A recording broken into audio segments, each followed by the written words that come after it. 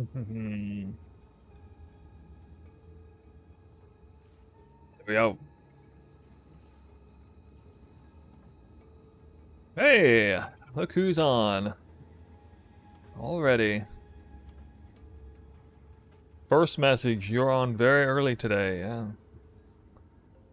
Yeah, I don't know what happened. I could only sleep 4 hours. Woke up super early. So I went out, got a workout in, and got some breakfast. Fully planning to stream like a normal time, but figured I just started early. Maybe ended early, maybe not. I don't know. We'll see how it goes. I feel like I've barely even played the game in the last like 48 hours. I've been just kind of working on the PoE 1 stuff. That's now done, out of the way. And now it's time to enjoy the temple again. Yeah.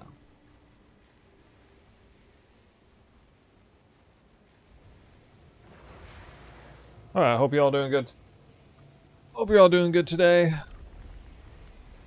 I know a lot of you are mentally preparing for PoE 1 Legacy of Frisia. Kind of curious what's going to happen to viewership in the next 24, 48 hours. Tell me a lot about my audience, whether it's PoE 1 dominant or whether it's kind of switched over to PoE 2. I really have no idea. I'm kind of quite curious, actually. Don't really expect people playing Legacy of Frisia to watch have the PoE 2 stream on in the background.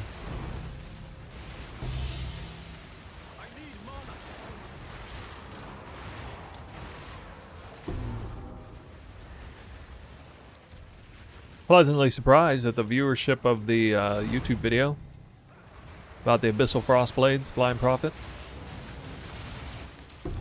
It's getting kind of a lot of views, actually. More than I expected. I mean, for one thing, I didn't really expect people to, like, be that enthusiastic about the event.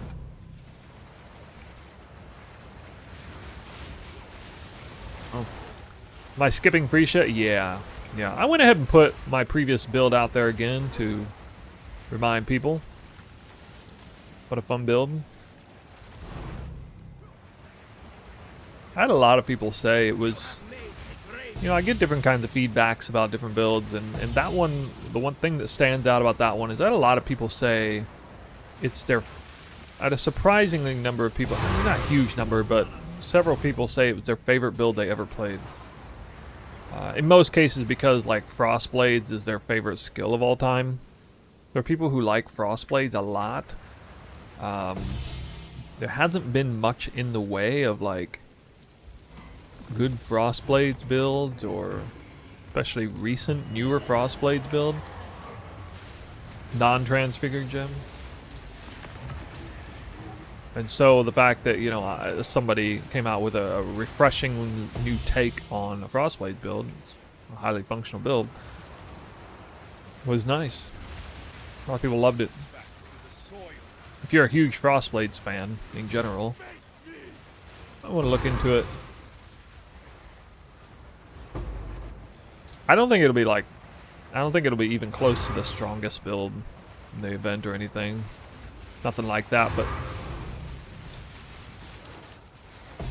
that's not what people always go for.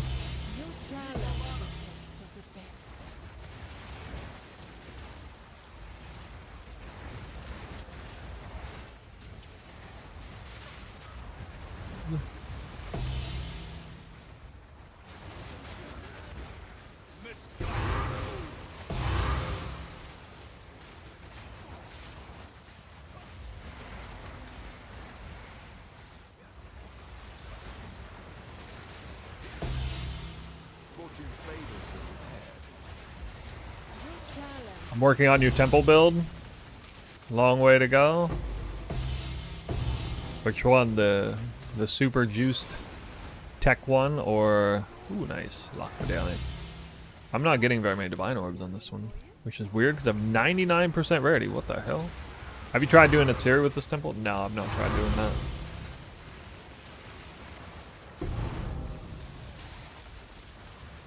I don't even want to farm it, Siri. Like even if it was like 100% safe, I don't think it's worth losing a few rooms for it.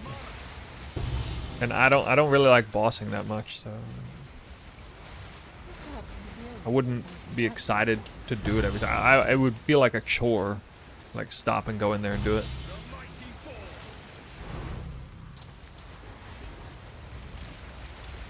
The only reason I want to do it is for the visuals. The fidelity. GGG has nice fidelity on their boss fights.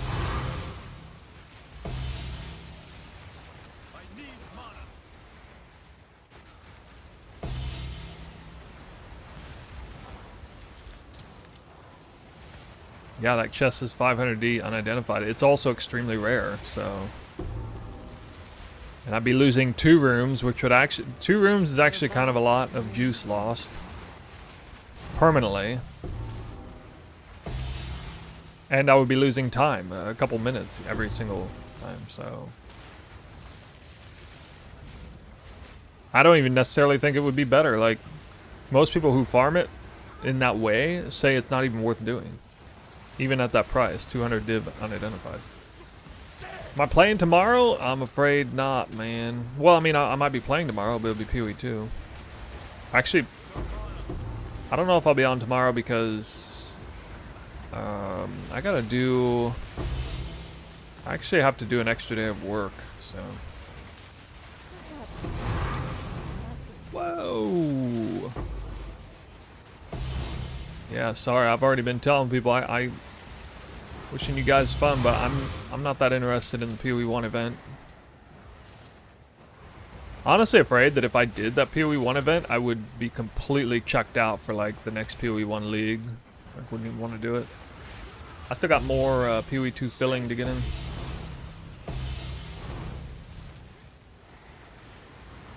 Why not? Answering why. Craziest state of loot we've ever seen for PoE 2. I've put in the work to make a god tier temple. I mean, you're seeing it in real time, the drops that you get from this. It's freaking crazy. It's like Affliction League over again. PoE 2's Affliction League. I think this league mechanic is pretty awesome.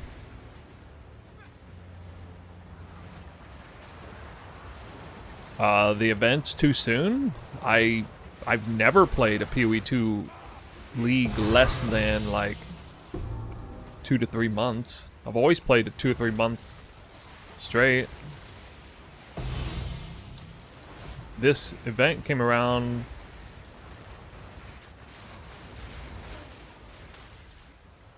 wow, another one, nice. This event came around like 6 weeks into the league. I mean, what? That's way too soon. I wouldn't have played a PoE 1 league 6 weeks into the league, probably any league, except maybe 0.2, but then probably not, even then. That's way too soon. The PoE 1 event, Legacy of Frisia, it's for people who don't like PoE 2. It's like a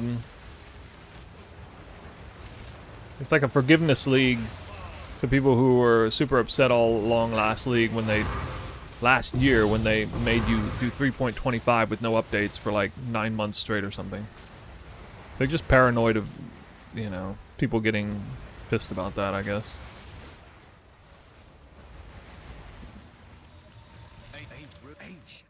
And I really, really don't like the league. Also, the other reason is I probably the least favorite league I've ever played in PoE 1 was 3.27.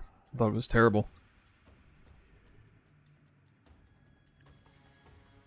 Compared to... I don't think it's just because I'm enjoying PoE 2 that I enjoy PoE 1 less. I think PoE 1 3.27 was not a very good league. Most people agree. And so it is still that core league, like that's the league mechanic and everything. Wow, this is actually worth a little bit.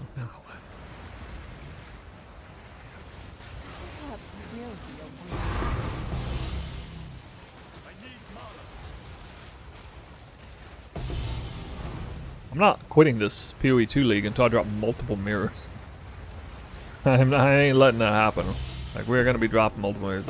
Already pretty unlucky. Dropped 7 Hinacore locks so far.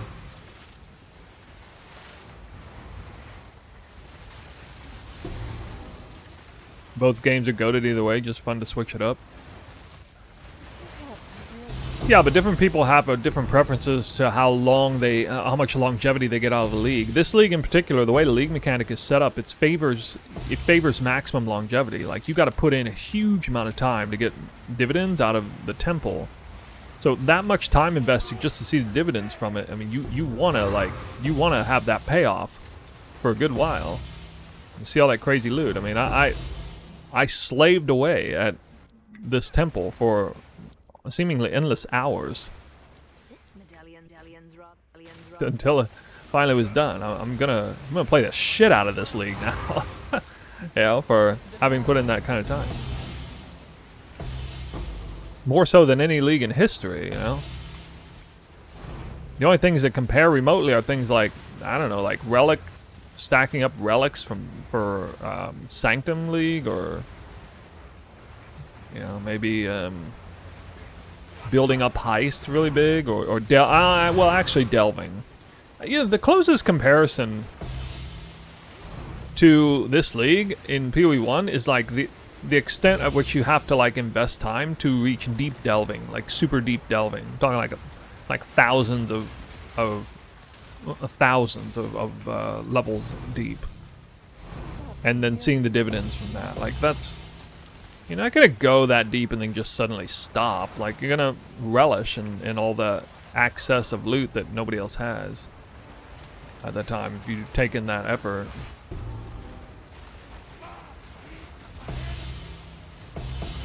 Crystal farming, I mean, it's such a tiny amount of time. Like, you spend 20 minutes almost in a temple, and you spend like not even 2 minutes in a map. Like, it's only a tenth of the time needed to spend in a map. Well, I guess it's like a quarter of the time, considering you got to run like 2 or 3 maps to get the crystal per temple run. But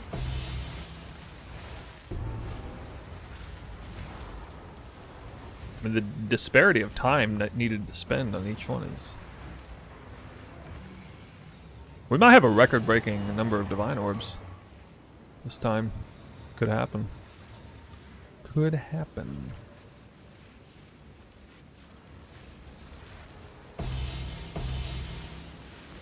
Ooh, 120 spirit.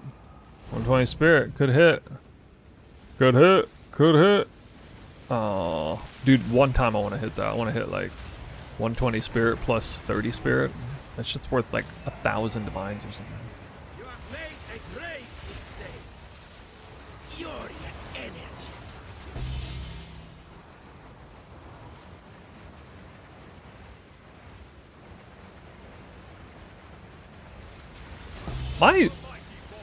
My lock medallion sustain is actually better than I expected. It's almost 3 on average. It's just that you got to get through the storm. You got to weather the storm of getting bad RNG a few times in a row sometimes. I think I could do 100 maps with only, or 100 temples with only fully upgraded temples. I have a nice in-game project idea for PoE 2. Like video idea. On a different character, if I can muster up the reason to actually roll another character, not sure if I can, but I kind of want to level an ethical temple from start to finish and like chart the journey of it, and like every single, and like make a cut video showing every single temple that I run from start to finish, including like how long it takes to, you know, meta progression, get the architect in the right place. It would probably be like an hour-long video even cut, but I think that would be pretty crazy to like building a full temple from start to finish, and what that process is actually like. Because a lot of people don't really, you know, a lot of people have false expectations about it.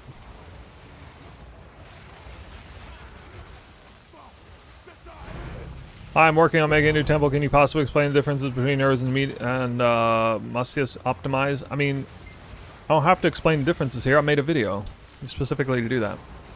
I would refer you to the video and the timestamp, which is timestamp to see what the difference is. I talk about it. It has to do with smithy count, construct effectiveness. Amy Pie with the raid. Oh, thank you for the raid. How's it going? You got fellow temple grinder here? I think this is the first time you've raided me. I'm not familiar with your stuff. Who is Amy Pie? Give a shout out.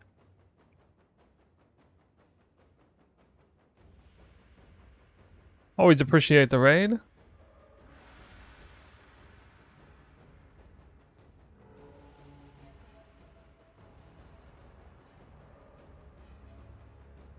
Not every day I get a nice raid from somebody new.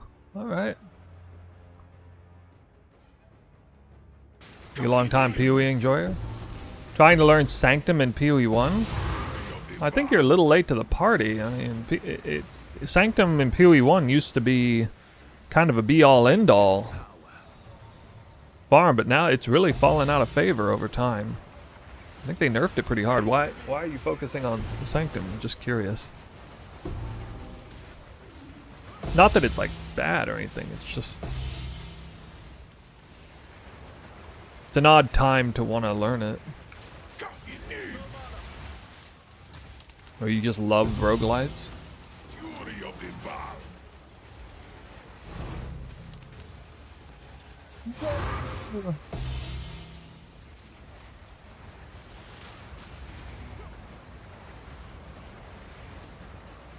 Sanctum enjoyer in PoE 2? Hell yeah, dude. I like Sanctum as well. This is the first league that I'm actually not doing really any Sanctum, but I'm telling you what, the Against the Darkness farming and Grand Spectrum fishing and all that stuff. The relics. Tailoring your relics for min-max and stuff. I love all that, yeah.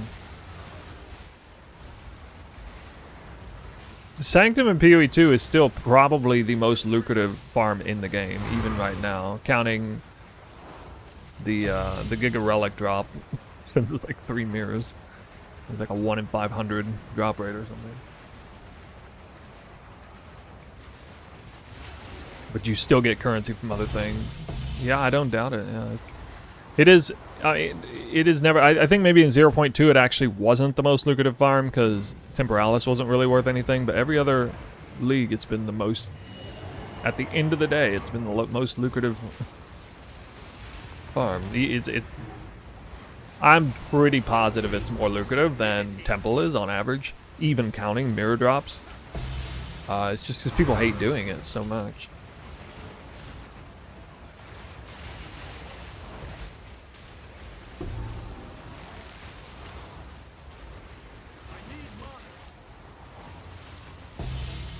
I don't mind doing it, but, you know, I did it a lot in 0.1, 0.2, so 0.3 we had Abyss farming, which was fun. And now we have Temple farming, which I'm like in love with this mechanic. I can't believe they came out with something this good.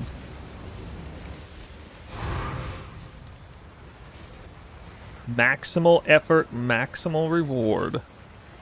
Yeah, that's my jam. Not for everybody. Just like Sanctum's not for everybody. We need different farms for different players.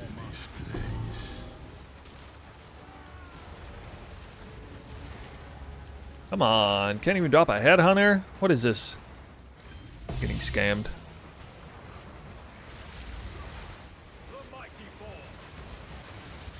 Does he only respond to Twitch chat? Your question and answer is self-evident. You don't race in Frisia? Well, I don't race in general. I'm not that enthused to do a 3-week long event right before an actual formal PoE league that cuts off my enjoyment of PoE 2 short when it's the best PoE 2 state of the game we've ever seen, in my opinion.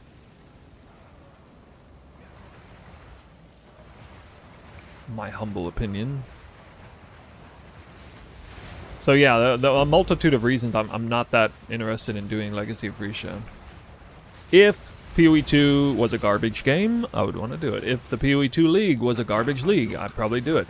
If it came out 3 weeks later and the PoE 1 official league was further down the road, I'd probably do it. If it wasn't right next to the PoE 1 league release, I'd probably do it. You know, but, I mean, all those factors together, I mean, it's just, I don't really want to do it.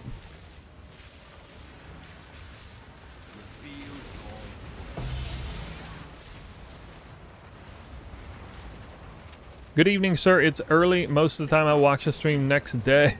Yeah, I know I'm on earlier. I will not be coming on this early most of the time. For some reason, I only got 4 hours of sleep, and I just could not sleep anymore. It was kind of frustrating, actually.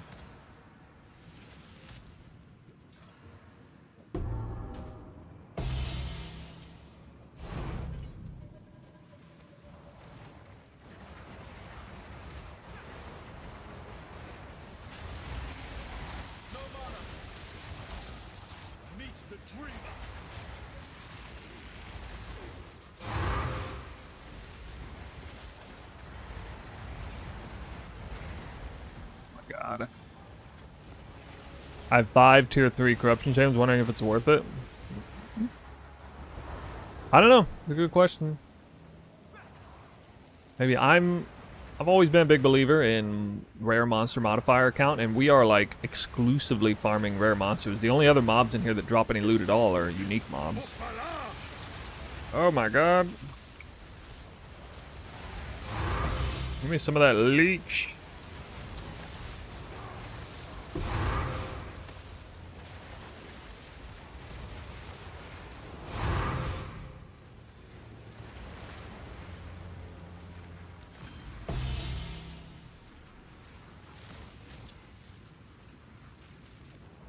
Myself, I want to just notice that yes, I got the temple. As you, I farmed like 3 mirrors in this like 2 weekends.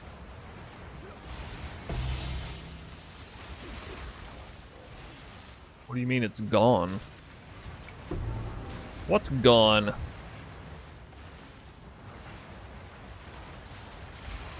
Mirror today, pray.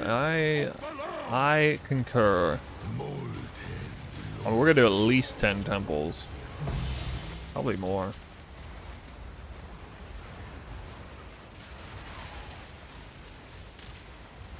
I got a huge rarity roll this time, 99%. I would have thought I'd seen even more divine orbs than this. Last time I had a number this high, I dropped 100.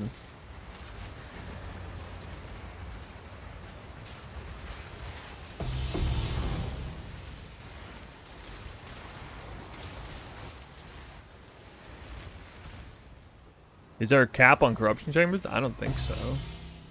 I have 8 additional modifiers.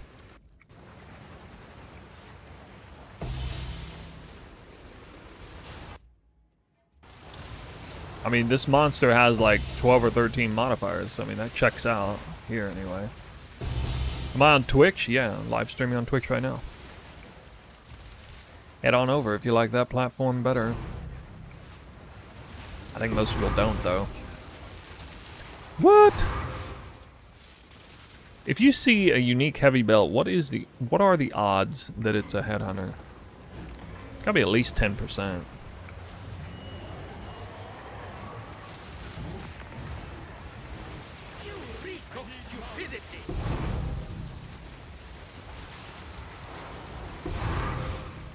Captain Marvel says, I'm getting there. Your temple design about halfway, slow and steady, but can't wait to finish. A lot of people going for my temple design, I've noticed. Either the ethical one or unethical one, both. This one is pretty brutal to make, though. I'm not gonna lie, this one is rough. Especially the stuff you gotta do at the end.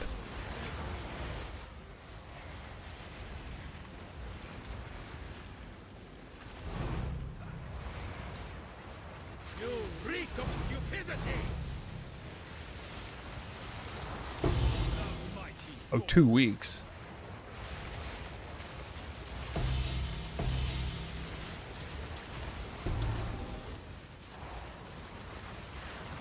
mean, the motivation for farming the temple for an extended period of time is to see how many mirrors you can get. I mean, it's not that much different than farming the Crimson Prison. I mean, I'm pretty well known for going nuts long-term in the Crimson Prison for apothecary cards and PoE1 back in the day. You know, enraged strongbox farming for days, right? I mean, this is obviously more compelling than enraged strongbox farming in Crimson Temple for apothecaries. Like, there's no question. Like the occasional unnatural instinct drop or something. You have made a grave mistake. You could say builds scaled harder and currency was maybe a little more fulfilling to keep getting, but like, I don't even think that's necessarily true. I've proven that you can scale a build to the moon. All these twister builds, always scaling like crazy, and it invests. I don't even know what the maximum amount of currency investment would be. That could do. You dropped first mirror in 6,000. I'm at over 14,000. I still haven't dropped one. I don't know what's going on. Never lucky. Number of divines, 10, 20, 30, 40, 50, 60, 77. That's actually pathetic for a 99 percentile. I'm highly disappointed. 99 percentile? She got way more than that. Should have probably got 100 on that. Maybe had extra magic mobs or something. Oh, what? Nope. Nope. Oh, yeah. Oh. Really? Speak. Dang it.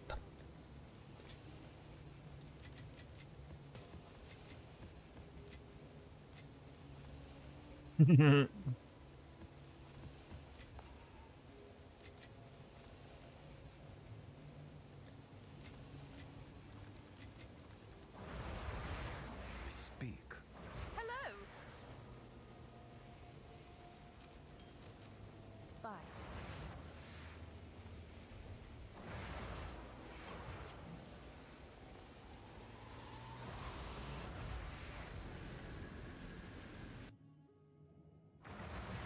A place of perpetual motion. Never thought I'd see a mirror in this game until I had the Russian tech you taught us. I taught you? There's a lot of videos about how to do Russian tech way before I made a temple video, but I guess I'm the one.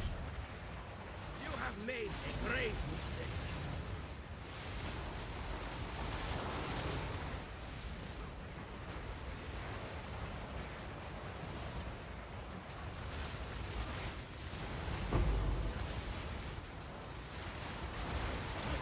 Feel yours is the way. Okay. My way of making a temple is way more, there's way more of an emphasis on not relying on locks and relying on, you know, cannon fodder rooms to take the place of destabilization. I really didn't have to lock rooms hardly at all for like the first 50 rooms or something. I never even felt that scared about like not locking me. I would feel worried if I had a room I didn't want to lose at the very end of the chain. But like even when I had this corruption chamber thaumaturge thing set up, even if I didn't have a lock and there was like highest priority to lock this, back when I had rooms in the middle, it wasn't that dangerous to leave this unlocked because usually this room wouldn't even disappear, or if it did, only one would disappear, not the second one. As long as only one disappeared, I could always just replace it. You can't lose this thaumaturge here, or you get screwed. But I never got stung in that way. But most of the time I had it locked anyway, but am I playing Freesia? No, I have recycled my guide for Abyssal Frostblades though, in case you're interested. I put a few hours of work into it after having the experience of playing it, and there's all kinds of videos.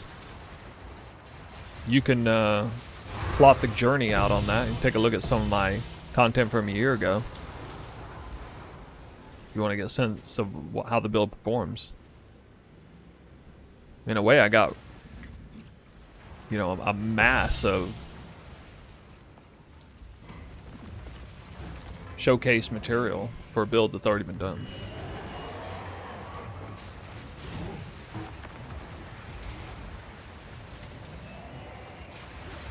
I've blown 10 Hinacore locks on this amulet, I think. I still can't get +1 all, rarity corruption, or sanctified, a good sanctified result. I just can't get it. It's pretty brutal.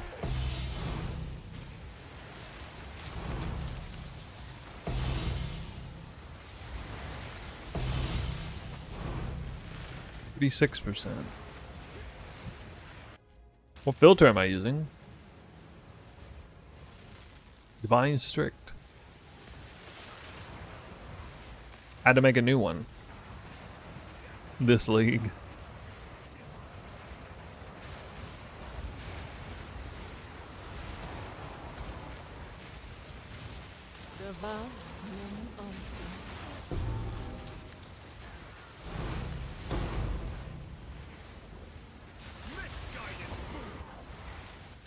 Spy Master, oh my god, I keep dropping Spy Master medallions.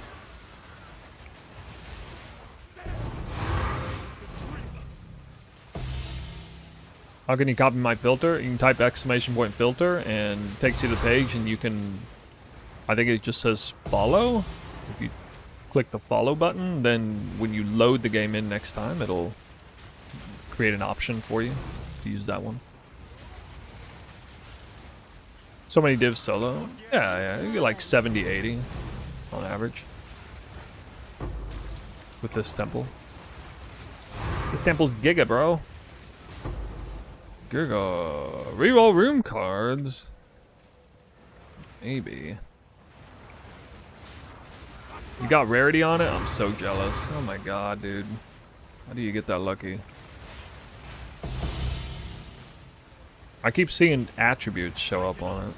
I think I've seen like every result except one of the two that I need. It's ridiculous. I've seen like all the attributes. I've seen both leech rolls. I guess I haven't seen all res. What build is this? It's a Snoobe special. Spark Twister Invoker.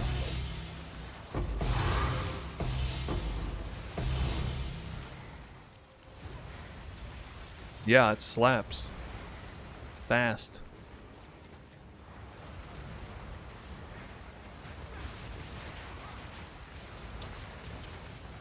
Oh.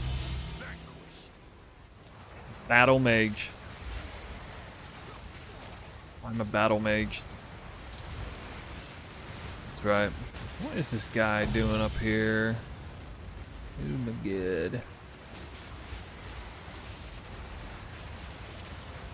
Other content creators could only dream of making a GG Battle Mage archetype build. Trust me, it's not easy. Oh. Still died. Sometimes.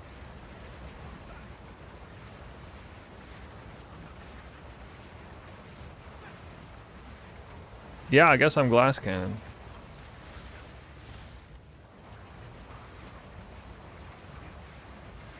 I mean, you have like 60 Headhunter buffs the whole time reliably, so... I'm just kind of pile driving my way through the content.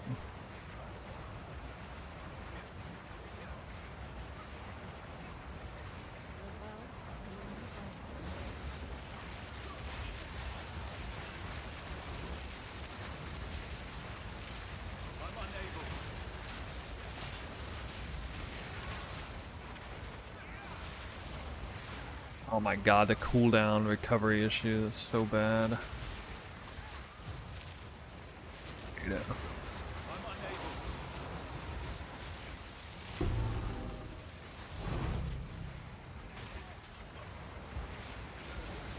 Hate it.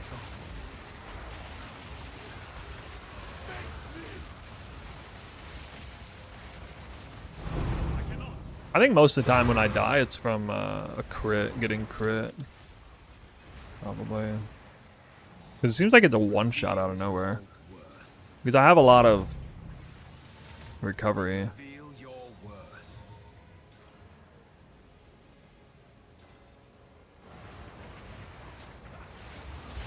The vows of many Back to the sword. I cannot.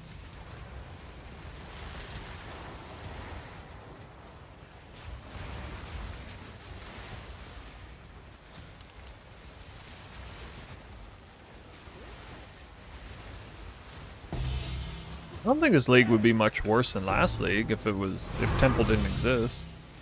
I mean, you still got precursors for Abyss and Sanctum and Adorn farming, or Trialis Chemist, I mean, Citadel farming, Uber Citadels, bossing. the vows of many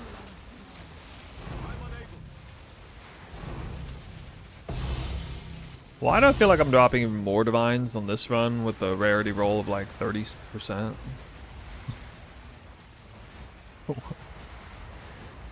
So weird.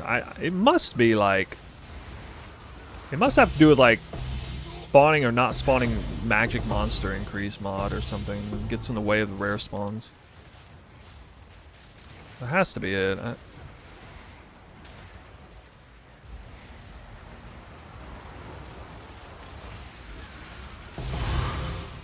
perhaps you will be a Martiatus.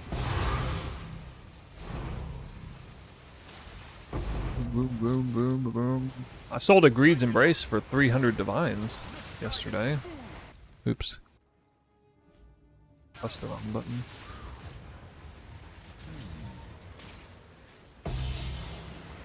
%58 rarity.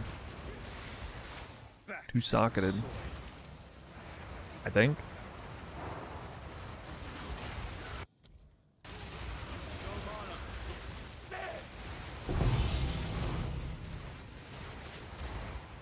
Area rarity is multiplicative with monster rarity and player rarity. I mean, I think, like, at a certain point, rarity stops being all that impactful when you have such a huge amount of it, but... I mean, you know, it's still... I notice a difference in general. I mean, generally speaking, it's like 10 to 50... It's like a discrepancy of, like, 20% of your Divine Orb drops. Like, you might get, like, up to 20% more Divine Orbs from a high roll versus a low roll. Area rarity. But it's not automatic, like... There's a lot of just random RNG with Divine Orb drops, too. I mean, you might have a run where you just drop in a crazy number of perfect exalts or nulls and stuff instead. Or greater chaos. Like, these high-tier currencies all have similar drop chance. It doesn't just automatically mean you're going to drop the right number of Divine Orbs every time. The vows of many oaths. Sometimes I enter a room, I drop like 6 Divine Orbs. Sometimes I enter the same room 2 rooms later and I drop 0 in there, you know? Because it had like the same number of rare monsters in it. It's just all RNG. Over the course of like 70 rooms, it tends to even out pretty well.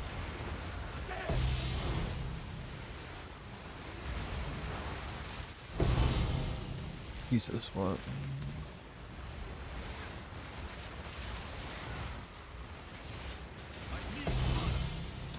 Is your temple better than Fub Guns? I made a video talking about it, and since he's using the Russian temple, I talked about the differences, and yes, I believe it is better. You can check out that video if you want to hear my comments on it. Has most to do with the construct effectiveness, 2 fewer smithy rooms.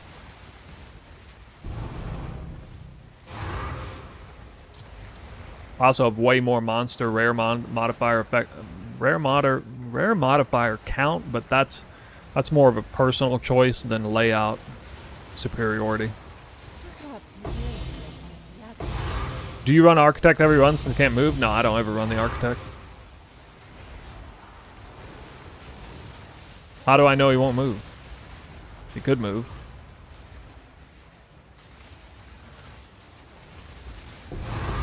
He can't move? Like he literally can't move?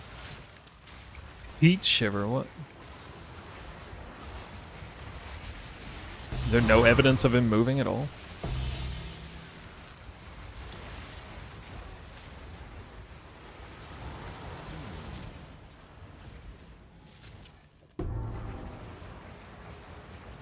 What's the most S tier room in your opinion? I mean, it depends on how many you have. Like, there's, in the game right now, you want a balance. There is no, like, best room. You want to have several of each room, but not, like, a huge number of every room. I mean, I guess the most accurate answer to your question would be Spy Master. Is the most S tier room. It drops the most loot, it gives you locked medallions, and it increases the effectiveness of your alchemy labs.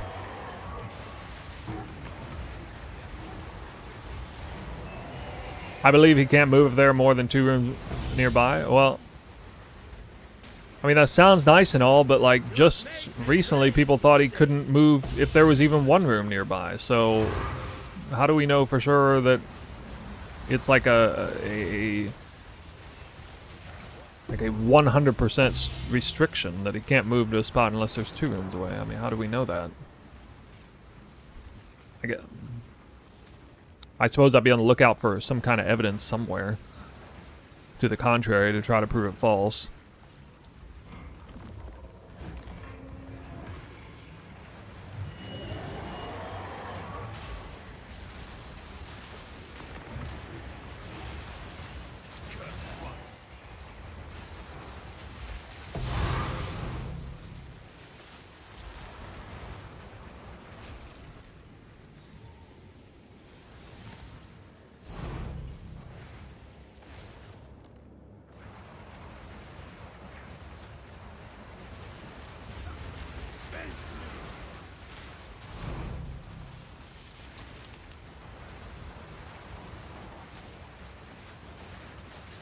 His placement is least rooms nearby. Well, that can't be exactly right either because I've set up the architect so that the only vacant spot on 4 corners was right here, and he still moved to connected room spaces. I mean, he would even jump from like all the way across the freaking board, like from over here to over here when this was the only spot open, and he would just spawn right into a freaking path or a room or whatever. I was surprised at the time. I thought there was no way that could happen, but it happened like 5 times in a row, so I'm just like, now I don't know what to believe. As far as the odds, the frequency, or the actual restrictions. So I mean, while it's true that I've personally never seen him move to a spot connected on 2 sides or more, as opposed to 1, I don't necessarily believe that that's a 100% stipulation.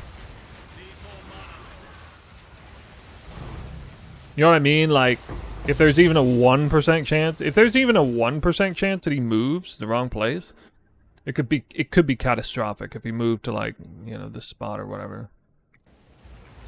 Because it turns like the entire rest of the chain after that loop vulnerable. Like, if he moved to here, it would make this room this. It would make this, and this room vulnerable. And like any one of them would just destabilize all of them. I guess, I don't know, maybe that wouldn't be the end of the world. It's just the end of another chain.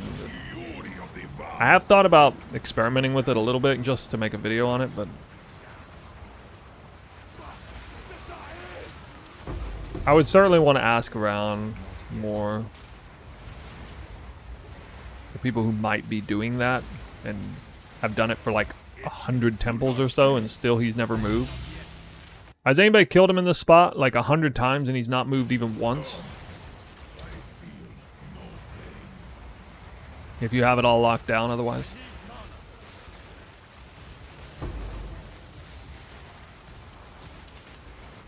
Have you seen the architect move to a square that destabilizes chains? Yeah, kind of, yeah. Yeah, I wouldn't be surprised, like, if he was here and then, like, let's say he moved here, it would instantly make these rooms vulnerable, like, before the fact.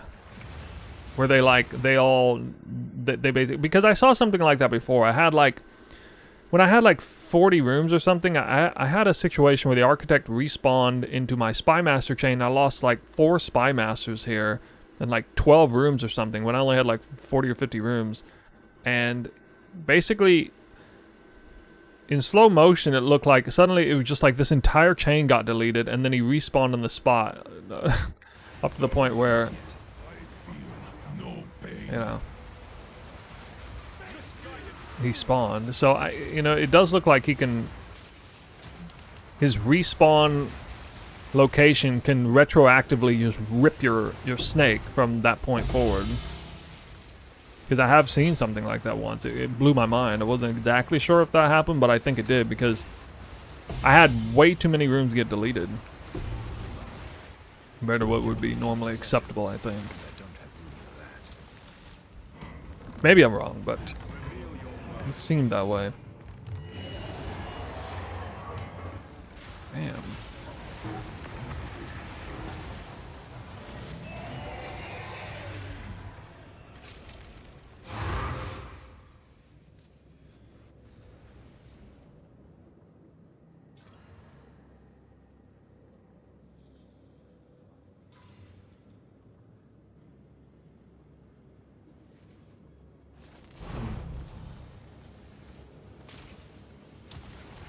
I think I'm gonna start hitting those if I hit 2 sockets or I increase the number on the damage, and then I'll hit it with the cultivation one. Oh my god, really? I'm gonna die there, of all places. Alright, lucky it was this close.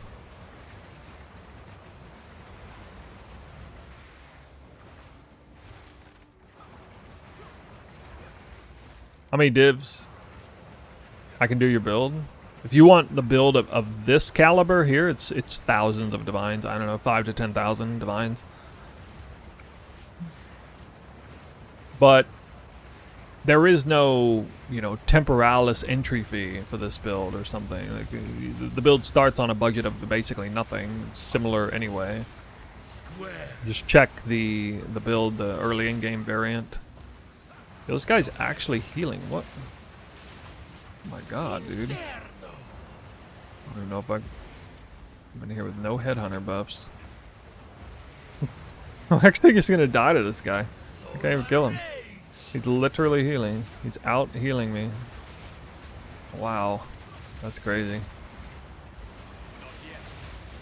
If it wasn't a freaking cooldown map, maybe. I don't know, maybe just brute force. Okay. God.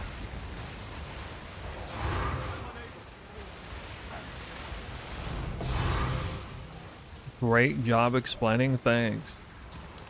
My temple building guides, everyone either says I did a terrible job explaining it or I did a great job explaining it. There's no in between.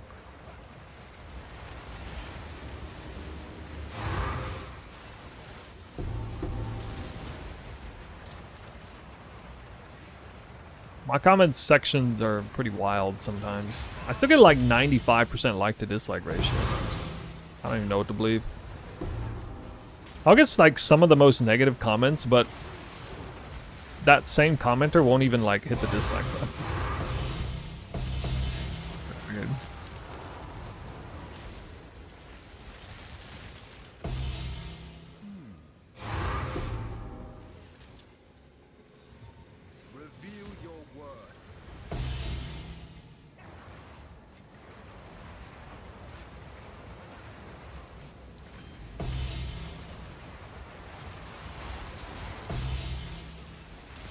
I think it's the best temple layout.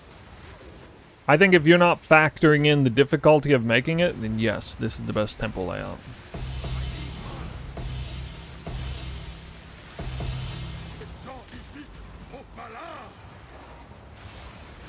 To date, I still haven't seen anything that seems better than this.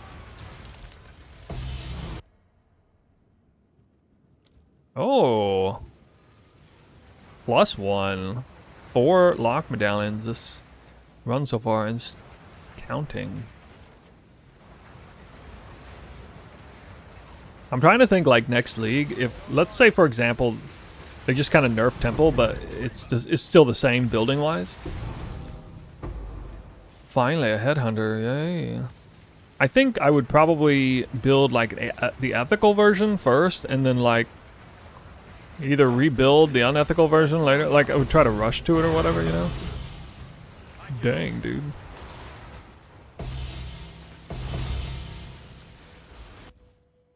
I don't want to delete that.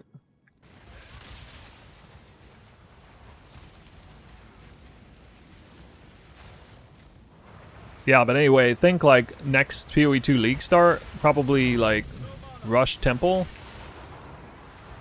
do it the ethical way, and then like re-roll or rebuild and do unethical version. Try to just like bank a bunch of currency and invest in locks and stuff, etc.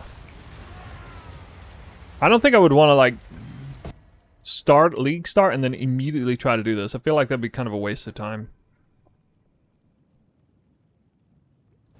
Maybe it depends a little on whether I reroll or not. Generally speaking, I do not.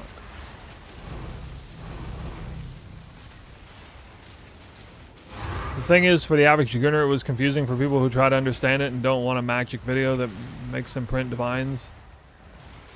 Yeah, it was... I should have emphasized more, even more than I did, that it was an advanced guide.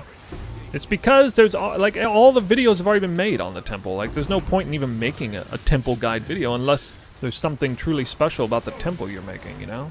Like if you're, I think like Mr. 9 Lives or whatever makes a temple guide video on how to make the best negative rarity farming temple. Good. I mean that maybe that's not even been made yet. So absolutely valid reason to make a guide on that.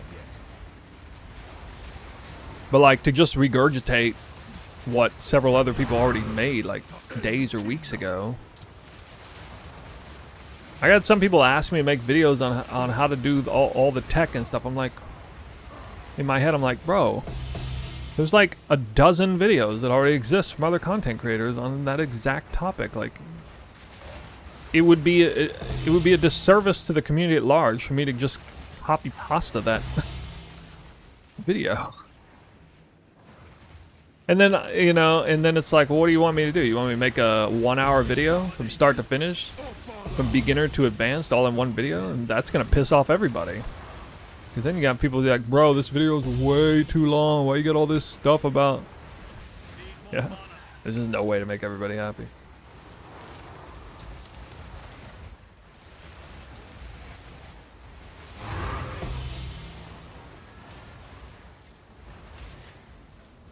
Well, that's why I'm thinking of making my catch-all video idea is at some point this league, not like real soon, but maybe like for the sake of following leagues. Actually build a temple from scratch and charter every single moment. Every single one. Like quick cut every single temple I run. Exactly how many temples it takes, how many temples it takes to get the architect in the right spot, how many temples it takes to complete meta progression, how many temples it takes to get, you know, all the spy masters done. The ethical version. I wouldn't do that for the unethical one.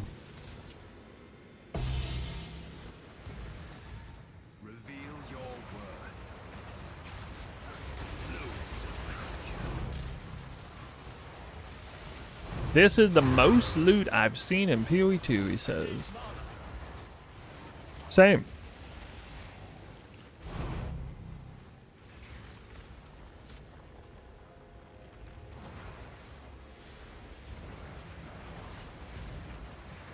You reek of stupidity.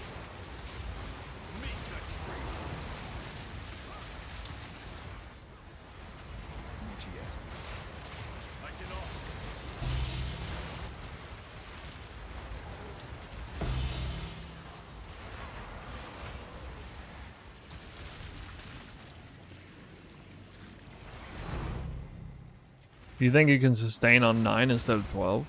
You have made a grave mistake. My issue with, if you're going to go through the trouble of building the temple but without the spy masters in the corner, I would say that's probably fine, except that the armories can't be level 3, and so that's going to feel like kind of a waste.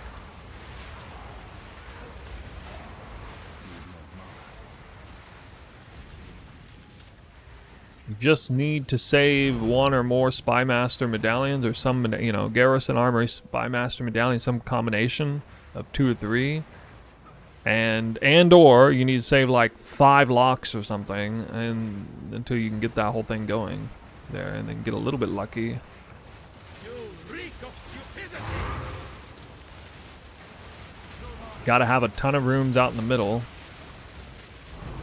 Or you can get lucky with the sacrificial chamber spawning as well. That a well-timed sacrifice card can really help you out there. Possible.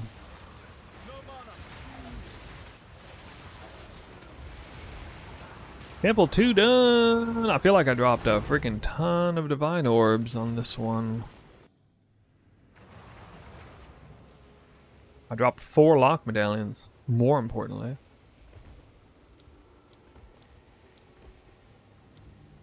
E 10, 20, 30, 40, 50, 60, 70, 88. And so that one only had like 35% area rarity or something. And I dropped even more, like way more. From 77 to 88. Doesn't make any sense.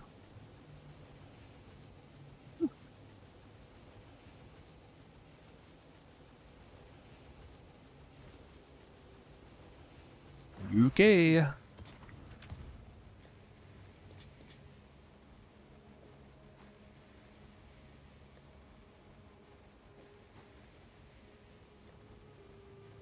Give it the good old Val treatment.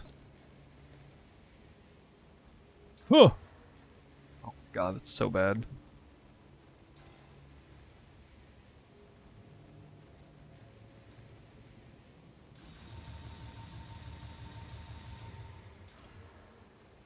Holy what? Bro. Oh my god. The 2,000 evasion here, he's higher?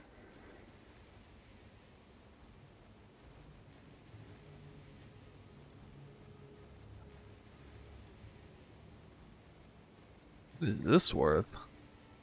Yo, this is gonna be some freaking money. 20 div. Actually, less than I thought.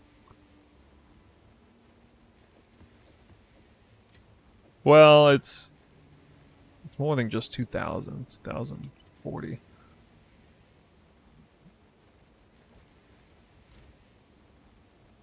I did it. Oh, man. Dude, imagine if you hit... You can get 30% quality. Yeah, you're right. I probably should do that for these. Maybe. I don't know. Bro, imagine this has been like 2,100. It's still a huge body armor. It's still like 40, 50 div. Well, you can't do it after you corrupt it. So you have to like. It's kind of a big investment. Because if you're gonna do that, then you got to use.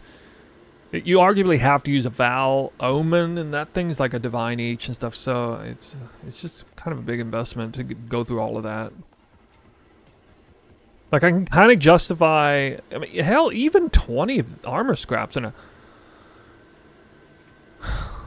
I'm telling you what, Rage Gaming is sitting on a gold mine this league, no doubt. You seen the price of armor scraps? I should put them back on my filter, for God's sakes. They're like... crazy.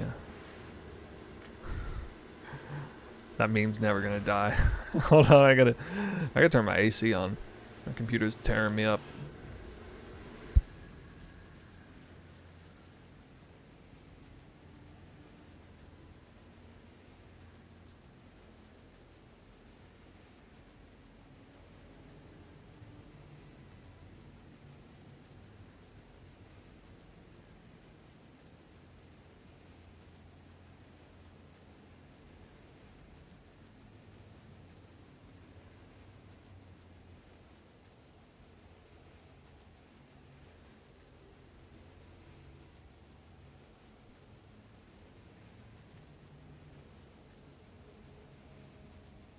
I don't have it anymore, but I used to have a body armor that I used Val infusions on, and it turned corrupted at 23%.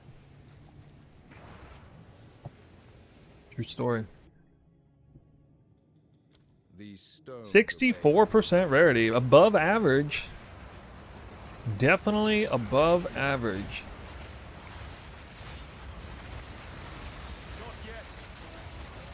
Make that magic happen.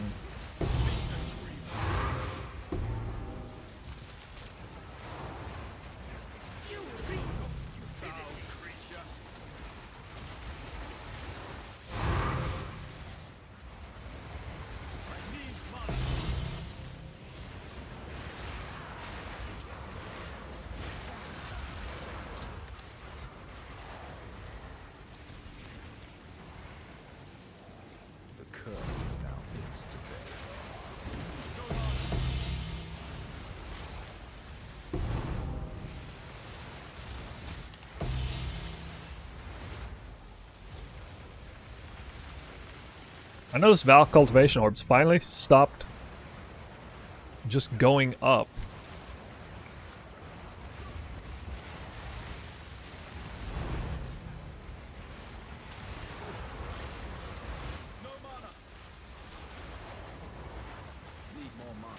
Do you think it's possible to sustain 3 snakes at 13? I feel like the chance for, if I had to guess, the medallion spawn rate for any of these, any tier 3 room that says it drops medallions, I feel like the medallion spawn rate is 25%, and it's like kind of like a 5 to 1 or 4 to 1 ratio weighted in favor of whatever it is, or at least like 3 to 1 ratio, which means every spy master is roughly like a 20, maybe, I don't know, maybe somewhere between 15 and 20% chance. Any given spy master you kill, you have about 15-20% chance of getting a locked medallion, because you also have a chance of getting a different kind of medallion, obviously. And then for the other rooms, like I just got a medallion there, you saw locked medallion from the alchemy lab. I feel like it's a similar thing where, you know, again, it's like a 25% chance to drop a medallion, but then, you know, these ones that are like random, they're not weighted for anything. So it would probably be roughly, you know, like a 10 to 15% chance if a medallion spawns there that it'd be a lock medallion. So it'd probably be like a grand total of not even 5% chance, like probably like a 3% chance or something that a random room would drop a lock medallion. That's my guess. So all that is to say, I think on average, a temple like mine, even with just 11 spy masters with all the other tier 3 rooms, it actually can pretty much sustain 3. But it just can't do it in the long term, or it can't do it in the short term. Like, you're liable to have 2 or 3 temples in a row where you just get screwed, and when that happens, something's got to give, right? But the actual average lock count probably is about 3. I feel like now, having run a lot of these maps, I feel like my average lock medallion count is really close to 3. Might be a little bit less, but it's close. It's definitely above 2. Average count. But you can still have like 2 or 3 temples in a row where you drop like, you know, 0 or 1.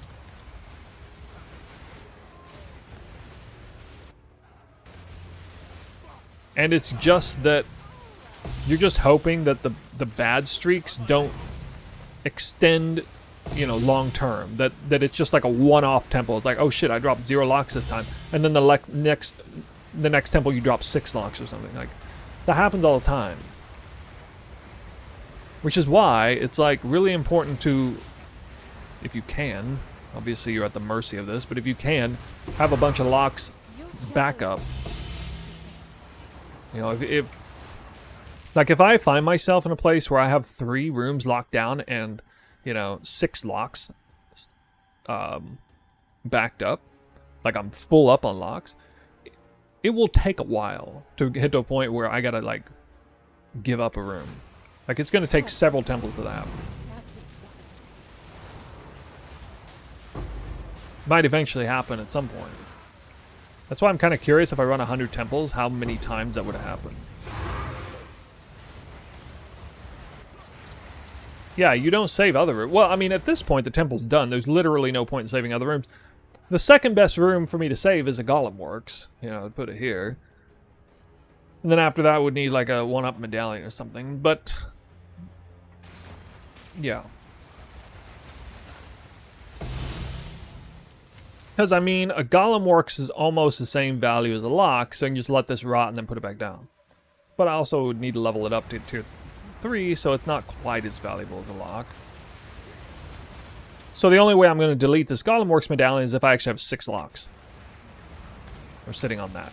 Or it's like between that 5 locks and a Golem Works versus 6 locks, okay, then I'll delete the Golem Works medallion. Obviously, because that's just straight up better.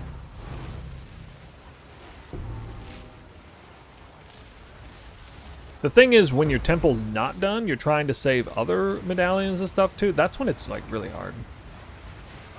The temple gets a lot easier to manage actually once it's totally done. Like totally done. Then the only room you care about is lock medallion.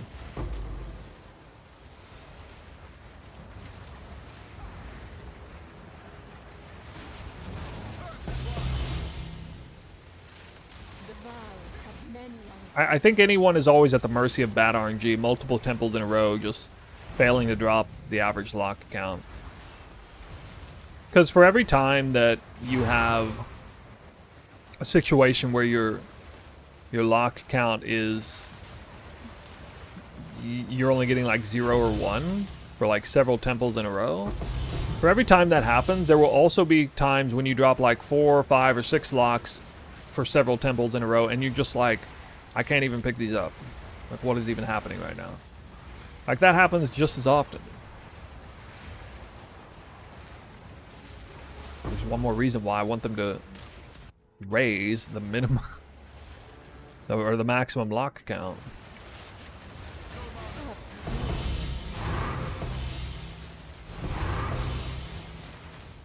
It's a lot of tinks. Great.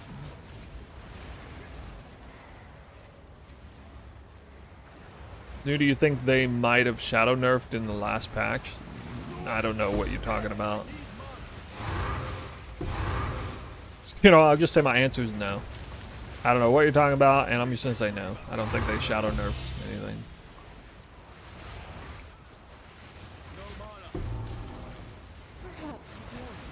Don't tell me you think they shadow nerfed lock medallion drops.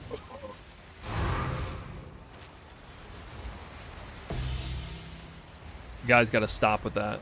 Every day, multiple people come in and suggest that. It's confirmation bias is what you're seeking, that's all. It's called RNG, everybody deals with it. Woo! Them loots. Them loots. The worst RNG I've ever seen on my completed temple. It's 4 temples in a row. I went 0, 0, 1, 2. Then after that I dropped like 4 or 5 on the following one after that. That was the worst RNG I ever saw. And I've ran, you know, well over 100 temples since being done, so. That is, that's my status as far as the worst RNG moment I had.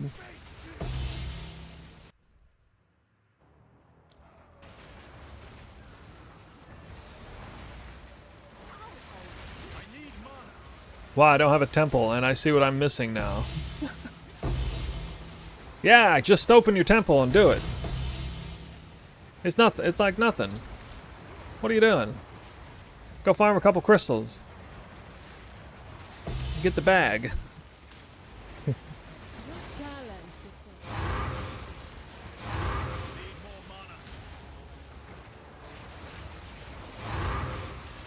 The funny thing is, when I had that really bad RNG, that was super early on in my my temple journey. That was very shortly after I completely finished it, and I was just kind of like, well, I guess this is how it is, you know. I was just sometimes gonna have to break down my links, you know. Just try desperately to at least hold this one. No, you know, under any circumstances, I guess it's fine. But later on, I found out that, oh, actually, the average lock medallion count is higher than I thought. I just got super unlucky that one time.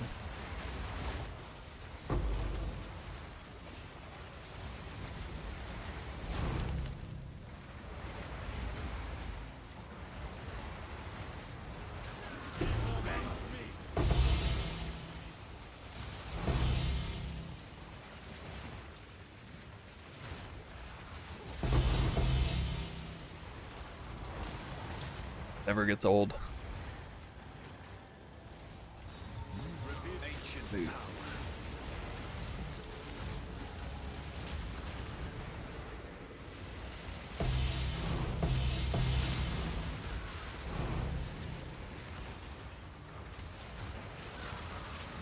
I'm just waiting for Snoo to get a mirror drop.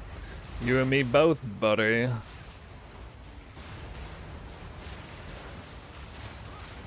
Dude, I don't even see 99% of the items. Are you kidding me? Barely see any.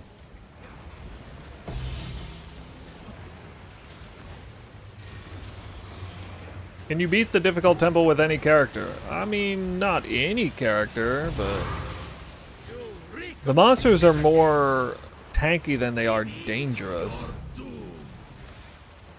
So having having a headhunter, obviously, borderline mandatory for the way the temple is.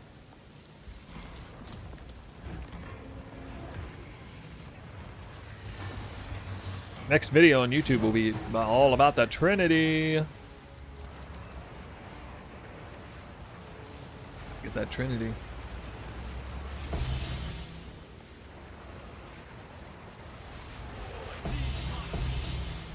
Always get excited about making Trinity work.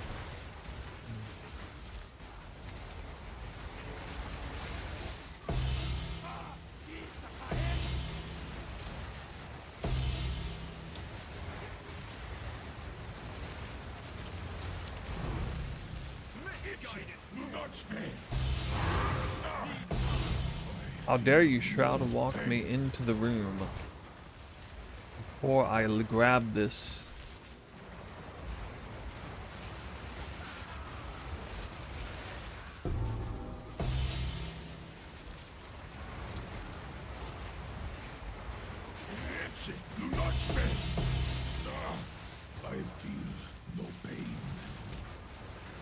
What? No divines?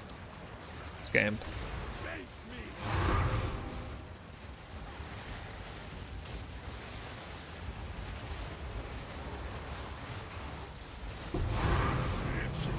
Yeah, that's better. A little better.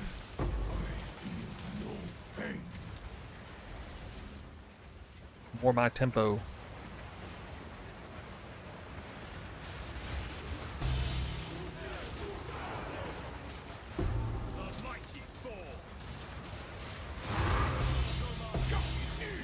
I saw the reverse kill bear the other day. It looked faster than this build, but I don't know. It wasn't showcased in a temple. Anybody got a reverse chill rampaging bear?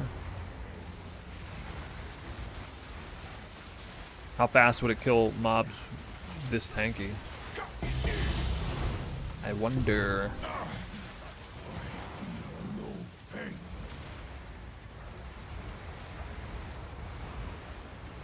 It was definitely faster at mapping though.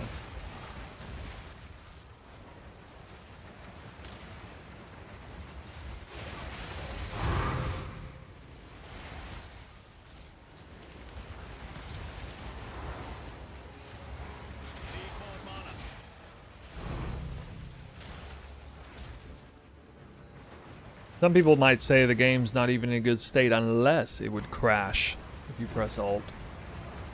That's how you know the game's in a good state. Ironically. You reek of stupidity.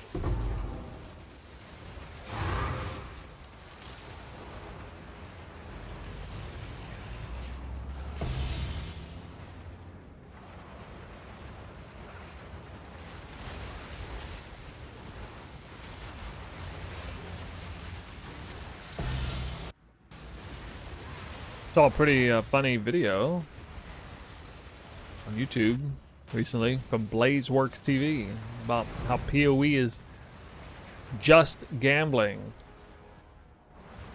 You guys know that? Anybody watch that video?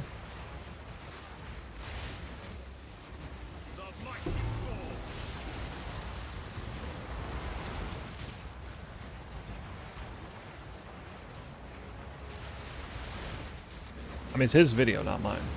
I didn't say he did.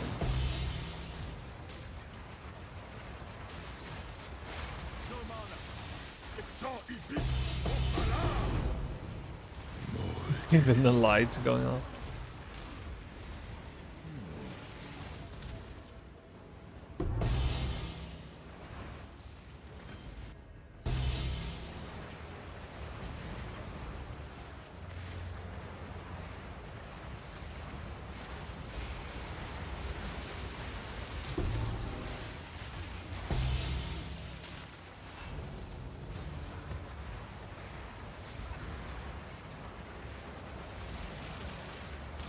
That is not what I pressed, bro. Wait, it actually spawned without me having to do that. Dang it.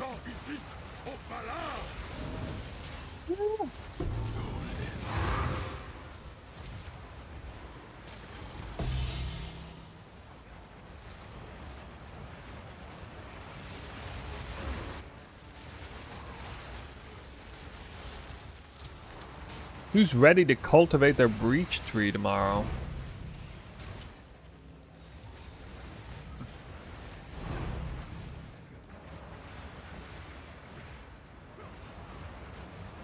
Sorry, video where you're saying the temple requires minimum 200 runes. I didn't say that. I said 100 to 200 estimate. 100 to 200, probably. I mean, it could be more than 200 if you're unlucky.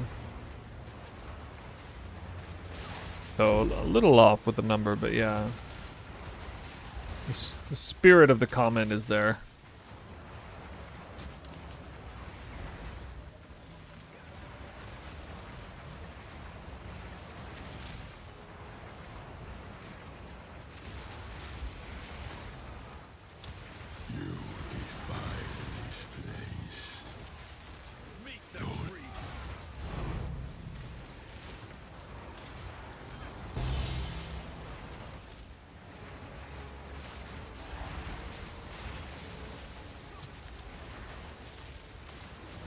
Too much for you? If you think the 100 to 200 temples is too much for you, are you satisfied that there's an option to get like roughly half the loot for half the effort in the short run?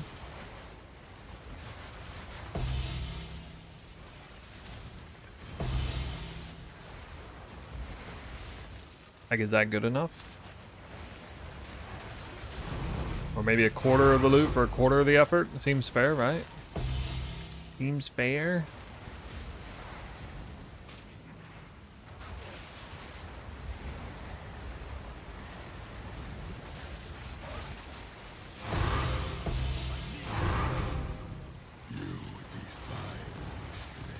It's not pay to win, it's spend time to win.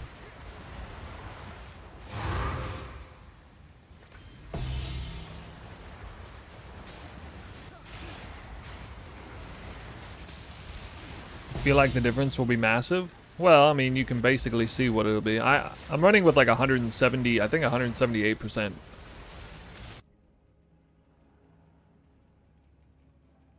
player rarity. Yeah, I guess I'll do that.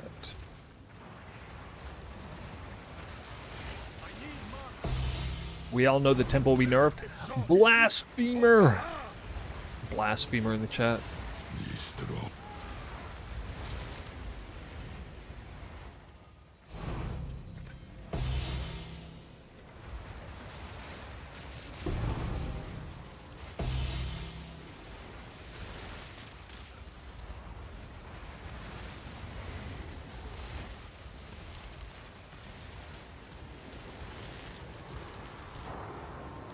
Oh yeah, I forgot. A big announcement recently. ExileCon 2026.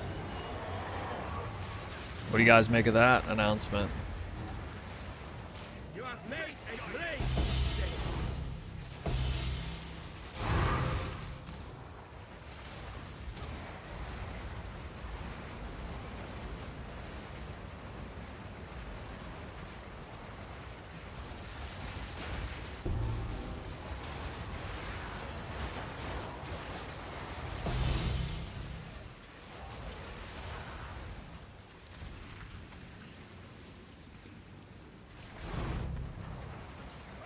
You reek of stupidity.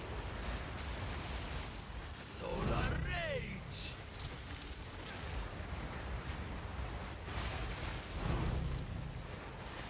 The in-game became too repetitive for me, and my character's already maxed out. I don't know why I'm building a temple, even though it looks great. Character's maxed out for what, though?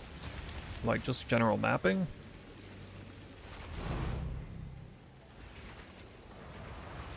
You reek of stupidity.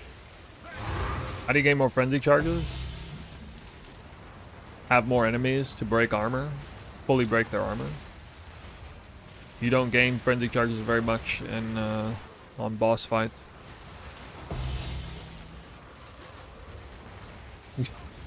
ExileCon, I wonder if it will be as big as BlizzCon. What, does BlizzCon even exist anymore? I thought they canceled that indefinitely. You reek Too much of memery. stupidity. Do they even do BlizzCon anymore? Oh my god, another Golem works? What? I can't, no, I'm not doing it.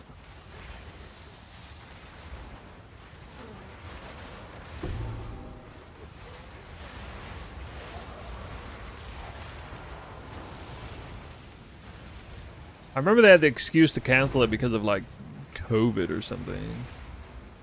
Even though that's not the real reason why they were canceling it.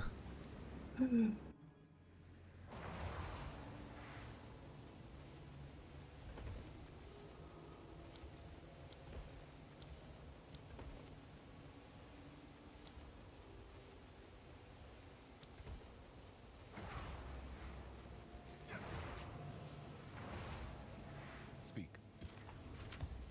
10, 20, 30, 40, 50, 60, 70, 82. Some decent numbers. 247. Currently averaging over 80 divines per temple. Still no mirror. That's right. What is it? Hello.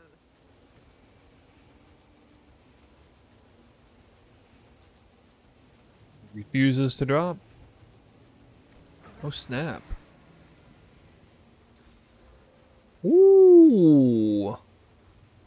Damn. Well, I can't use the opulence on this.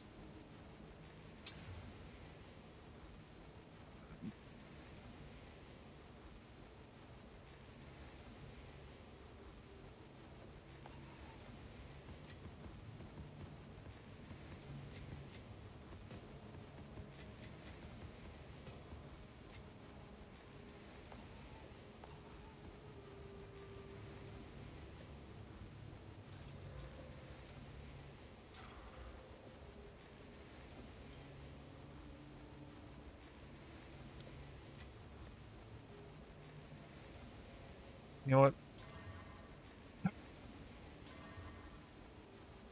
Damn, bro.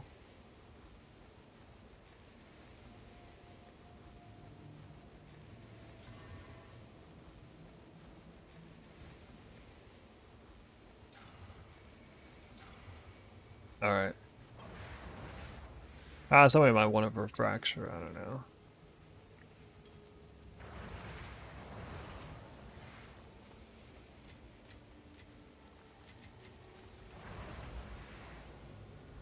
Nice room, how about no? Hey, I want to say thank you. I was going to do Five Guns Temple. I had Spy Masters in my corner and it was too late. I just happened to find your temple 3 rooms away from finishing. Wow, that is a blessing, yeah. Yeah, that's kind of weird how the other good temple is like offset on the corners. It's like Spy Masters here and Garrison there.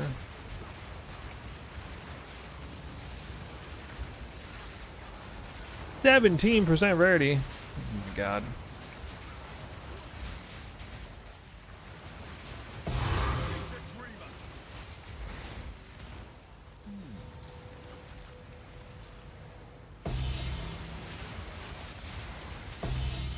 What's the best for Twister? I still say Deadeye is best overall for Twister. I really do love this Invoker. It feels extremely strong in the temple, but if we're talking like best overall, kind of got to include pure single target in that equation. So once you do that, it's not Invoker.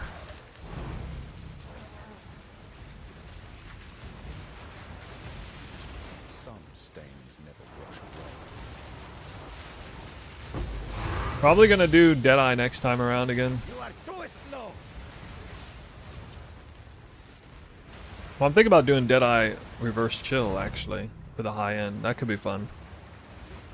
Imagine Deadeye reverse chill Twister. You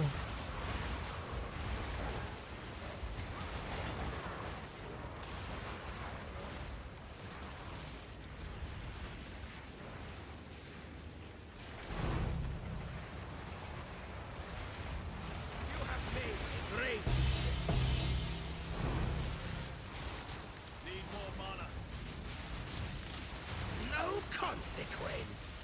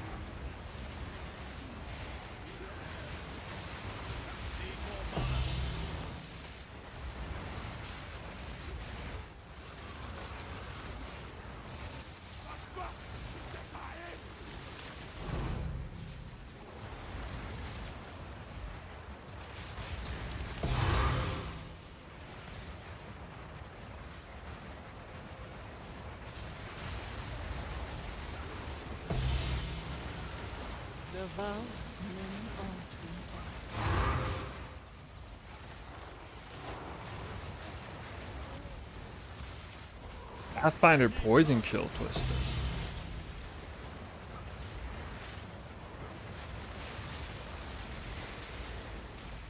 Sounds a little weird.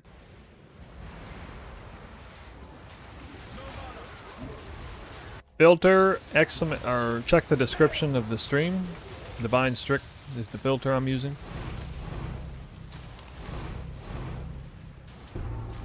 Got a link there, and then you can hit follow. Then populate it up for yourself. Wow, that's a headhunter.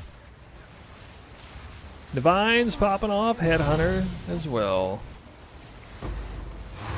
In this Giga 17% area rarity. Okay, let's go. Been a minute since I dropped a Henicore lock. Maybe it's holding out the RNG for the big one. So if you were starting over, you'd go Deadeye instead of Invoker.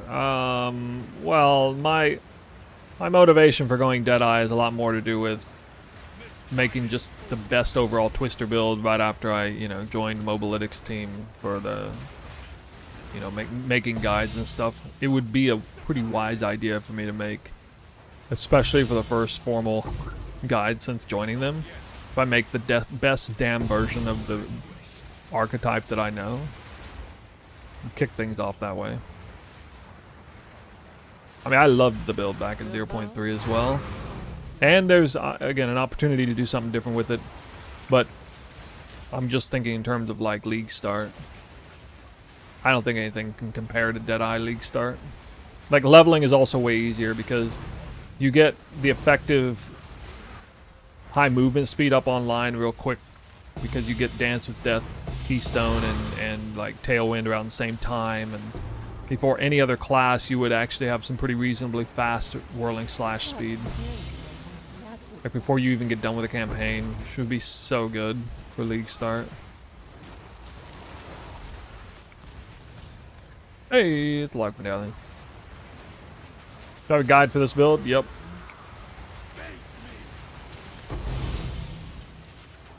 This is a Spark, Twister, Invoker, Battle Mage build.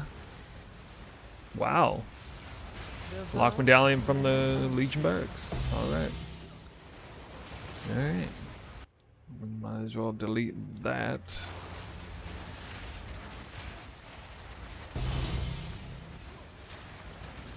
I haven't dropped any fewer than 2 Lock Medallions in any of these runs yet today. I think I'm averaging, yeah, I am averaging exactly 3 right now, I think.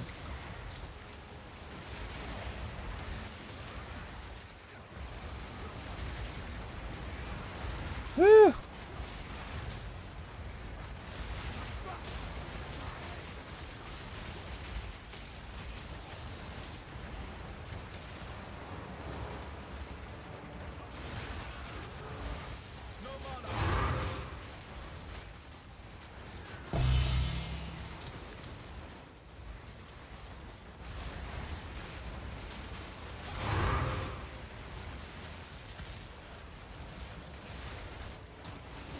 Do you get crystals from temple runs? No. You gotta run maps. Second a headhunter in the same temple. What? What?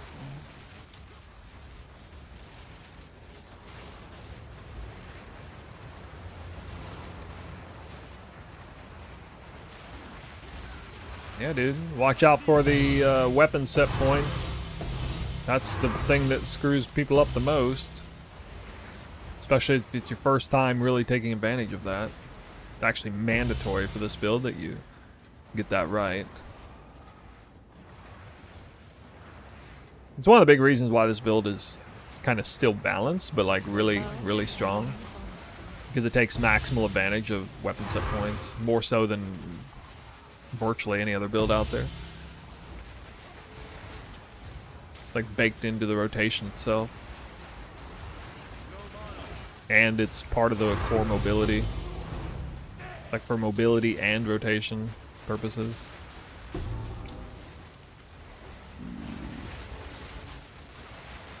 You use this build on Deadeye. I wouldn't recommend the Spark, Cast on Crit Spark version on Deadeye, but yeah, there's a... Deadeye has some great versions on it. I think Reverse Chill would probably be great for Deadeye. Or like what I did last league with Coming Calamity and Constricting Command. Or Crimson of Culture. Or maybe even the newly revamped Hiri's Ire. And Hiri's Ire is obviously synergetic with Deadeye, with Tailwind. That could be good.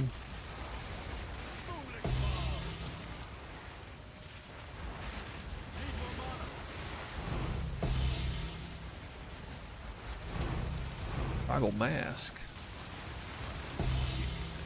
Uh-oh. The vow of many unseen.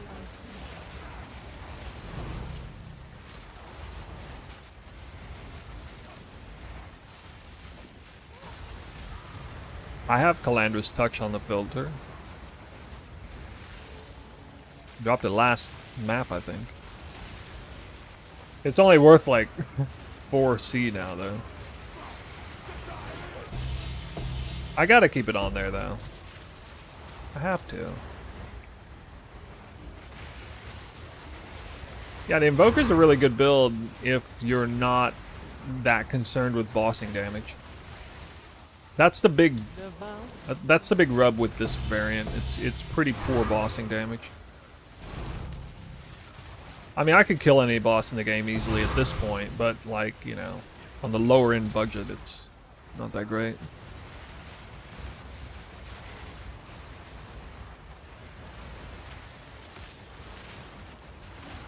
Why is Headhunter not show as S tier? Because it's an alternative base for different items. It's usually not a Headhunter. It's usually some other garbage belt when it drops. It shares a base with another unique belt, heavy belt.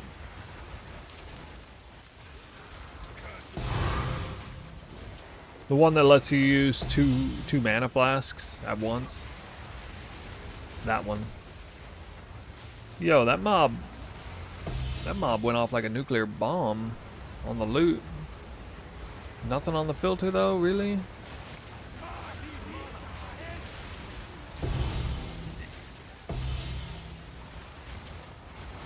Wow, I hadn't dropped one of these today. That was weird.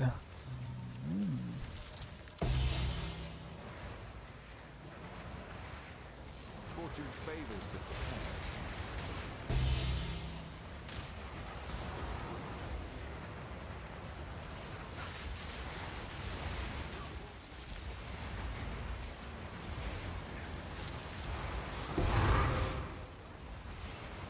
How many divines is a mirror right now? Is this still like 6,000? Ish.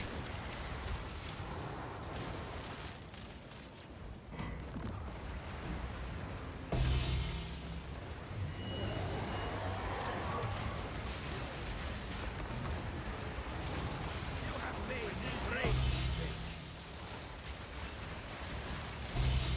Solar rage.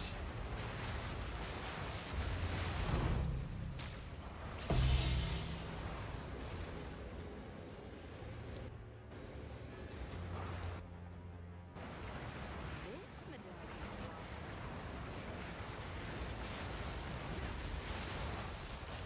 10 to 11? What?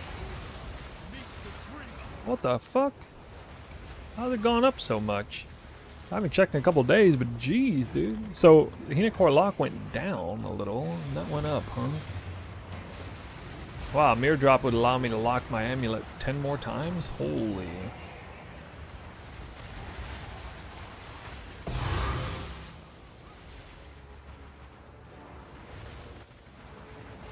Sounds great.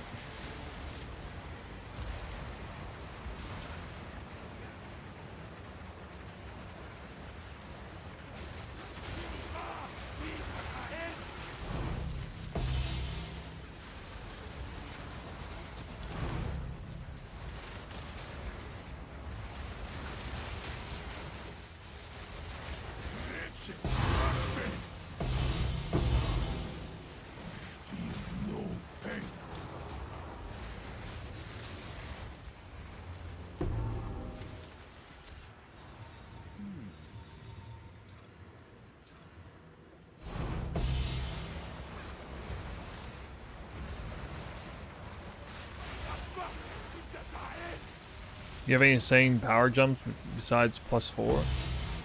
It's not that insane. I mean, at this point, it's more about just getting more rarity, really. Either +4 and a little bit more rarity, or +1 all, or rarity corruption. There's just a lot of different opportunities for an upgrade on the amulet with either corruption or sanctified, so for me, that's worth locking until I hit that.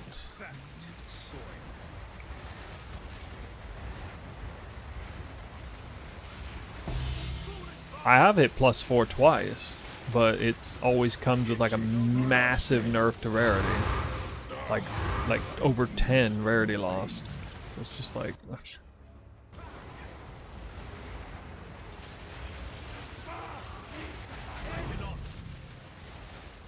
honestly, I'll probably rather, given how, well, best case scenario would be sanctify plus even more rarity.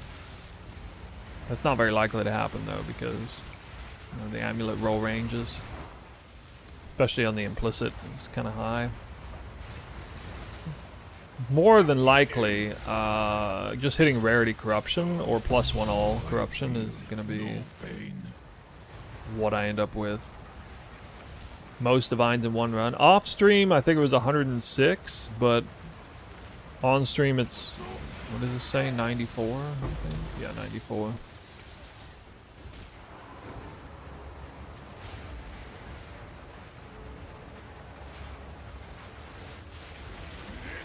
Do not spend. I feel no pain.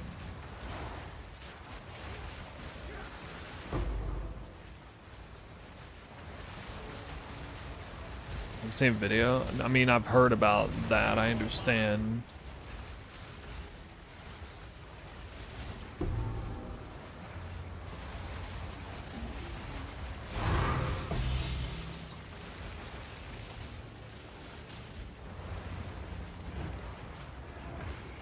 It's only 6,700 div for a mirror exchange. Oh, well, that's like it was. Okay. Oh, the first guy was lying to me then. He was misinformation. Misinform? The heck, dude?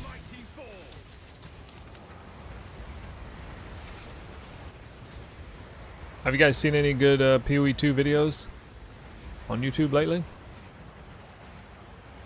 I mentioned the BlazeWorks TV one about gambling. Anything else?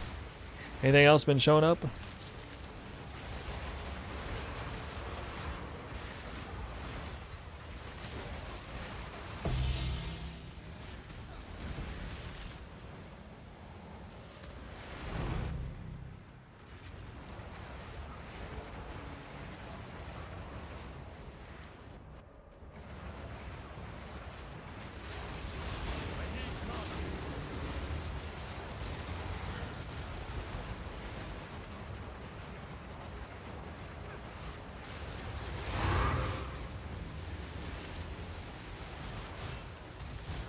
I have 1,017 rarity in my temple. You talking about monster rarity or your player rarity?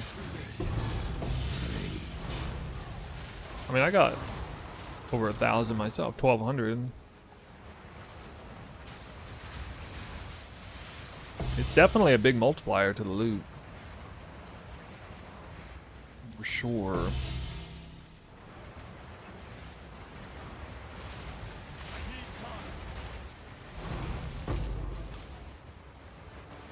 Yeah, I mean, that's a respectable number.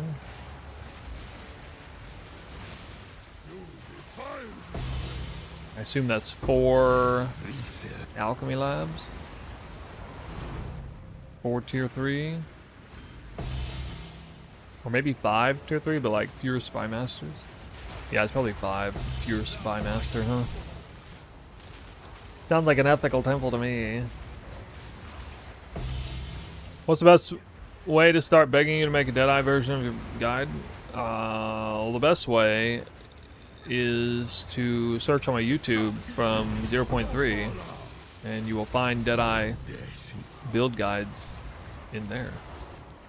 As well as all kinds of evolution tech and endgame variants and all that. Yo, you playing Freesia tomorrow? I am not. I'm not playing Freesia tomorrow.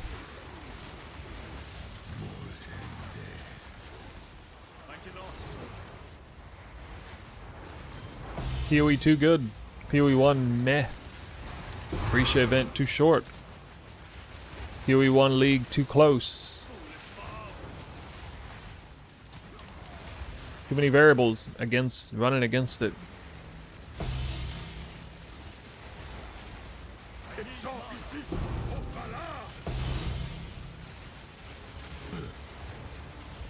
I don't even think the idols can more than make up for the lame state of the game in PoE 1. Like, the idol system can really,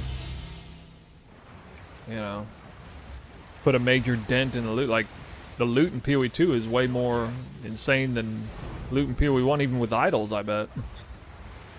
Right now, because of the state of the game. And I'm not about to, like, try and farm Blight, you know, for raw loot or whatever.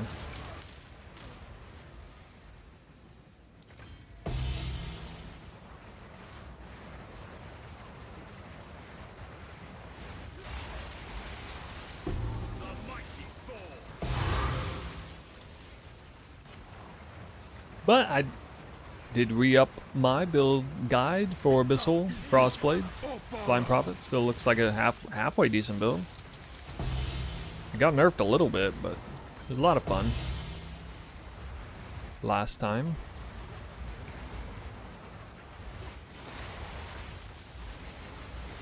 GG combat themselves with the PoE 1 season. They end up having dead game for both. I mean, what choice do they have? You know, they have an audience divided. They got people who like that there's both games. They got people who are way bigger fans of PoE 1. They got people who are way bigger fans of PoE 2. They don't really have a choice. You reek of stupidity.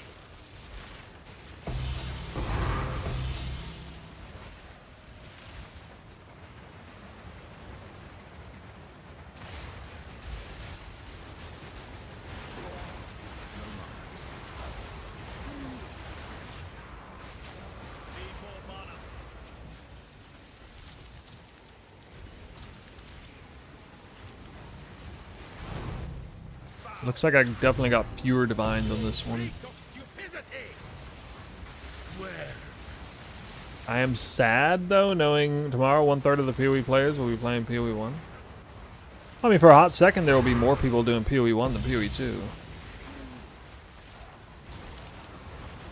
Because most people fall under the category of liking, you know, both games, and they want to... I don't know. One of the biggest reasons why I'm not that enthusiastic about Legacy of Frisia is the timing of it. The duration of the league. I mean, you guys tell me. There's a lot of you, I suspect, who really revel in the idea of just a 3-week league. Like, you know, for those of you who are like big into racing, and you know, for the Tai killers out there, or Tai killer inspired players out there, that, you know, you basically care about the first 3 days of the league, and like everything else is totally downhill from there.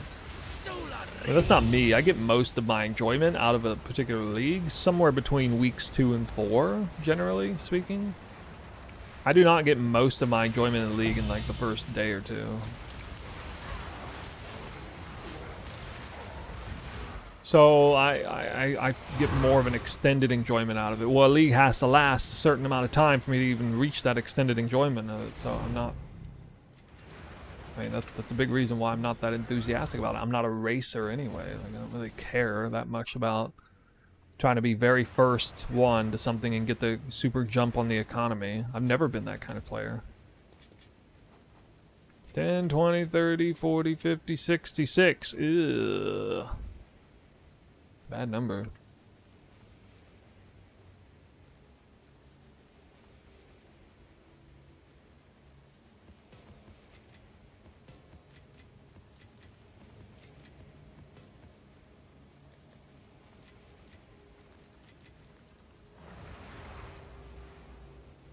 Why only 3 weeks? League? It's not a real league. It's an event. A lot of people think of it as a league. It's not really a league, though.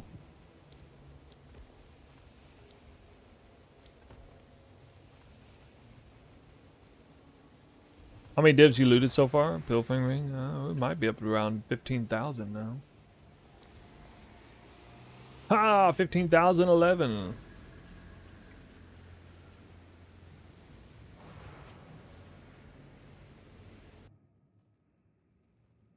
A place in perpetual motion. Man.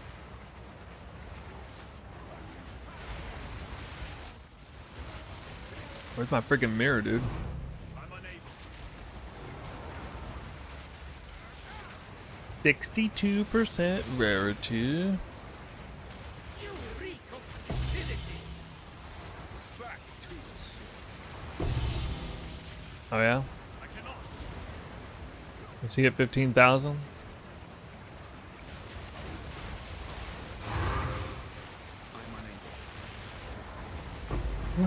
Unlike him, I'm not going to quit the league prematurely. He used to play a full league. Stains never wash away. He never does now. Not even close.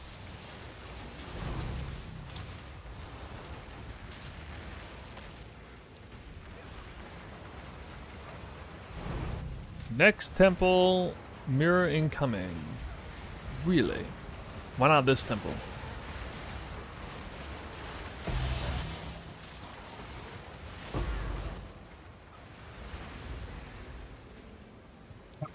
When I drop a mirror, I'll actually drop 2. By the way, I found you from your temple building video. Awesome.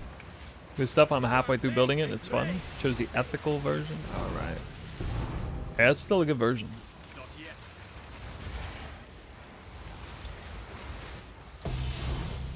I don't really do temple reviews on stream. And sometimes look at stuff if people want help on the Discord. Where I direct people for legitimate questions. No, if it's something I can answer in chat, I'll give it a shot. Ooh.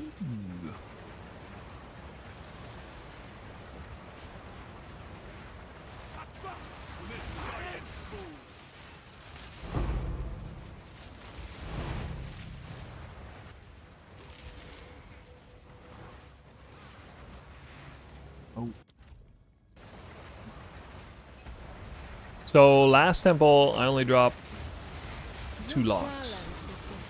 I think.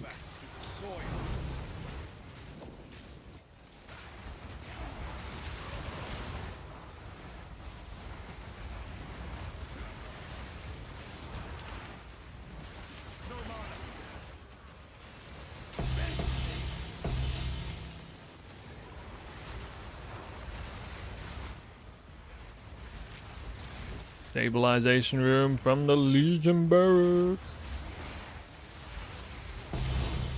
Perhaps you will be able to get this. Yo.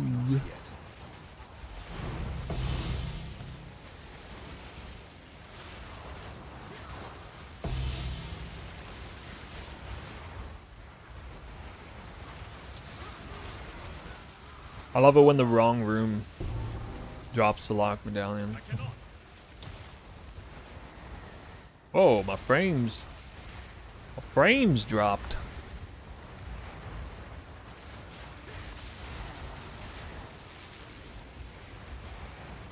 Too much of a good thing.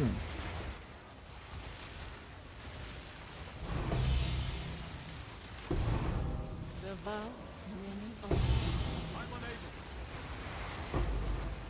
Need more mana.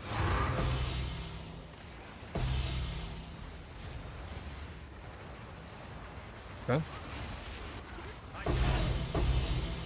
Bam. Some noisy loot. You have like a progression path of building for this new? It seems I can't afford your current profile. Yes. Absolutely. Type exclamation mobilytics. Got a full-blown guide there, dude. Whether you're on a few divines, or a few hundred divines, or a few thousand divines. That's what the 3 in-game variants basically represent. Look at the drop on that. What? Bro. That mob. What was that mob? Jeez. Yeah, must have had that fabled arch nemesis modifier of opulence. God, that was almost like a arch nemesis job. Kind of reminded me of that. 5 things at once. 5 things, as Elon would say. 5 things dropped at once.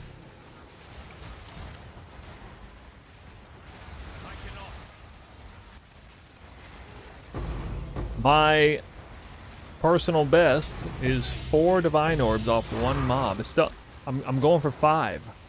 That one monster could have dropped 5. I mean, annulment orbs are rarer than divine orbs. Could have been 5 raw div off 1 mob. Has anybody ever seen that? 5 raw div, 1 mob. Crazy. Solo, by the way, solo game. And that group play cheating shit. And that aura bot stuff.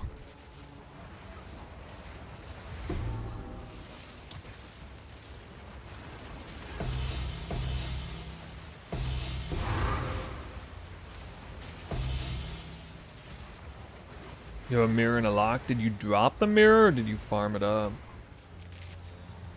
I'm guessing by how you said that you dropped it.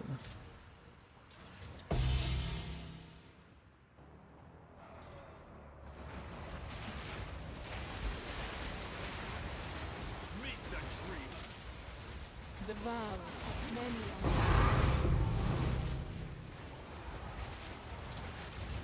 Boom, ba boom, boom, boom. I just love the sound effects. I do for the sound. another medallion. There's no better feeling than dropping like a ton of divines in one screen and then suddenly the destabilization thing shows up at the same time. It's like, it's a beautiful, beautiful screen. The most beautiful screen you'd ever seen.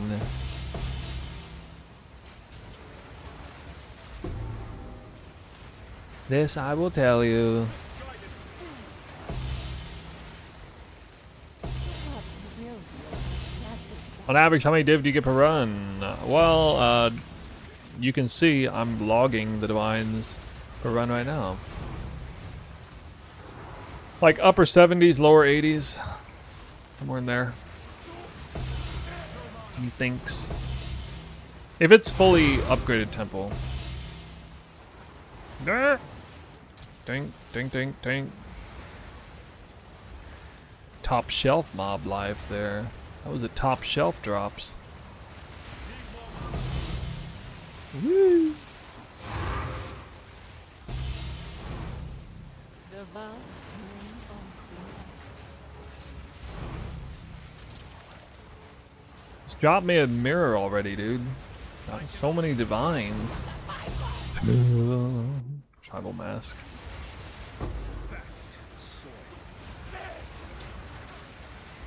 Oh no, I'm getting bored of divine drops. Oh, perfect chaos. Slight premium. It's like going from morphine to heroin. Nah, dude, I'm looking for that fentanyl drop.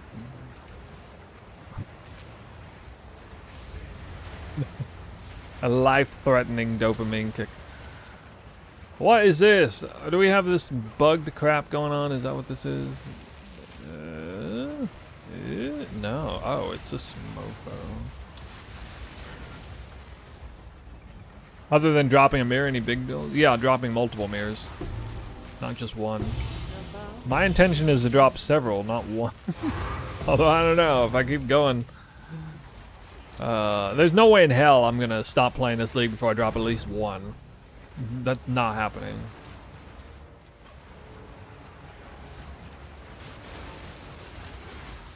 Two locks and one temple solo. That is something. That is something.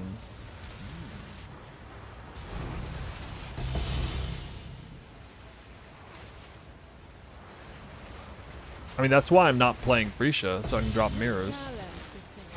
Probably can't even drop mirrors in Freesia, because the core game's too bad. Whoa. Actually, I'm sure you can, if you do boxes. You can drop mirrors in Freesia, but you gotta do boxes.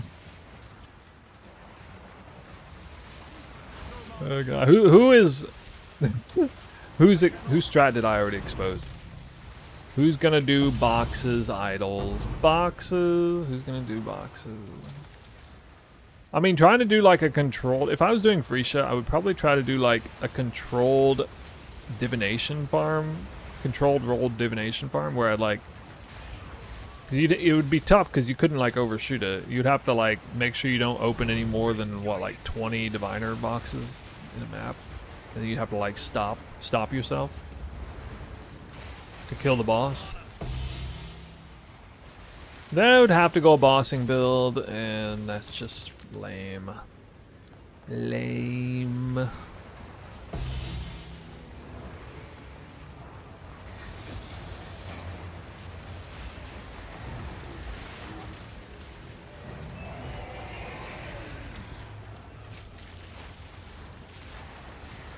mighty fall.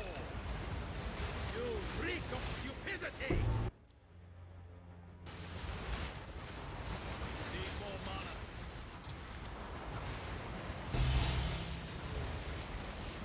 I cannot.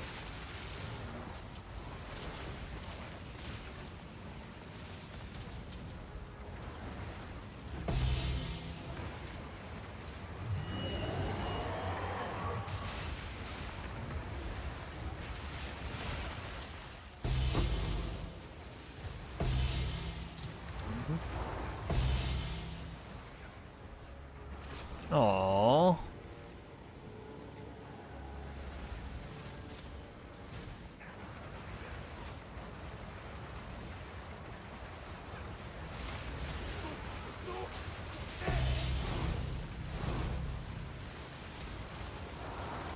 I don't even know what these Abyss precursors are actually worth.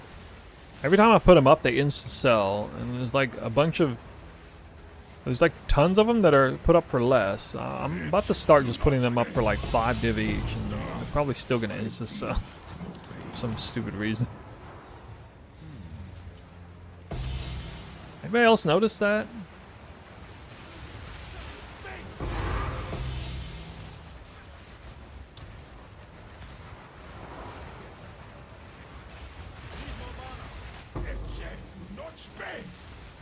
There's a bunch of them listed for like upper 20s, and so I put them up for 1 div each, and they just insta-sell.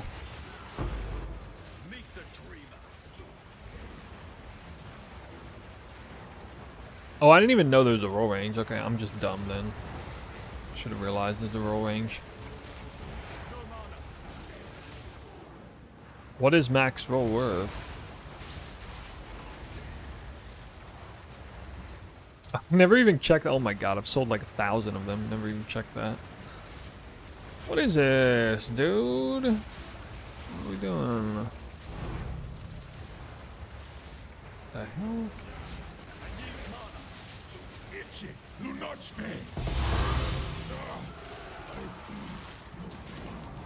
How much DPS is Path of Building? There is no DPS. Like, there's no realistic way to like calculate DPS, real DPS for Twister and POB right now. I can't even tell you. Like, it's not set up to really give a real number. Like, I'm the kind of build creator who would gladly put in all the parameters necessary to do that, but it just doesn't really work. There are some things you can input, but like, there's just a ton of stuff missing. The build is so robust that even Path of Building can't calculate its damage. Should.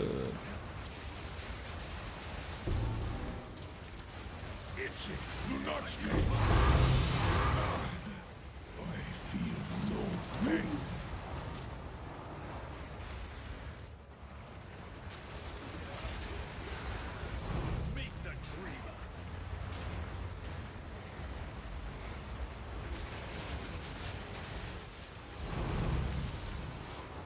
Not yet. Oh, sneaky one. Almost missed those drops, but I heard him.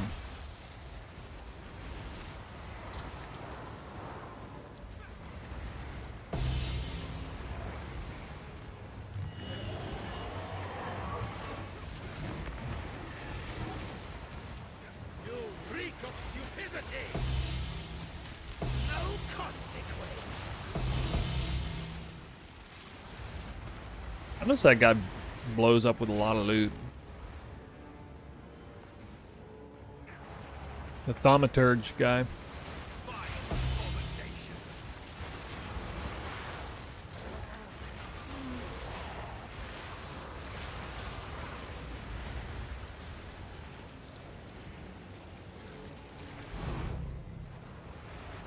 Here.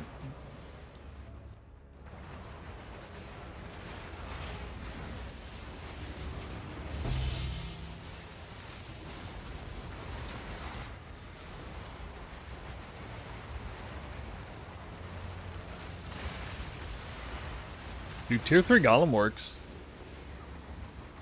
They drop like less loot than any other room.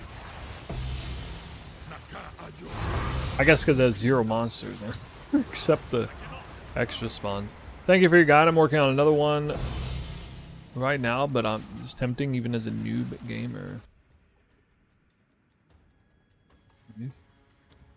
Hey! One up the lock. The Smithy lock. Pulling through. Still sustaining 3 rooms. I cannot.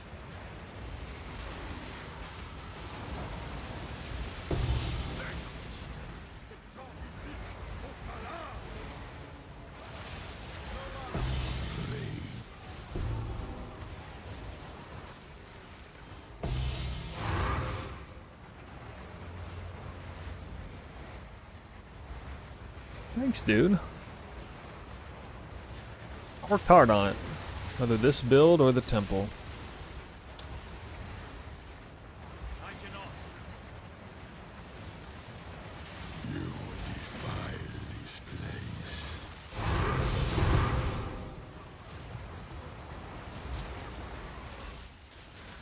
Bam, bam, bam, bam, bam.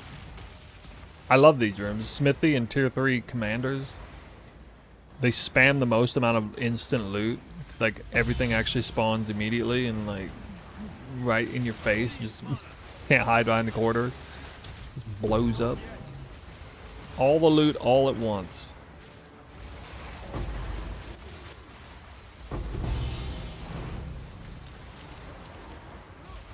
You defile this place. And then there's this guy who failed to spawn. Who drops loot after the fact. Really? Oh my god. What?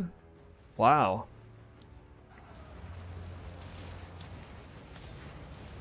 Damn, that's This medallion. kind of crazy. Ramping, lock medallions. I was gonna use my, I was gonna, you know, let this fall off and use those too, but now I can't. Getting actually dropping too many lock medallions. I'm never gonna use that Golem Works medallion.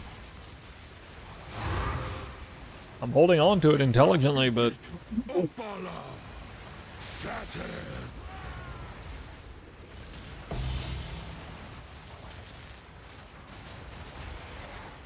what am I supposed to do, man?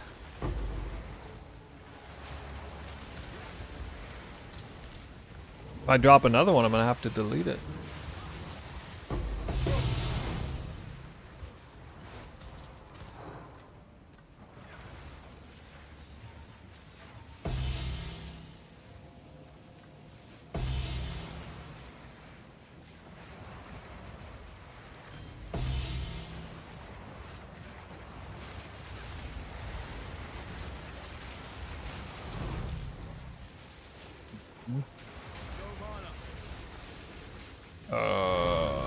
What? That construct effectiveness, though.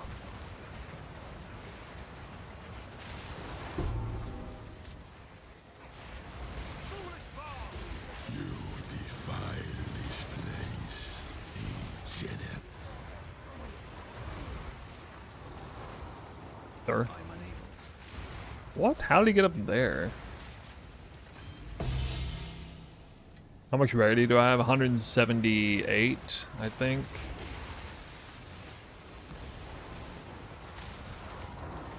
$179, actually. I want to get 200, but it's going to take corrupted rings. And slightly more rarity on the amulet. Which means sanctified or rarity corruption. That'd be kind of sexy though if I had rarity corruption on my ring and my amulet. I got like an extra 45 rarity on all the jewelry. Holy sick. But almost all my rarity is on jewelry.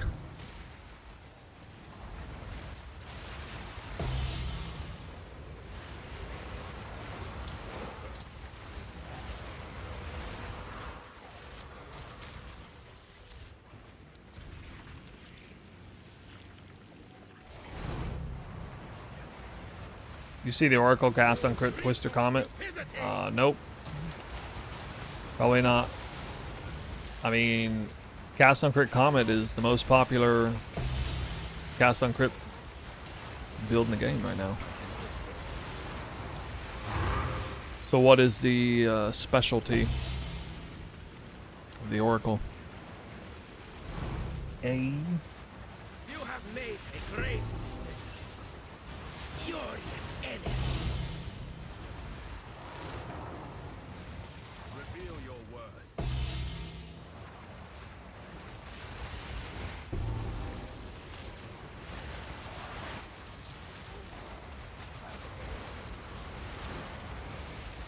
You reek of stupidity. I didn't know you can press take in Corruption Chamber, Thaumaturgs, and Sacrificial Chambers to get the orb. Bruh. That's alright, it's hard not to laugh at that. Yes. Oh, you should start doing it. Try it out.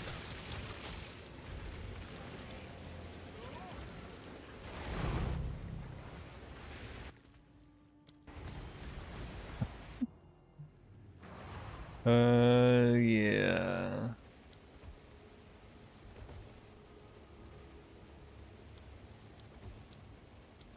Right back to par. What is it? Does your build wake up the bug mobs? No. I can just unequip Headhunter, or I could have like an unset ring with Frost Wall in there and do that, which is something I've meant to set up forever, but still haven't. Let's see. 10, 20, 30, 40, 50, 60, 70, 81. 81, not bad. Not bad. 94.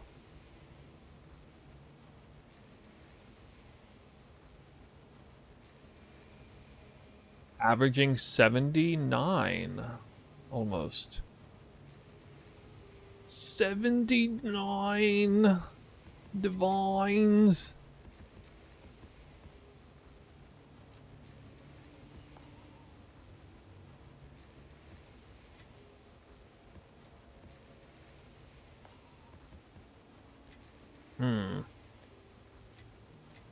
Hmm. Hello there. Good luck. Tier 1 spirit. Well. I mean.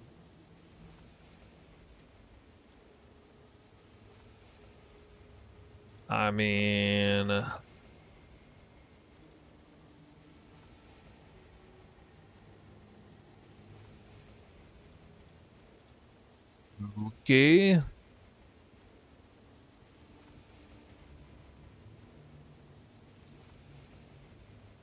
Damn. Still not very good. Wait, what about with I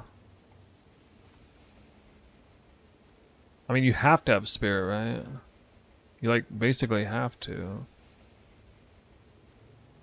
Yo, what is this with tier 1 spirit on it? I wonder. I wonder. I bet this is crazy good. Ooh. Ooh.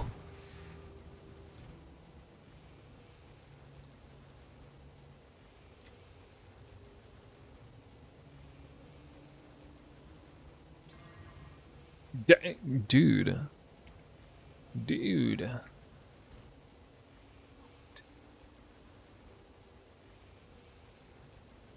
Dude, if I had tier 1 spirit on this. 70 max, man.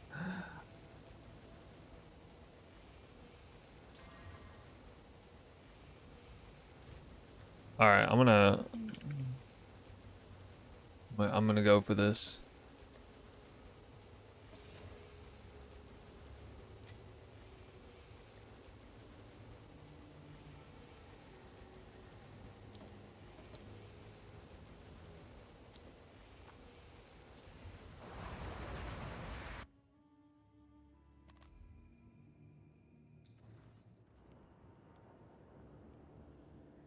Does your temple lock when you first build it, or can you replace it and add different floors? You just need to lock it before it closes, but every once in a while, like if something happens weird, buggy, it'll lock. It'll like close your temple prematurely, and you won't be able to lock it after. Tier 1 spirit, go!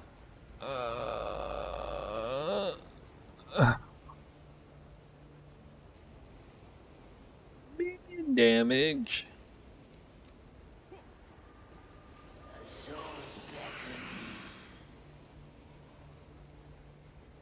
Damn. Could have been. Could have been. Sold it.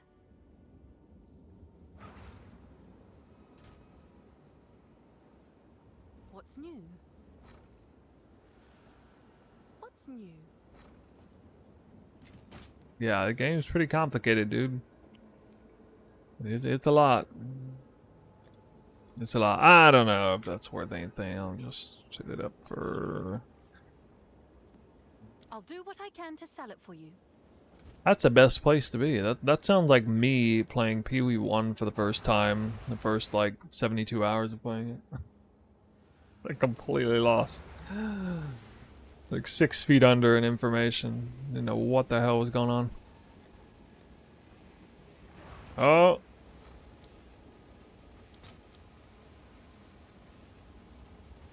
Got a chance.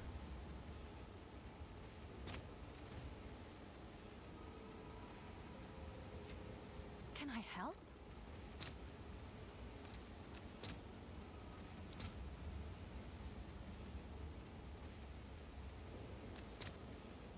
No, not like this. Ew.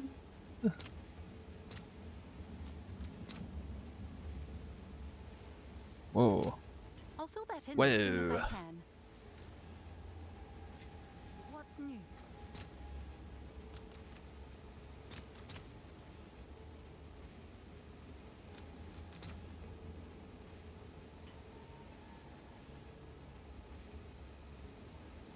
Here's the best temple layout and how to build it.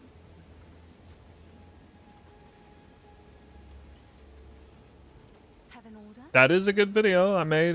Just the only thing about it is that it's kind of an advanced guide, and if you don't understand the fundamentals about how to build a temple, it's not the greatest guide for you. But if you do understand the fundamentals, it's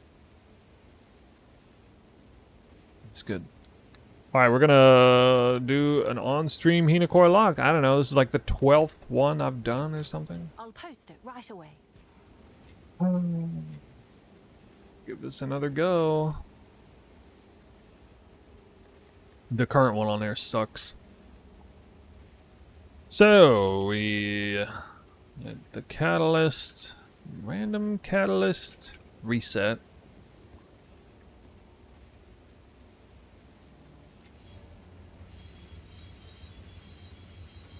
Okay.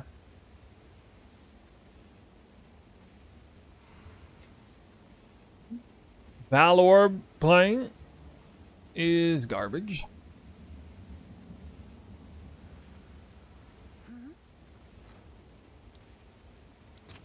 The Val Omen. Let's see if there are any takers. Val Omen. Also garbage.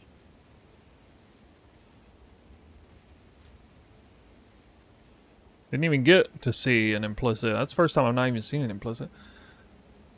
Sanctified. Oh, rarity is actually technically higher, right? Yeah, by 1. Not worth it though, of course. No. So I mean, I would have taken this if this had been like +4 and the current rarity. I would have definitely taken it, but nope. Again, it sucks.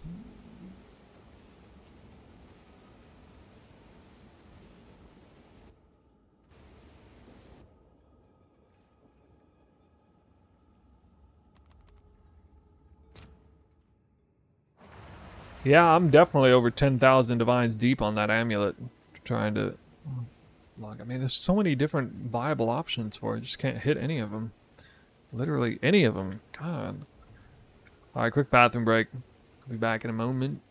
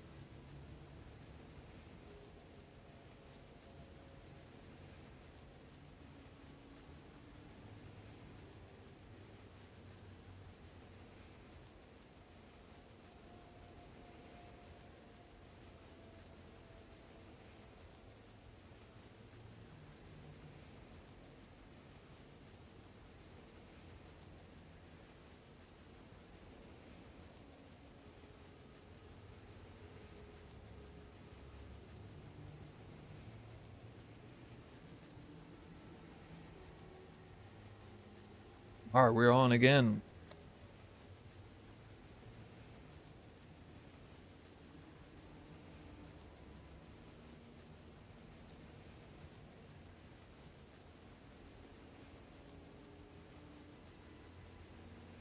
Wow, we have more people on YouTube than Twitch right now.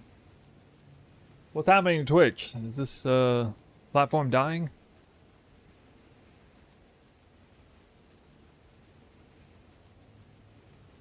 I think it's dying.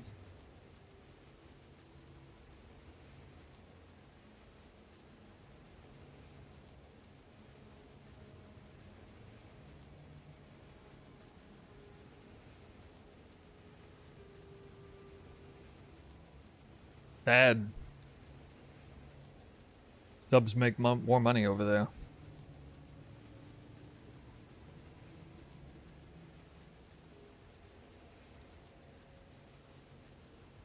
Let's see here.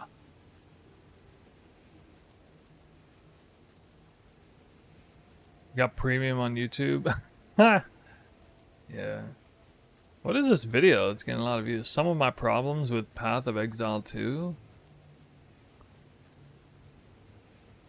I kind of want to hear this.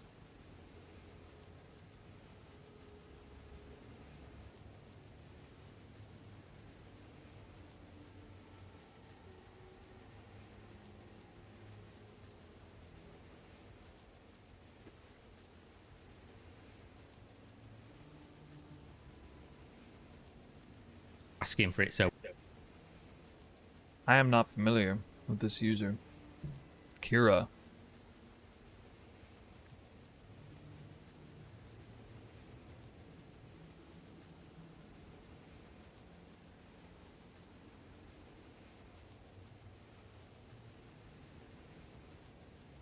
This video here we're going to listen to. The long video. Just play it on the background while farming. oh, here we go. We'll just do this one take and done. And if it makes sense, it makes sense. If it doesn't, there we go. I made an offhanded remark the other day in an unrelated video about Path of Exile 2, and I think I said something like, oh, Path of Exile 2, that game's, you know, fucked. And that made people think that there's something crazy going on. And I probably shouldn't have said that, because now people have the expectation there's some crazy drama. There isn't. There's just a real uncertainty, at least in my mind, with like where this game's going, and it really doesn't inspire me with confidence when you look at how people play the game, what the strengths of the game are, what the team keep doing historically, and where that might take us. Because in my mind, ever since this released in 0.1, like a year ago, they have been designing the game opposite to what people want, at least from what I can tell. Oh, okay. Interesting start. Opposite of what people want. What do you guys want? I haven't seen this video, so I'm wondering if he's gonna talk about how the game was supposed to be methodical, slower pace, combo oriented. I assume that's where he's gonna go with his argument. But instead it was just made for the Zoomer class instead. You know, like what you see me doing.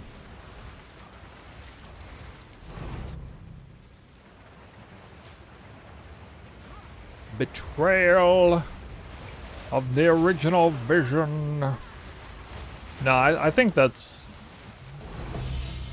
I think right now with the current state of the game and the direction of it, I feel like the game is catering more towards PoE 1 crowd than it is towards like newer PoE 2 crowds who were interested in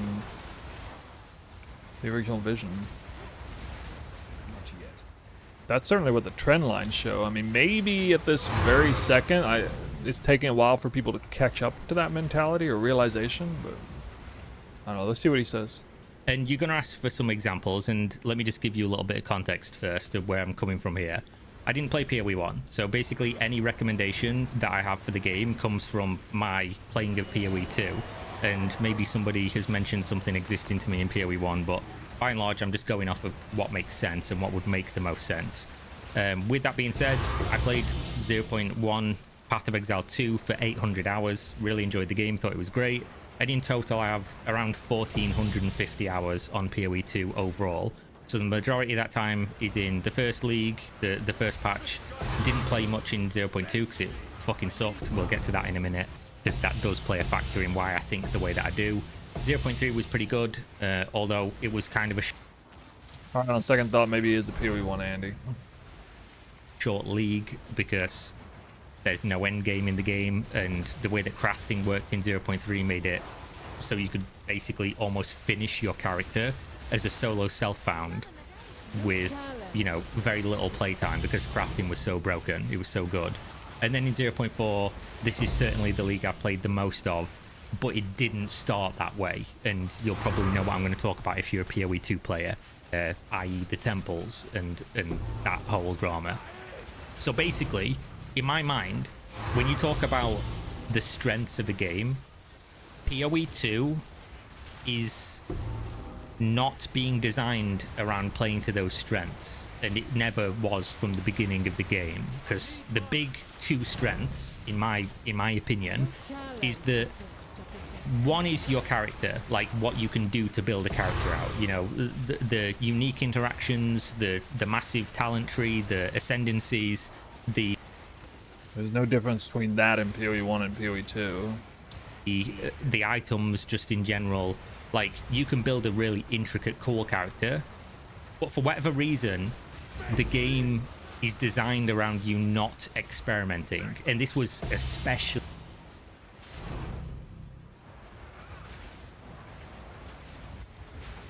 Hard disagree. I am living proof of massive levels of experimentation, beginning, middle, and end. I mean, just recently I figured out how to get Trinity Super Online, and I had a great deal of enjoyment in that. Going like way meta in the gain is extra tech through like for example, using Chaos Inoculation. Literally, this makes a difference between like, you know, 90% versus 70% uptime on Trinity, like fully empowered.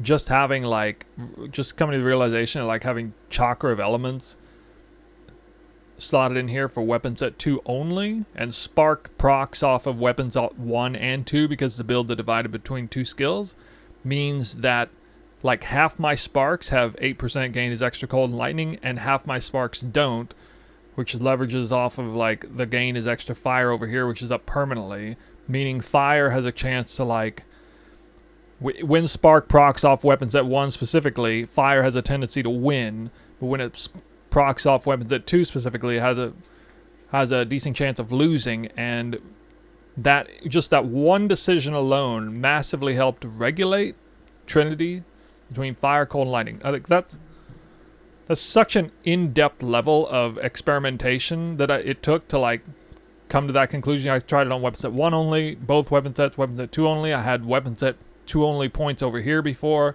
Tried so many different combinations of that to get it to just right so it would, you know, have really high uptime.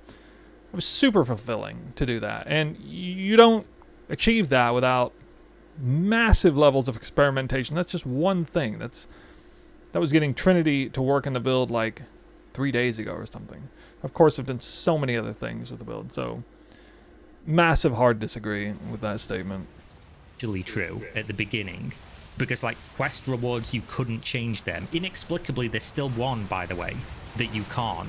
Like the snake quest, the venom quest or whatever, the venom crypts. For some reason, you just can't change that. It's the only one in the game you can't change now or something.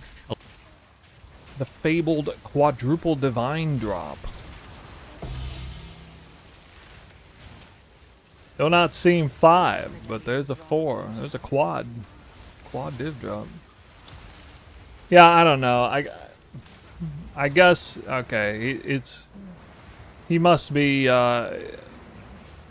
with all due respect, he must have been making this point at a pretty low resolution point if he's gonna start complaining about the experimentation due to you having to make hard choices about your Act 3 reward quests for 30% elemental ailment threshold versus 30% stun threshold or whatever.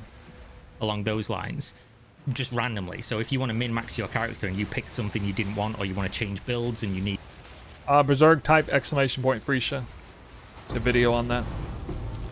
One of the other ones for it to feel better or reach some kind of threshold where you could swap an item out or whatever. You just can't. So that doesn't make a ton of sense. But obviously in the beginning of the game, they made it very cost prohibitive to respec your talent trees, and you literally couldn't respec ascendancy. So it was essentially like, oh, start the game and follow a guide from somebody with 5,000 hours in a game that just released, so they don't have it, or have to re-roll and do this big slog of a campaign, which is still an issue. Even after all the campaign changes, it's still an issue that if I want to play another character, I need to go do another 10 to 20 hour long mind-numbingly shit campaign grind that I've already done every league, every 4 months at least once, but usually 2 or 3 times, because I want to play and try different builds. Because again, an ARPG is... I've been reliably told by newer players that the campaign's the most enjoyable part of the game to play, so I don't know. A little bit odd hearing him talk about how mind-numbingly boring it is. Unless he's a PoE1 Andy, then that would make sense. It's just, that's the game. Oh, here's our strength. You can make 1,000,000 builds, but you can only play one unless you want to do this shit content over and over again. Don't understand why that's the thing. Have us do it once per league, that's fine. But then give us like the ability to just run maps from the beginning and just scale them down or something. Let us do literally anything other than run from point A to point B. I thought maybe he was going to say I've run the campaign like 20 times on like 5 different characters. But when he said like he only ran it like once or maybe twice per league, I was like, well, it's not that bad. Repeatedly on every one of these shitty campaign maps. Don't want to do it. Don't think I'm alone in that. Some people love the campaign. Let them choose. Like, where's the harm in it? Let people have fun. Which is kind of where I'm at with Path of Exile 2. The developers seem to only want you to have fun if you're having fun in the way that they deem appropriate. Like, you know, no running by the pool, but applied to every mechanic that they don't like. And obviously that's a lot of that stuff's been removed. You can now respec ascendancy, you can now respec the tree. Although I will just say, why in a game where you have like 1,000,000, you know, talent nodes, can you not have presets that you can swap between? So you can swap and change your build, and if you want to try out a different variation of the same build, you don't have to go through and like, oh, I want to move a point down here, but first I'm gonna have to remove points I don't want to remove so that I can put them in and then go and put the points back in. And I mean, it's a little bit unintuitive the way it's set up right now with the respec, but you can like do the full-blown respec and then like maneuver points around without actually committing to a cost until it's totally exactly where you want.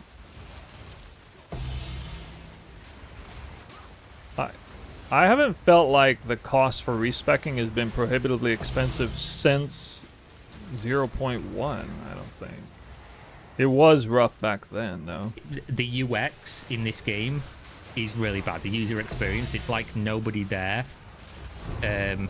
has any UX experience whatsoever, because no presets. Half the time you put points in the tree when you're like unspecking and things, and they just don't work, and you have to exit out and then the points reset. Like, this shit is broken. It's been broken. It shouldn't still be broken a year later, but it is what it is. But yeah, you have this massive tree. You're not promoted to experiment in any way. It's cumbersome to do so. Doesn't make a ton of sense, but you can technically respec fairly easy now. So they walked that decision back a little bit from the beginning of the game, which gives me a little bit of hope. Give them credit on that one. Okay, good. Glad he's kind of walked that back a little. Because, I mean, respecking is not that hard right now. Cool, but obviously put more work in the UX, please, for the love of fucking God. Make it easier for me to enjoy your game. Stop making me battle terrible user interface. Hold on, my mic just turned off randomly. Is it still on? Oh, okay. Yeah, okay, it's still on. But obviously the second thing that makes Path of Exile stand out as like a really cool game, and a game that is head and shoulders above most of the other ARPGs in my opinion. Question in chat, is it bad to upgrade every room in your ethical temple? No, you should upgrade every room you are capable of upgrading. You can't fully upgrade all the rooms. Like, there's a lot of armories that can be stuck at level 2, but yeah, whatever you're able to upgrade. Obviously focus on upgrading rooms to level 3 first. The ones that can drop medallions, in particular. Like the level 1 to level 2 armory would be like the least priority of upgrade. Is the vertical progression. Your characters in this game, combined with how intricate the character building can be, the item power in this game is fucking insane. Like, you can play 12 hours a day for 2 months when the new league comes out, and unless the league's incredibly broken... Alright, I mean, I remember Talkative Try made this complaint too. What do you guys think about this notion that PoE 2, I guess compared to PoE 1, is too much of the player power is granted in the items that you have and not enough is granted through like passives and what, like gems, support gems and stuff? There's still some item you could probably upgrade your character with or pivot into a more expensive build that could make your build amazing. But they're not designing around that either, because there is no scaling endgame in the game. So on day 3 of the league, when I've already reached endgame, there's nothing left to do, but my character still has like 10x power I could gain if I keep playing. Isn't that a good thing? What? Wait, what? Don't you want to have a reason to keep playing? Wait, what? Is this like some... I feel like he's about to pull a Uno reversal card or something. What?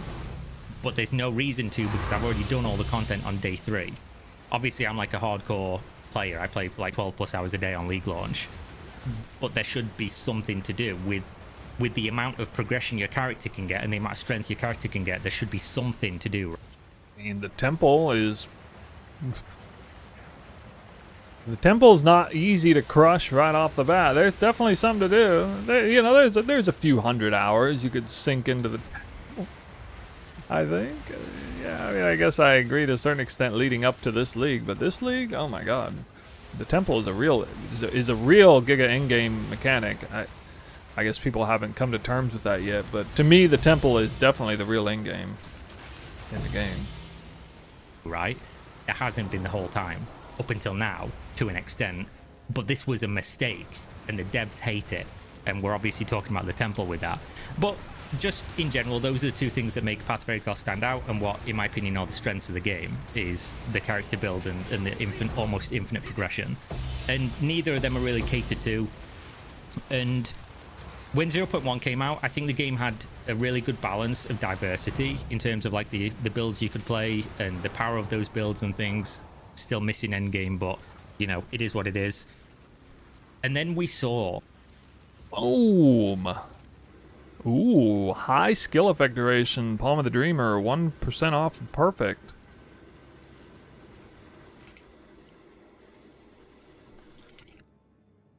He hits another Dreamer!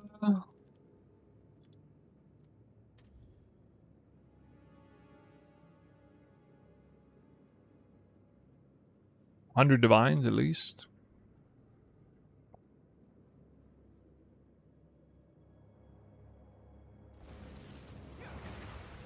I'm not gonna double corrupt it.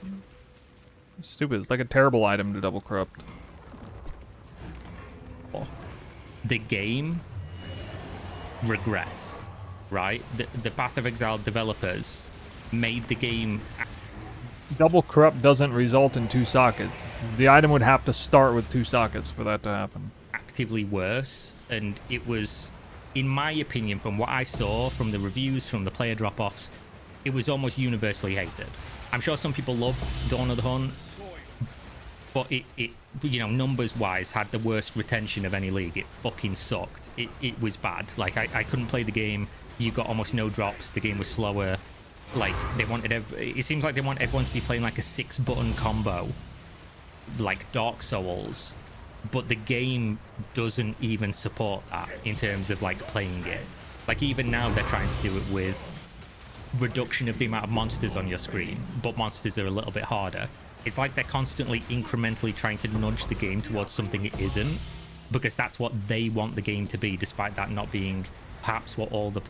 Alright, basically with that comment confirmed, he's I mean, maybe he's not a PoE 1 Andy, literally, but he has the PoE 1 Andy spirit.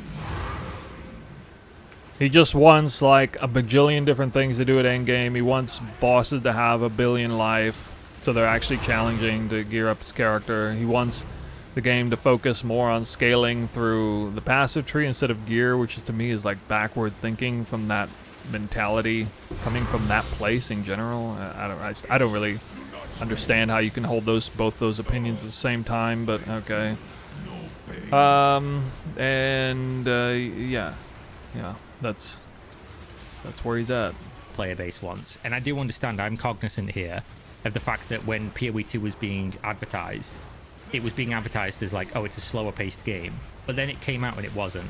And one of the cardinal sins in game design is giving people something and then taking it away from them.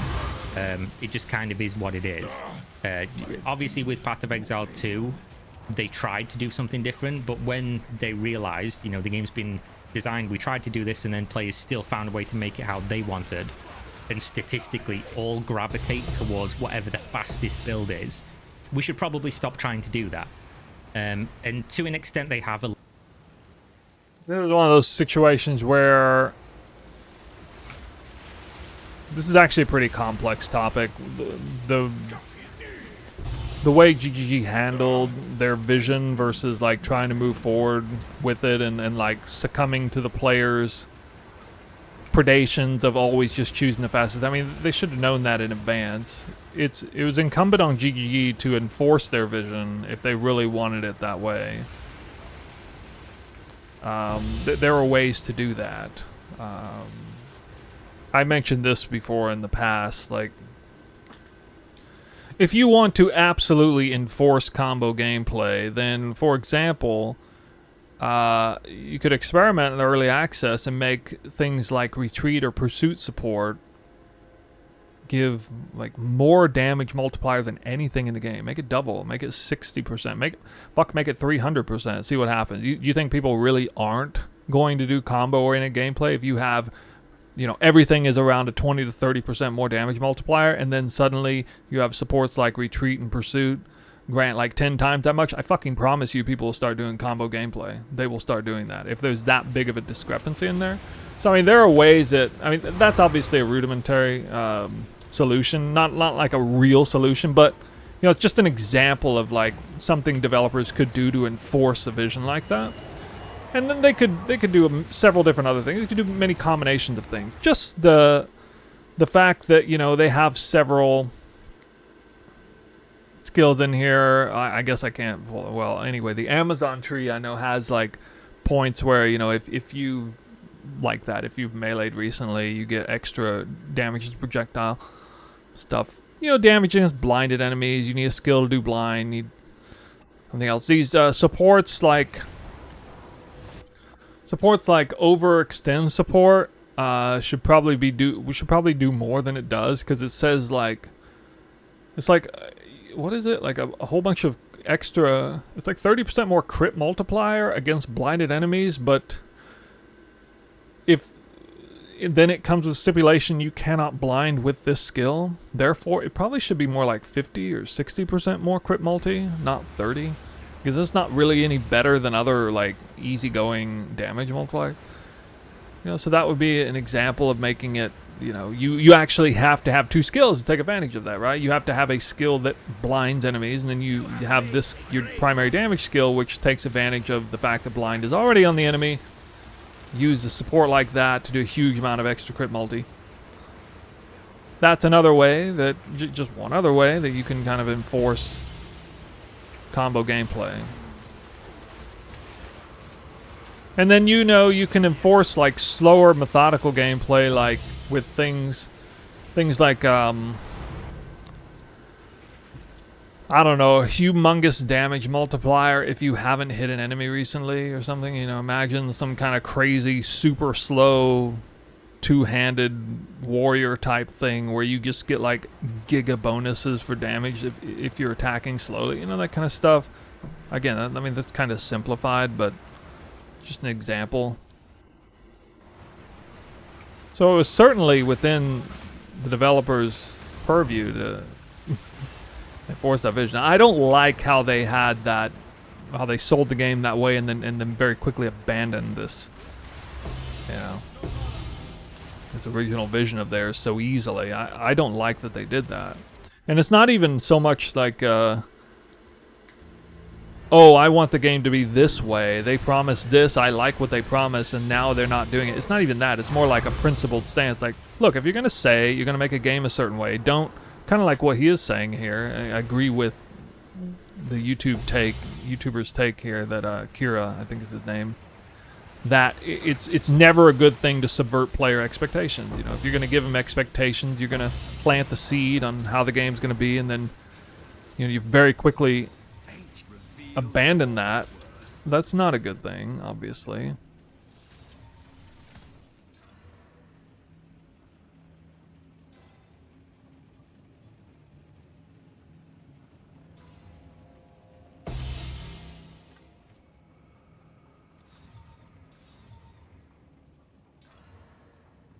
+2.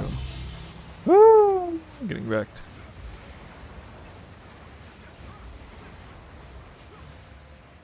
A little bit, but we will talk about some specific examples here that make me worried about the future of the game, and why exactly I think this is an issue, and why it makes me fearful for what they're going to do with it, and the kind of wasted potential of what the game really could be if they wasn't doing that. So one of the big issues that I saw in 0.2, aside from them trying to make the game slower, make you press way more buttons and do this combo fucking rolling, you know, thing that the game doesn't support because there's still too many mobs on screen, there's still mobs hitting you off screen, there's still death explosions on the ground, there's still a million things that prevent it being like a doc. One of the very best things that GGG did to promote combo gameplay, a very robust system that was added that PoE 1 doesn't have, is the weapon set system. But because the weapon set system exists the way it does, it dramatically elevates the idea of using, you know, two different skills to do two different very different things, but they somehow, you know, play off each other. And obviously Twister is a pretty straightforward example of that. A really straightforward example of that working. And yes, it is such that Whirling Slash Twister are a sort of married couple skill. Like, you're not, it'd be kind of ridiculous to try to use, well, I would say it'd be ridiculous to use one without the other, but you don't necessarily have to have Twister. Some people were able to build Whirling Slash builds purely, but you're not going to use Twister without Whirling Slash. Obviously, it's because it's just such a crazy amount of power potential. That's an example of enforced combo gameplay. Like, you would be an absolute fool to try to make a Twister build without Whirling Slash. You need that combo skill in place, because it's like it quadruples the number of Twisters and then makes them like do 300% more damage on top of it. So it's like a 1200% damage multiplier or something, effectively. But it's even better than that because it's like extra clear on top of that. So it's something like 20 times more powerful, you know, when you try to factor in everything at once. And that's an example of enforced combo gameplay. Like, you're going to use this skill, you are going to use a combo skill with it. There's no way around it. But like, there's also other things. You wouldn't necessarily have to use salvo support with Twister. There are some other things you could do than that. When I was looking at Titan Twisters, I was actually building a character that was going to use Twister but no salvo support. So there are some other kind of semi-obvious, and that's what makes it everything compelling. There are some obvious choices that help players intuitively go set up their skill, you know, their combo or whatever, set it up in a way where they're not going to fail completely because it's that obvious. And then there are less obvious things, or even less obvious things, and then there are a whole bunch of experimental, and there's like 10 different layers, and you know, you move into this gradation where it starts off black and white. Oh, you want to play Twister? You're using Whirling Slash, black and white. But then it's like, oh, you want to play Twister? Probably going to use salvo support. Like 9 times out of 10, a build is probably going to use salvo support. Okay, but maybe you're playing that 10% version where you don't because you're experimenting with something. Fine, it's totally viable. Oh, you're playing Twister? Probably going to use Barrage. And then Frenzy Charge. But, you know, 8 times out of 10. But maybe, you know, you don't want to mess with getting Frenzy Charges because there's an opportunity cost in having to do that. And so maybe you want to take it a different route. Don't use Barrage support. Okay. Well, maybe you're doing some sort of like Whirling Slash Twister spam build, so you don't use Barrage or Salvo. Again, something I was looking into a long time ago. Never made a build like that, but I can tell it's definitely viable. And then you have way more like idiosyncratic choices, things that are truly just flavorful. Like the difference between Deadeye, straight up twister damage, all in attack damage versus Invoker Battle Mage setup with a cast on crit spark. I mean, it's not like one archetype is like way better than another. They're just different. They're different flavors. One's better at single target, one's worse at single target. One has better absolute clear, the other is kind of stronger hitting and stuff. And there's just, so many different ways that you can build it at the end. And to me, I'm just talking about one build archetype. I'm just talking about Twister here, but obviously I think it's safe to say I've got expert level knowledge about how to play Twister at this point. So that's just one particular build archetype. I assume this is true for most other builds out there. That there are like 1,000,001 different decisions that you can make on the passive tree and doing all that.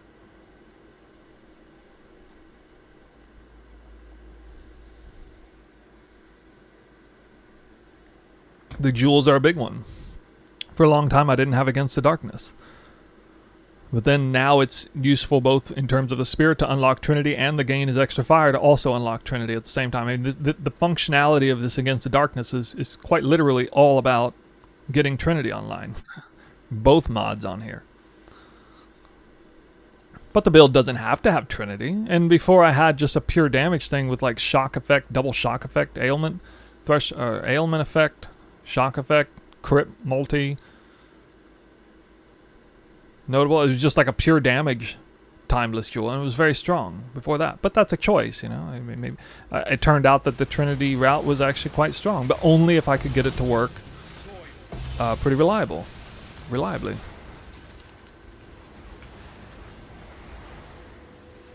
Dark Souls game, which is what they seem to want it to be. Aside from that, this was my first. I mean, the whole sorry, I keep pausing. The whole enforce thing. I remember when Diablo 3 launched, and I will never forget this. Back in the beta, I was really excited about this monk class. They brought the monk to ARPGs in Diablo 3, and they advertised the skills like this, crazy fast-paced combo generating thing. It's going to be so many cool ways to tie in all these different combos and generators and spenders and then like the generators have multiple different choices. And you can like combo different generators and stuff. And then like I got super excited about that idea. I was like, oh my god, I'm going to be like doing like 5 different attacks in like a second or something. Be like smashing the keyboard. That was back when I really was enthralled by the idea of having like a 6 or 7 button build. But anyway, the game comes out, and when the game released, I scoured the entire, passive tree and or whatever it is. I can't remember what it's called, but basically, yeah, the entire passive tree and everything. And I was like, okay, wait a minute. There's only, out of every single possible choice I could make for this build, there's only one singular instance of an incentive for me to combo different generators together. Not generator spender, but different generators together. And it was one passive skill, like passive rune or whatever, that said 12% increased damage per different generator you've used in the last like 4 seconds or something. Incidentally, 12% increased damage was pretty garbage. So there was like up to like a total of 36 or maybe 48% increased damage. It was laughably bad. It was like, what? That doesn't make any sense. Like, that just feels like, and I remember being super let down by that. Like, I looked into it, I was like, what? Like, I was excited to do this combo generator gameplay stuff. And it was just like no incentive. Later on, a few different things unlocked, like Way of 100 Fists or something had like a thing where if you use the skill recently, you do like 20% more damage with other skills. And, it was like one example of something that came later on. But initially, when the game released, it was pathetic. They said, this is what the monk will be.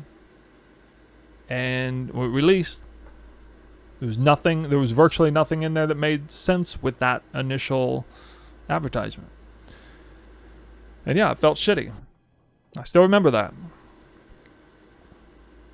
I still had a great time playing Diablo 3, but that just specific instance, like they could have done so much more with that class to incentivize players to do that. It would have been so much, it should have been so different than it was. But anyway.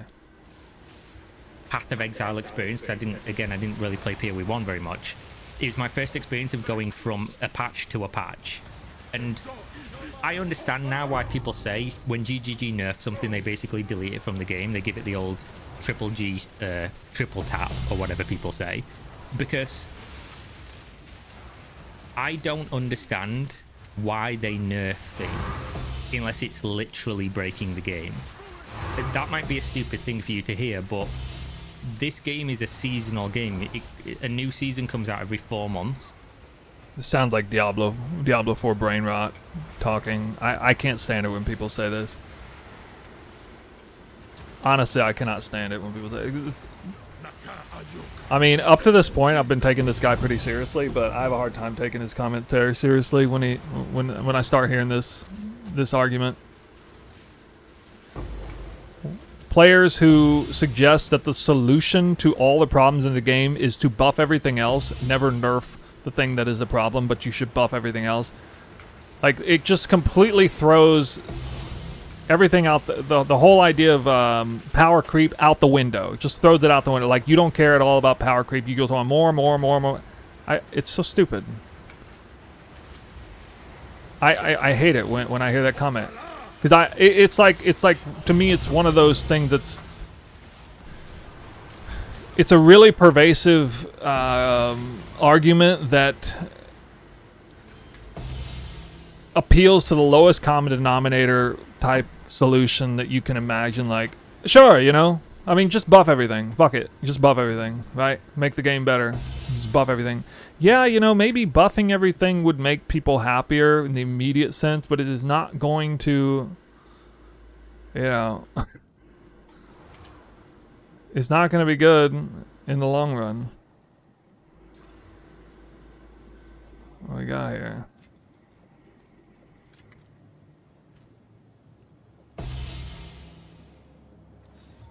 Ancient power.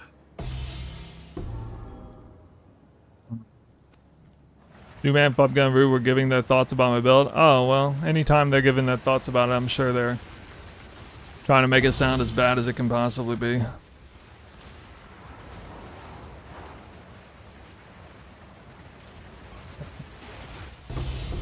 Is that what they were saying?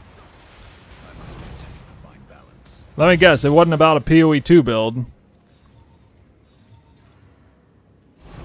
Let's see them critique this build. See what they say. I think they'd have a hard time critiquing this build.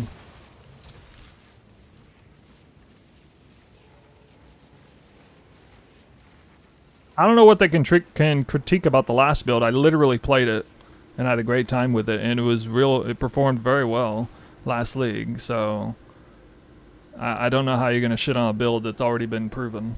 That'd be good. It was experimental last time, now it's not. Like, I got videos for days on that build with various different progression points going back a year ago. Like, what are they even gonna say? This build sucks. Oh wait, he did like all the content last time on the build. Whoops. Yeah. Okay.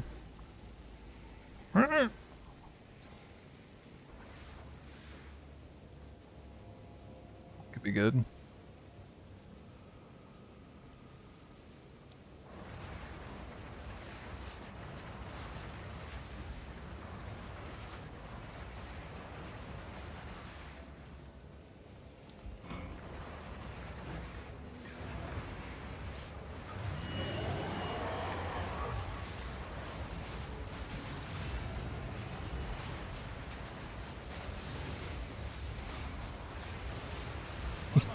You know, the funny thing is, those guys can only critique builds in PoE 1 because they in PoE 2 they can't actually look at a build without playing it.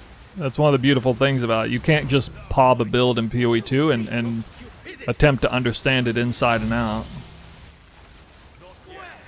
But in PoE 1, you can technically, you know, pob a build and, you know, to some extent have an understanding about how it would work. As a shortcut, you know, obviously short-sighted way of looking at it even still, but...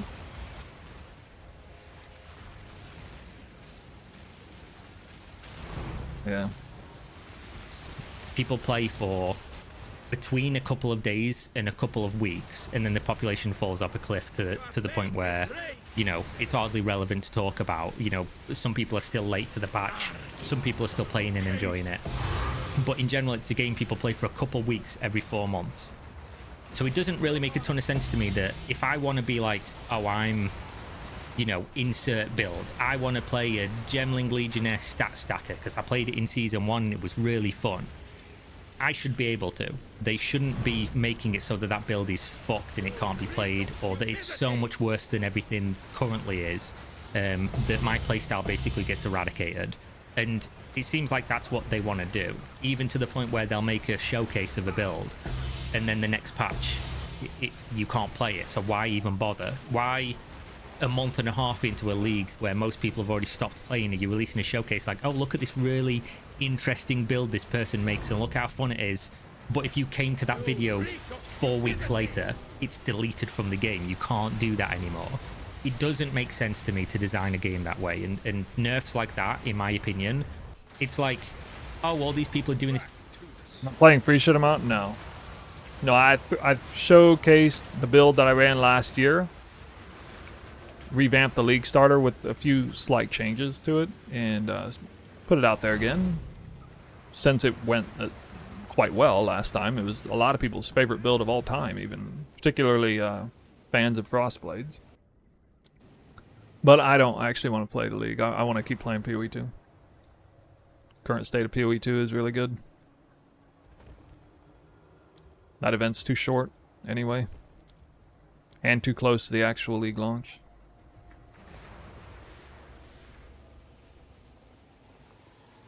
Thing because it's fun. Let's remove it from the game. We don't like it. I don't think that's a good way to design a game like this.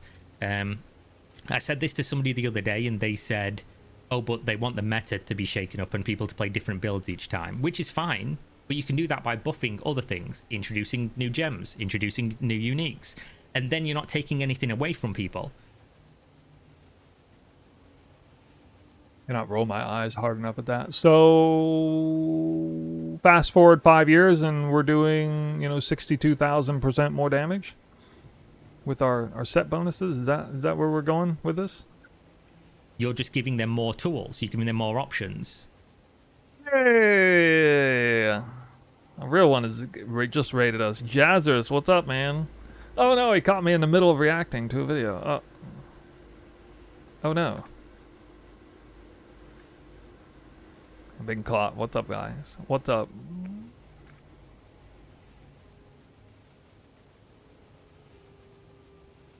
You've been pumping out crazy amount of content I see recently.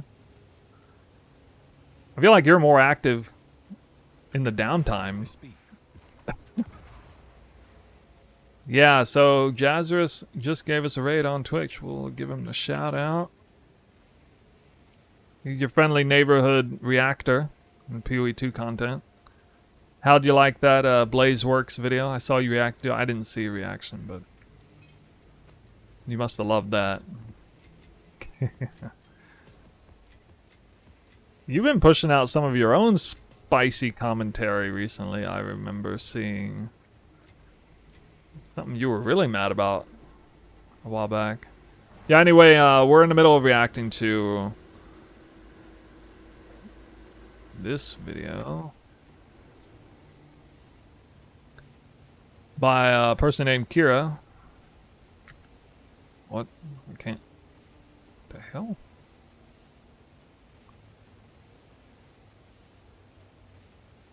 To do. There we go. And he has a take about all the problems he has with PoE 2. I've actually disagreed with most of what he said so far. And that, in my opinion, would add to the strength and the 2 strengths that I mentioned earlier that make Path of Exile 2 a better game than its competitors. Because, you know, in D3 or in D4, Feature was cool. Yeah, I did see that. Slamming hands on the ground. Why are you deleting headhunters, man? Did you delete the only headhunter you had? I cannot. Tisk tisk. or you're done with that game in like 2 days. There's no headroom to it. There's like almost nowhere. 179 rarity. You're chasing like incremental tiny percentage gains in like a really set build. Like in D3, you do like the greater rifts or whatever, but everyone would just be playing the exact same build. Oh, what's the monk set bonus that's the best this time? Let's play that. You don't want flavor of the month. Like, oh, is this the strong one this time? Okay, everyone's playing that because all the other builds are nerfed.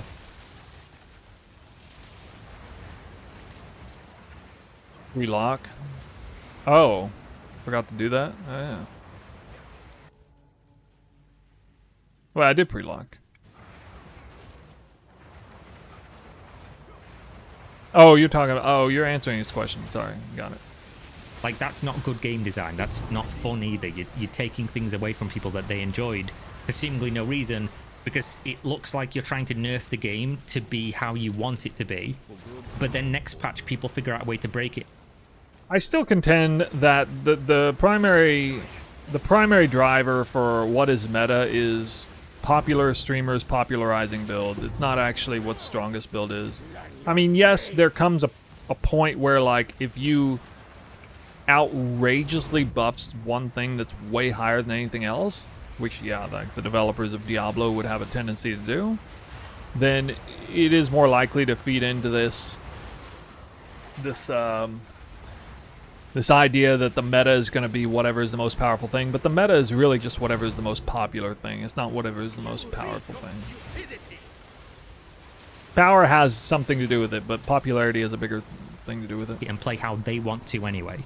And there is no more evidence of this that you require than looking at things like PoE Ninja that show what percentage of people are playing what builds. And in 0.2... Yeah, well, when people go to PoE Ninja to see what build they're playing, that is in essence a popular expression, or it's an expression of popularity. Oh, it looks like this build is popular. I should play it. It must be good. Everything got nerfed, and the fastest builds in the game were like lightning arrow, lightning javelin, or whatever it was, and like 60% of the league was playing that. So when you look at this data, oh, loads of people are quitting faster than ever, and the people who don't quit are almost overwhelmingly so gravitating towards this build. At that point, you surely got to look at it and think, right, our attempt to turn this game into something that we want it to be isn't working. We're either not capable of doing it, the game's not capable of handling it, or the playbase doesn't want it. The reason Lightning Spear was so meta last league was a combination of popularity and power of the build.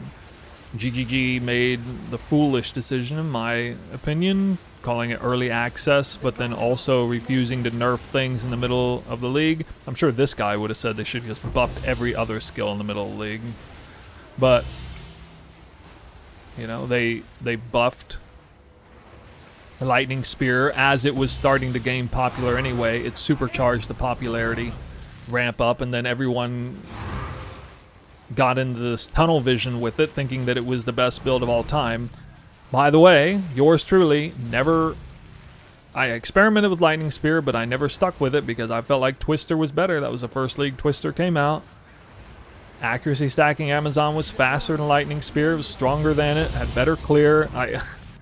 I showcased this, and it required higher investment, true, but like it was, I mean, to me, it was, in the end, it was dominating what Lightning Spear could do. And the only people who were arguing against what I was saying were people like, yeah, but it's that other build has like 3 or 4 different buttons, like, and I'm just kind of throwing my heads up like, well, GGG wanted players to play builds with, you know, 3 combo buttons or whatever. That's what I'm doing. It is, I am adhering to the vision still. It's not my fault that you're you're just so dead set on not doing anything combo related. I felt compelled enough to play the game in a manner that was more conducive to what they were going for, but sure, you know, everybody else didn't want to. And my ultimate argument against that is going back to what I said before.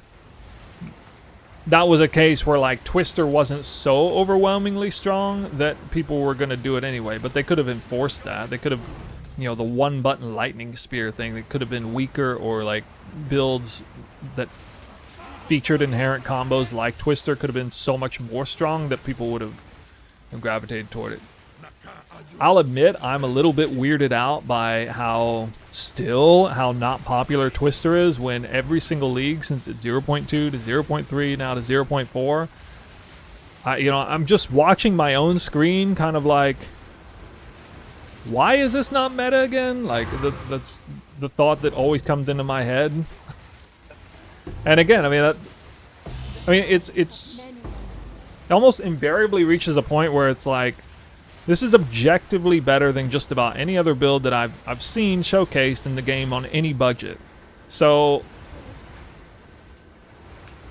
I'm left with no opinion other than to assume, well, you know, it's because nobody really popular has popularized this build yet.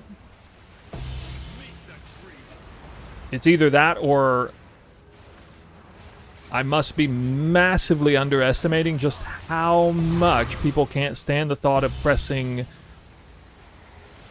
holding one button down to move, and then occasionally pressing two other buttons in sequence in some sort of rotation, a technically 3-button rotation, but you're not spamming any of the buttons, so it's not even like, I don't know.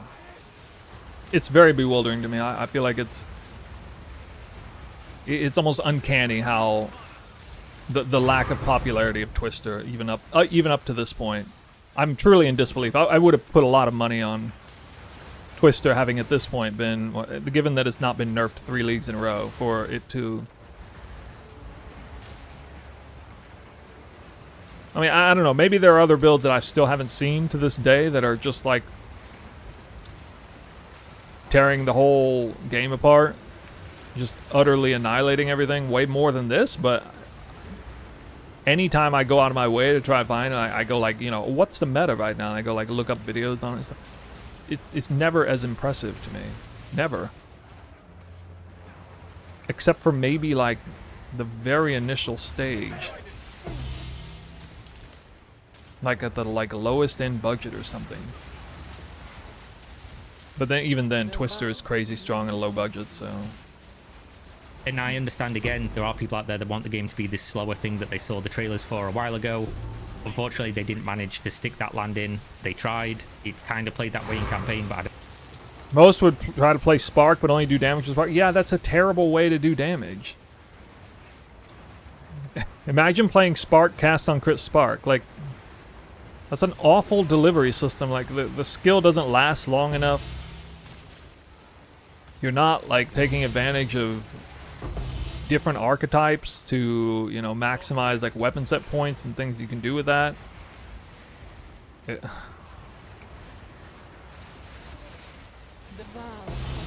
I mean, it's no wonder there's not a whole lot of experimentation to build when people are like...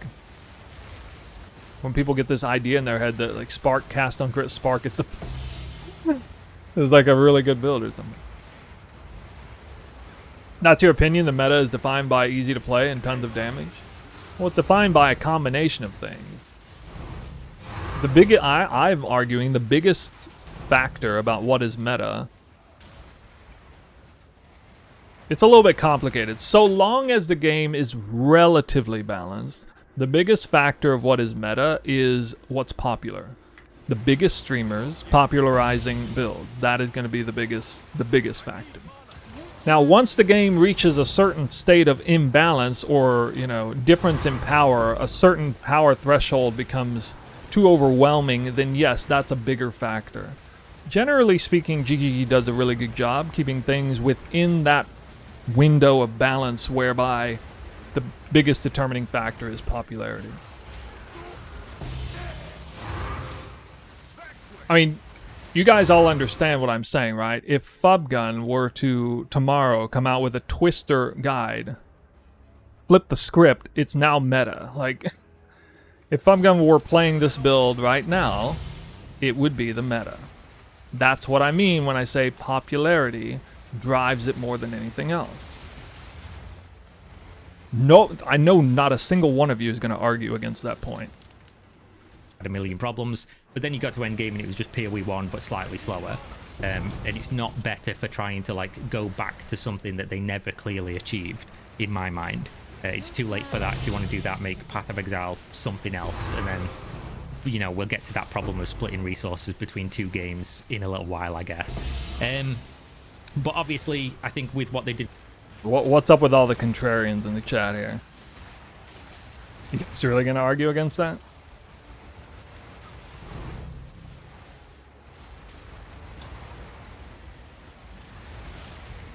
All it takes is a small critical mass of players to start, like, chasing or creating a meta or changing the meta.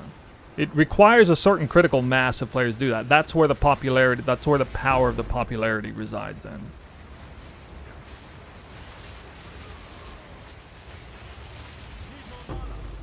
What build is this? Is there a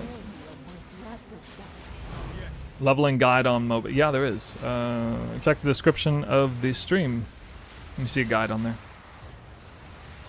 I am really just like disrespecting this YouTuber here by like pausing a video this many times. with 0.2 and how they handle nerfs and things doesn't make sense. And especially so, there was a situation, and has been multiple situations, where they have said we're not going to nerf things mid-league, but then they've nerfed things mid-league. And I'll give you one example. There was a bug, we don't know if it was a bug or not, but basically in 0.4, when the league started, there was a talent node that basically was making it so when you use the new Abyss precursor tablets, they were making more rares spawn. It was like they were supposed to, according to GGG, spawn like 1 or 2 more rares per keyword on the tablet on the overall map, but it was spawning like 1 or 2 more rares per Abyss breach, which obviously you could have like a bunch of them on a map, especially because now they've split them up due to the fact that they're trying to make the game perform better, which they did, by the way. The game performs way better. Good job, GGG. I'll give you credit on that one. That sounds like I'm being sarcastic. I'm really not. The game performs not ideal still, but it's a million miles better on my PC and all my friends' PCs this league than it was in 0.3.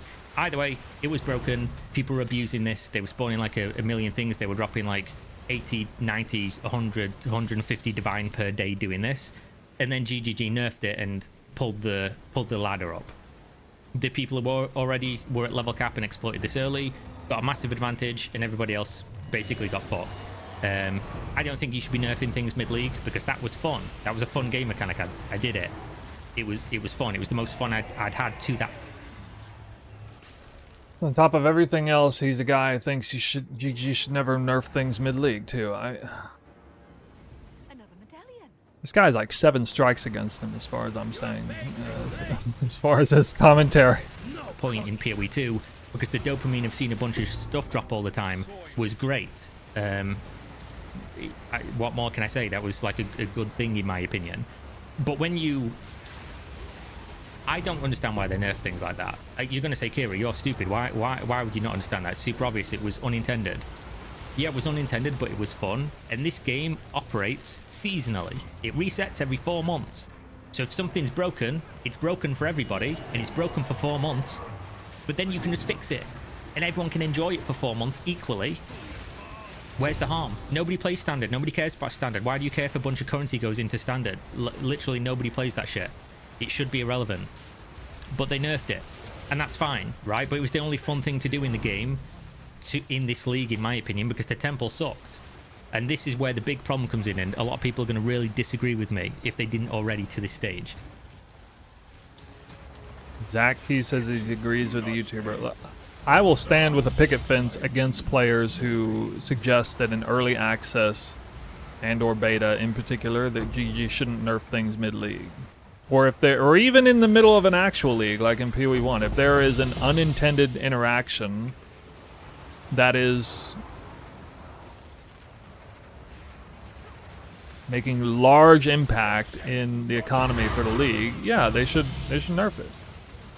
I mean, do you guys, those of you who, one of the more egregious examples was Necropolis League.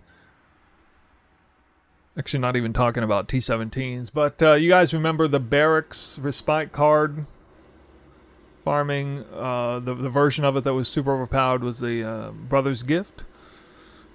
Tier 4 maps, Brothers Gift farming, spamming it with the new Scarab, where it could only drop cards in that map with the eye level of the map being so low that Brothers Gift was the only card it could drop. And people were making like mirrors on the multiple mirrors a day, and like day 1, 2. And GG nerfed that in the middle and then banned those players. Like, do you disagree? Do you think they should have just left that in and then like...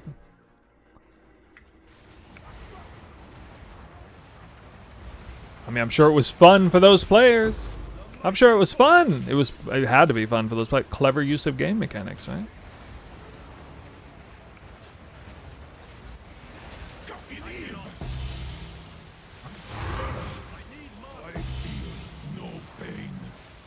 I feel like most people were glad that that got deleted in the middle of the league. You're going to really disagree with my assessment of the temple. The temple sucked at the beginning. Did it suck to the degree people were talking about? It's hard to tell, because the way it's implemented and the way you have to interact with the temple, as you'll see here, you do the temple, and then you have to, you put your cards in, they're random, you don't know what you're going to get, and then you leave and you have to go do maps that you perhaps don't want to do to get more energy to open the temple again, and then hopefully you get the room cards you're looking for. You can't save the room cards. You can only get these medallions dropping. You can only have 6. It's not a great system. I think it's, again, one of those things where it punishes you for trying. Wow. Rare W. Yes, the medallion max medallion count, I think that's kind of what he's saying, should be more than 6. That is way too restrictive for the mechanic, the way it works. That's been something I've been pushing the whole time. Trying to play the game. But obviously you can see my temple's really built out in a way it shouldn't be. This should not exist. It's a bug. It's exploiting multiple bugs to build the temple in this way. I wonder what kind of temple he's using.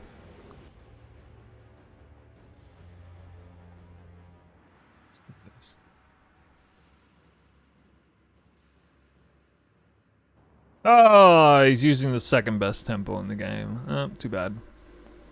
Too bad. Obviously you can see my temple's really built out in a way it shouldn't be. This should not exist. It's a bug. It's exploiting multiple bugs to build the temple in this way. And basically what GGG wanted you to do with the temple is, I guess, open it, put down all your room cards, run the temple, and then just fucking, I don't know, cross your fingers and toes that the rooms you wanted to keep didn't get destabilized, but always be limited to being unable to build like a huge temple. Which means it didn't scale very well, which means it wasn't really massively worth running unless you were just building a path to the boss, doing the boss, building a path to the boss, doing the boss. It just wasn't a good system. And then people figured it out, which is why I said, at the beginning it maybe wasn't as bad as people thought it was, because there was no documentation and it was so immediately not rewarding that people didn't want to spend the time to try to figure it out. But then people figured it out, and they figured out you could use it better, that you could abuse it in a way that the game devs didn't intend, and that was the only way to make it good, and that is building a snake. What is building a snake, Kira? Well, you could basically put room on room on room on room, and it will only try to destabilize the end of the chain. Instead of like, oh, if there's a bunch of stuff that's next to each other but they're not leading on to each other, it will try to destabilize like a bunch of shit.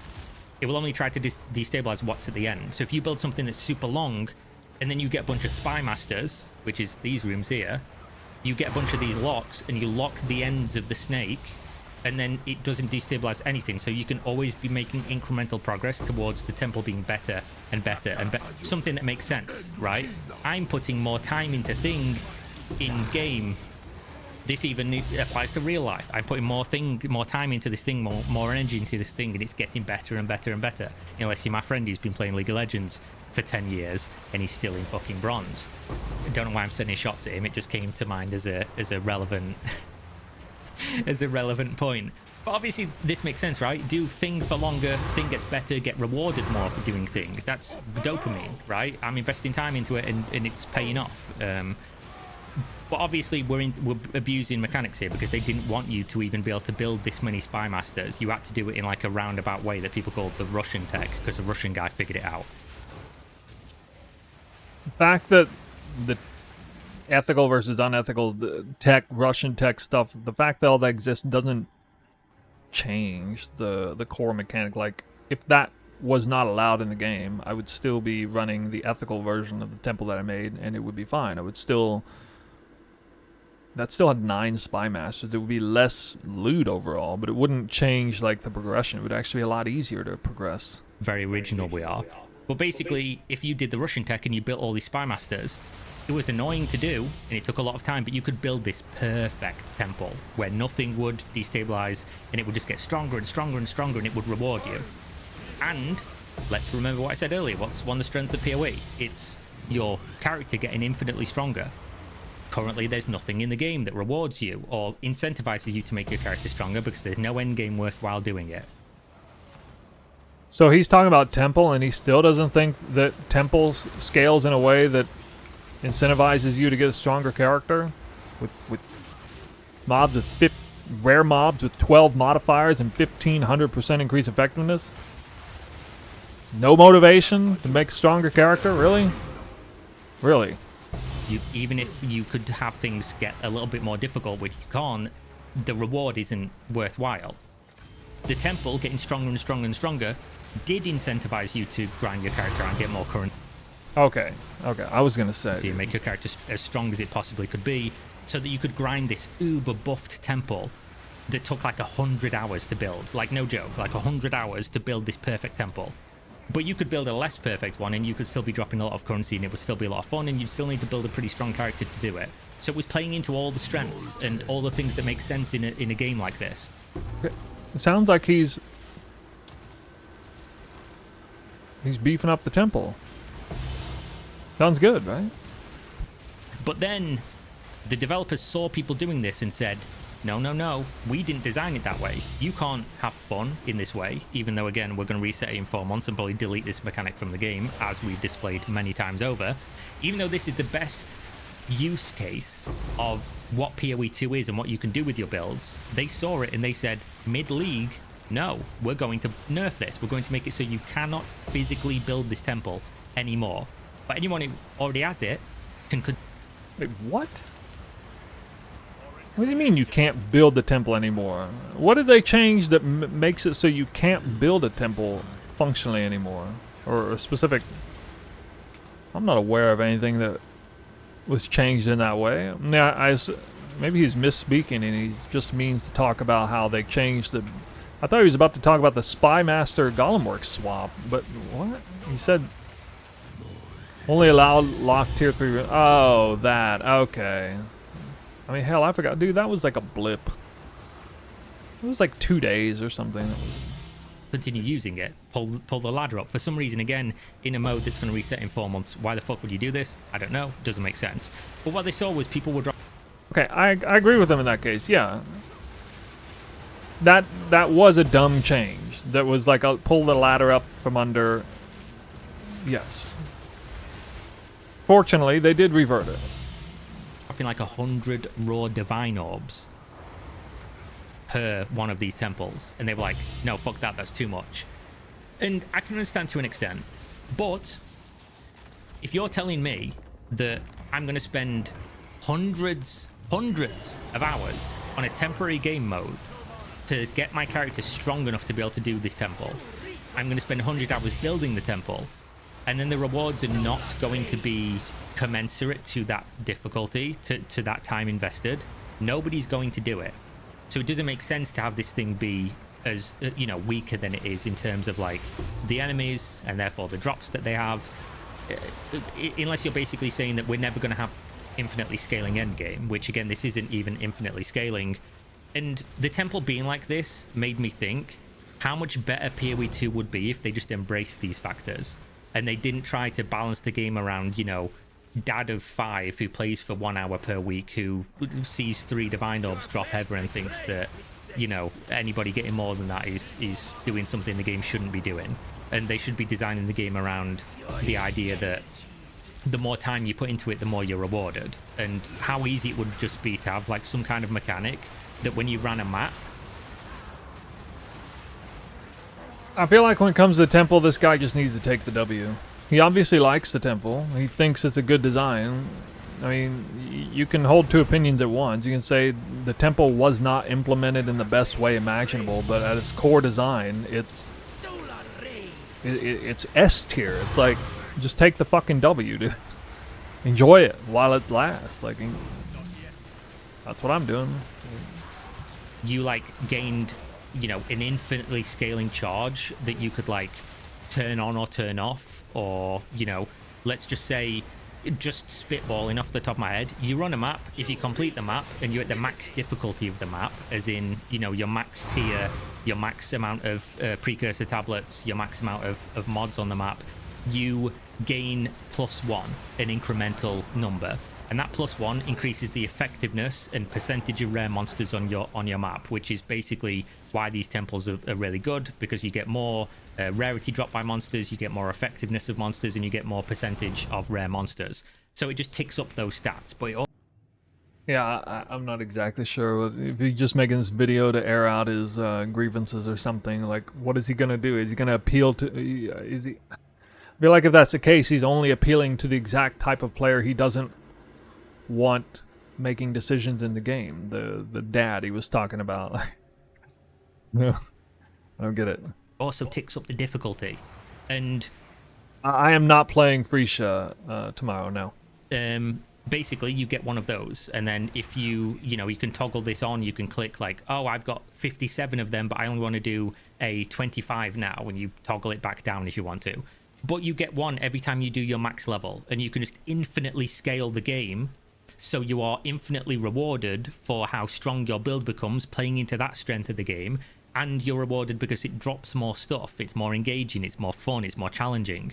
This is like a shoo-in for the game. Like, this just makes sense. I don't know why it doesn't have it. And them looking at the temple and being like, oh, no, you're doing something we didn't want you to do. You took this shit game mechanic that nobody really enjoyed, made it actually good, and were immediately going to try to come in and yank the toy out of your hands because you're playing it with it in a way we didn't foresee. Just kind of makes me worried for the future of the game. In many ways, when you combine it with everything else. I didn't drop a single lock medallion that run. Ruh-roh.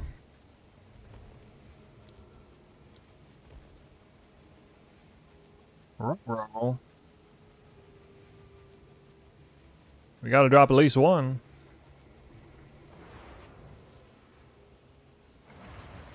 That'll be fine. I'm not gonna drop 0 again.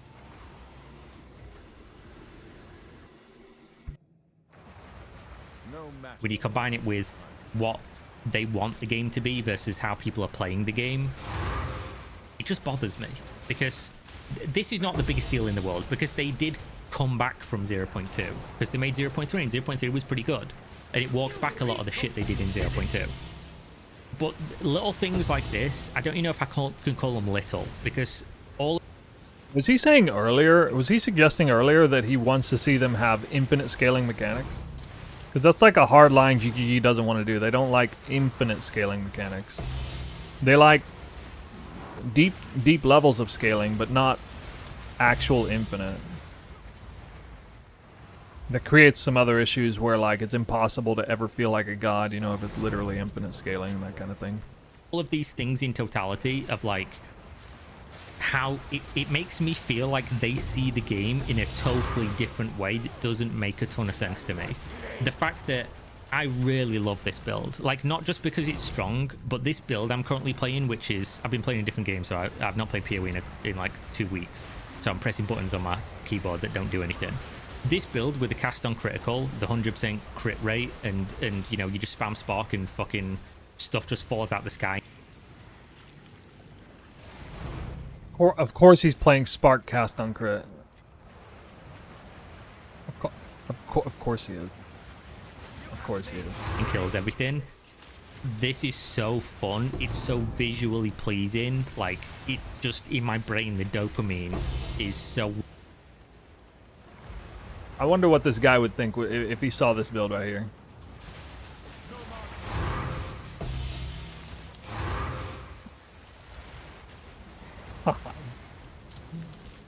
Wild. And it was like that in 0.1 where you could just like chain multiple heralds and everything on your screen would just be exploding in ice. It looked so cool, and I'd just sit playing the game locked in, listening to music, watching TV show, just collecting things, just doing what... I'll one up you, bro. I will lock in so hard I'll listen to your own YouTube reaction. That's how locked in I am with this build. Now what? Now what? I think is the strength of playing an ARPG like this. And then in 0.2 they're like, oh, now you've got a parry mob. Parry the 1,000 mobs on your screen and dodge the 75 different mobs that explode on the ground. Like, press all the buttons. Oh, we're adding totems, but in this version of the game you need power chargers. Like, here's a barrier for using this ability you want to use. You've got to use the stuff you don't want to use, like in an MMO. Oh, you've got to use your Sinister Strike to get your combo points so that you can press your Eviscerate. The fun buttons are locked behind the unfun buttons. Like, the way that they want you to play PoE 2, judging by what they've done in repeated revisions of the game and repeated leagues, the mid-league nerfs, the lack of endgame scaling, they're trying to fucking remove stuff because it's been used in an unintended but fun way. All of these things just really make me worry about, you know, where PoE 2's gonna go and whether or not they're going to... Again, this is just my opinion.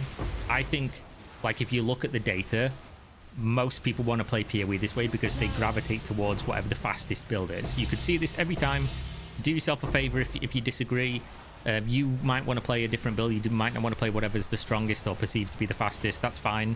You have that option, and I'm advocating for you to always have that option by them not nerfing the build you want to play. But just in general, when a league comes out, just go look at whatever, go look at PoE Ninja, look at the data. People go to whatever's fastest. It just is. It's how people play these games. It's not going to change. It's, you know, people play the meta builds in all things. People look up what's the strongest Dota 2 hero, what's got the highest win rate, and they'll play that because they want the win. They want to compete. They want to be the best. They want to do the best. They want to do it the quickest. They want to farm the currency the fastest in PoE. It's just how people play. And if you don't want to play that way, that's cool. Again, advocating that builds don't get nerfed so that you can play whatever you want that isn't flavor of the month. But with them changing the game to be slower and nerfing the fast builds just for people to go to a build that could even be faster than that, doesn't make a ton of sense. I wish they'd just leave builds that people enjoyed and then everyone can play everything all the time and add new things that give people more options, because options are good in this game. It makes all the... There are probably a dozen builds that exist out there in the ether that have not yet been theory crafted or experimented with enough that probably blow this build out of the water, the one I'm playing right here. GGG doesn't have to buff everything out there. People can actually, you know, get to work and experiment with things and find the gems that exist out there. I mean, I don't even want to live in a world where every single build supposedly is perfectly viable, because then there's no speciality. There's nothing special about any build. They're just all the same, basically. It's slightly different for what, different color spells. You know, there is... If GGG tried their damnedest to balance everything around this idea that everyone is just going to play the strongest, fastest build every time, and, you know, we have to bring literally everything into alignment. They got to homogenize all the skills, all the supports. There's not going to be anything flavorful or interesting about any build. And, yeah, I mean, I don't know. I've been playing ARPGs long enough to know that that's a losing strategy. A terrible losing strategy for improving a game. Strengths of the game. stronger, which is presumably why what you'd want to do with your game. That being said, I played 1,400 hours of PoE 2. If they continue down this route and they nerf all the builds I enjoy playing, and all these things continue happening, and they don't add infinite scaling, and they delete the temple from being good, and they don't reward me for spending my time, I'm probably still going to play the game because I like it. I wouldn't have these issues, and I wouldn't even make this video if I didn't like the game, because I want them to see this. I want people to agree with me, and I want the game to be as good as it can be in my eyes. I could be totally wrong about all this. I could just be, that hardcore player who wants everything to be for him or whatever. I don't think that's the case, but, it totally could be. A million things I forgot. Oh, yeah, there is one thing I want to mention. Everyone's going to hate this, but I'm going to say it anyway. Designing Path of Exile, developing PoE 1 and PoE 2 together is hurting both games. It's harming both games, inevitably. Like, you cannot say that this is not the case. What they're doing at the moment is like 2 months on, 2 months off, seemingly, from what they've said, as far as I understand it. So they're releasing a PoE 1 season, an update every 2 months, every 4 months, sorry. But because they're releasing the PoE 2 update every 4 months, there's like an overlap where it's like 2 months on this game, 2 months on this game. PoE 1 updates have been poorly received. PoE 2 updates have been poorly received. Both games are doing worse because they're focusing on 2 games. I think PoE 2 is the better game. I think PoE 2 has the largest ceiling of where it can go. PoE 2 updates have been poorly received. I don't think that's true. I think 0.3 and 0.4 were both quite well received. 0.4 initially with the temple was poorly received, but I think people's opinion changed about that pretty swiftly.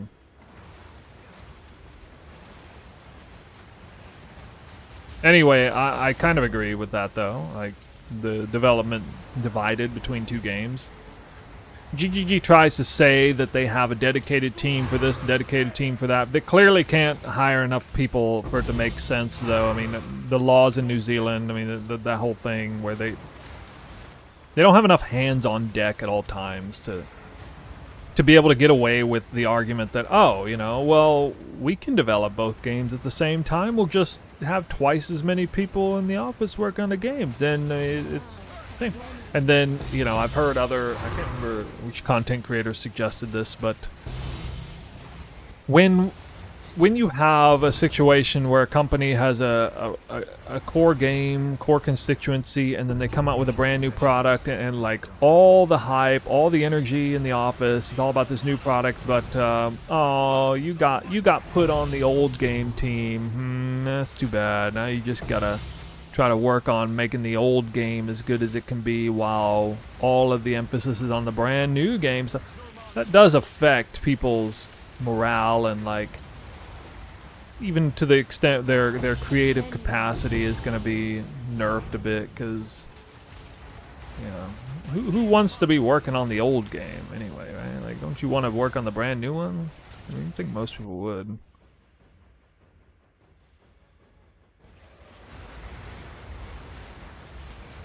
I mean, it's kind of a small thing, but kind of not at the same time. I got 1 lock, but I need more than 1. I think more people play PoE 2 than what play PoE 1, looking at the data. Unless you can play PoE 1 off client, then maybe I'm totally wrong. I have no idea. But it makes sense to put more emphasis on PoE 2. I know PoE 1 players are going to hate that. I know there's a bunch of PoE 1 players who don't like PoE 2. But obviously the newer game should probably get the most resources. Or hire a completely different dedicated team that only work on both games. You have enough money. Like, you sell a lot of expensive microtransactions in this game. It's very popular. Oh, they apparently can't because of the law, like the actual government getting in the way of it. Which, yeah, it's pretty dumb. But both games are very popular. I don't know why it is the way that it is, but it seems like they want the core people to be moving between projects like on a 2-month cycle, and it's not good. Also, I will just say, this game is early access. Locking updates that make the game better behind, oh, it will only come in a big batch update every 4 months is kind of fucking stupid in my mind, because they do mini updates.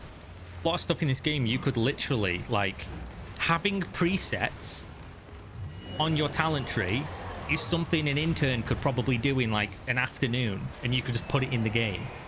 4 months later in an update is just mind-blowing. Like, there was even a time, I can't give you the exact quote, but on the 0.4 update live stream where they announced what was going to be in the league and everything, like the week before or whatever that they always do, Jonathan said something along the lines of, or it might have been Mark, they said like, oh, we had that update done and we just forgot to put it in the game, but oh, that's going to be in 0.4.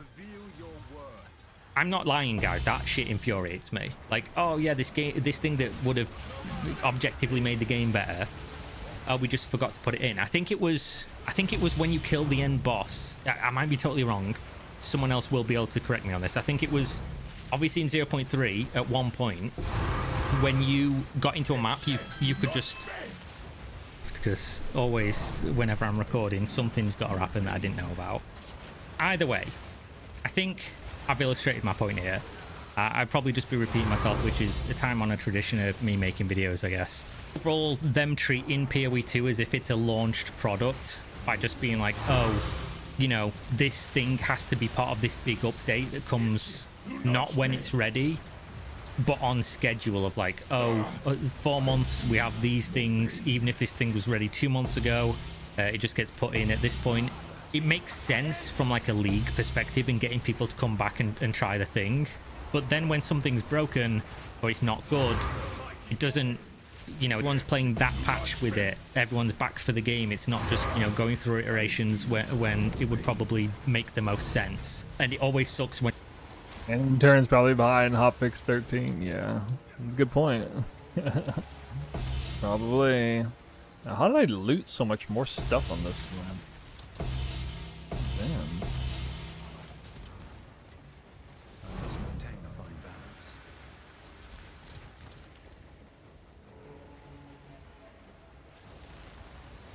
Reveal your worth.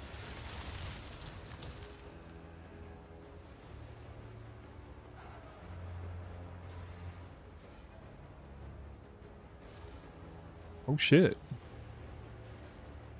Oh shit. What?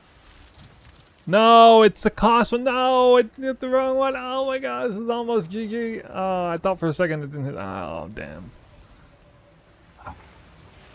That was almost crazy, dude. Actually score 2 of the damage ones. That's best in slot. That's a best in slot hit, but it removed the wrong one. There's a 3 out of 5 chance of removing the right one in this scenario. So, or a 2 in 5 chance of removing the right one, but it failed. Man. That's probably still a little bit valuable, though. What the fuck? Get off me. Vanquish. I'm unable.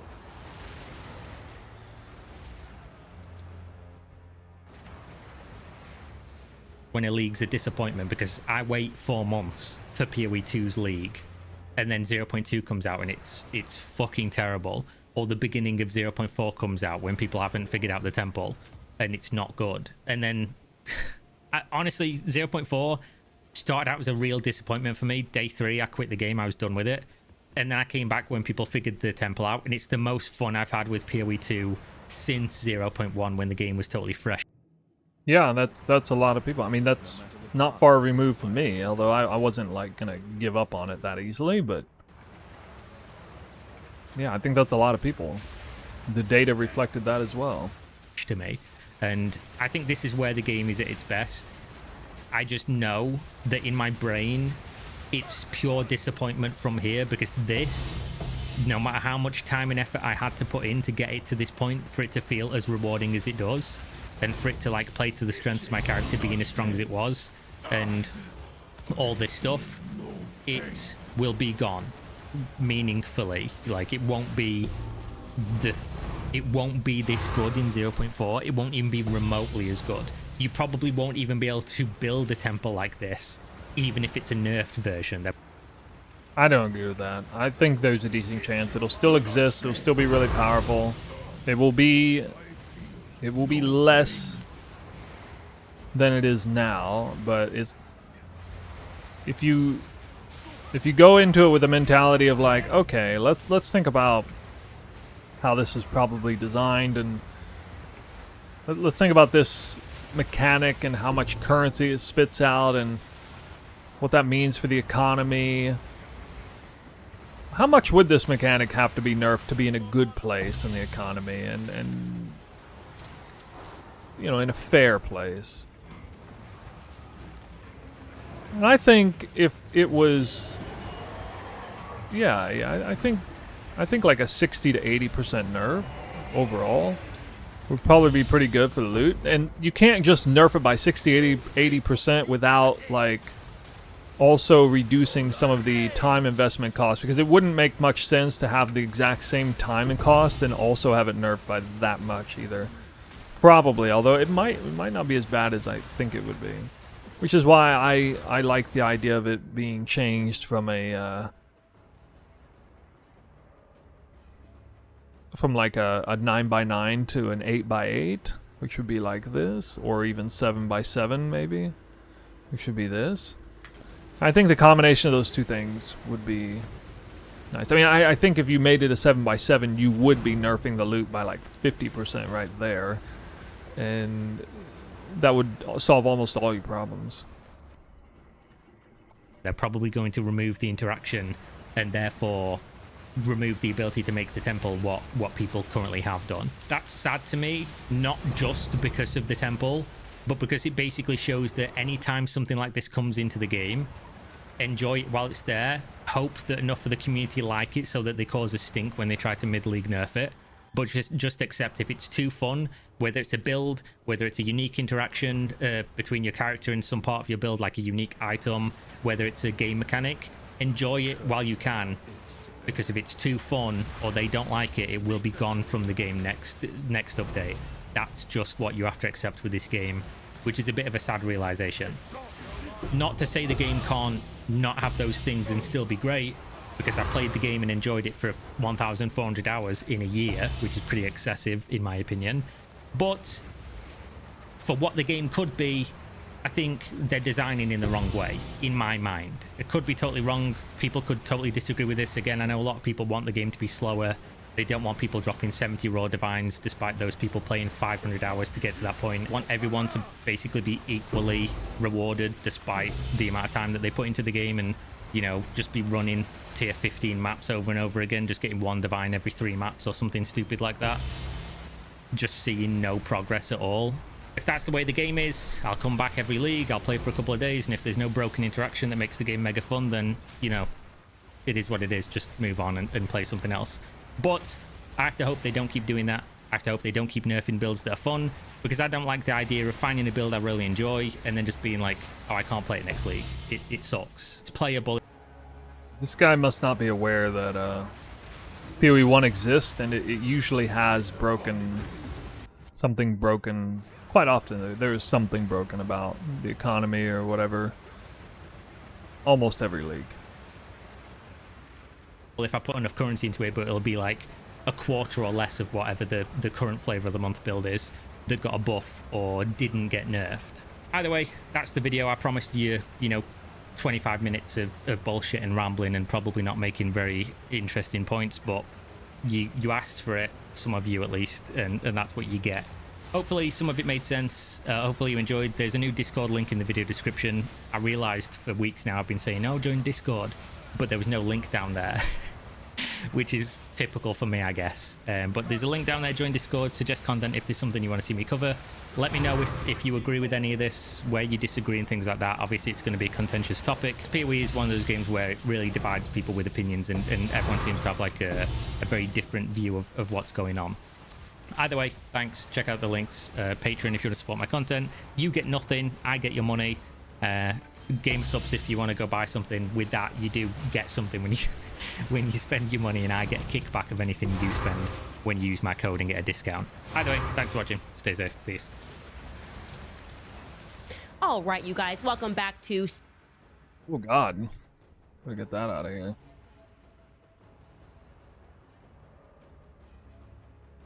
Oh, the algorithm's on overdrive today.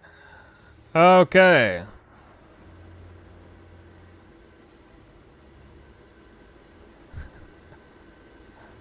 Yeah, I don't usually watch Candace Owens, but I have seen a couple of things. That's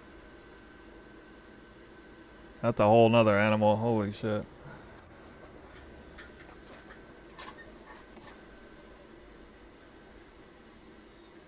I go for a maximum shock value because I'm over here in Japan, so I gotta when I look at U.S. politics, I gotta check like the extremes on all ends of the spectrums. I gotta watch me a little bit of Jimmy Dore, a little bit of this and that, a little bit of Joe Rogan, a little bit of all the top players. Yeah, but that's alright, we don't talk about that. Funny thing is, I don't even have that strong of opinions on any of that. Yeah, it's I feel like I watch it for more entertainment than anything, but it's kind of messed up, everything going on over there. What do you guys think of that video? Okay, what up, friendos? Welcome back.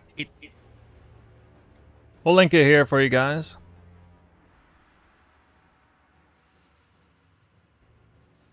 We'll link it here for you guys. Agree with half of it. Alright, this is named Kira. I've never seen his content before. Happy that he made a video, voiced his opinion. I definitely disagreed with surprisingly a lot of things that he said. I say surprisingly because he's apparently a sort of blaster type.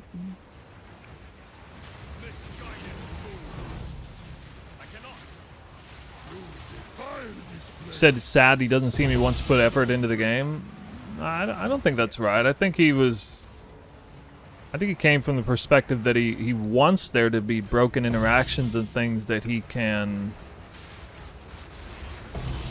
sink a lot of time and effort into, and he wants there to be real difficult, challenging things in the game. But he also doesn't want like builds to get nerfed mid-league and stuff, or anything to ever get taken. He hates it when things are taken away mid-league ever, even if it's like quasi-exploit.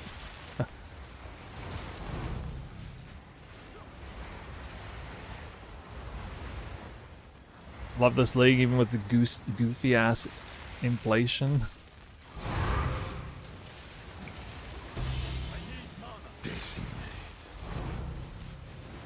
Guys, looks like I dropped 0 locks last run and 1 lock this run.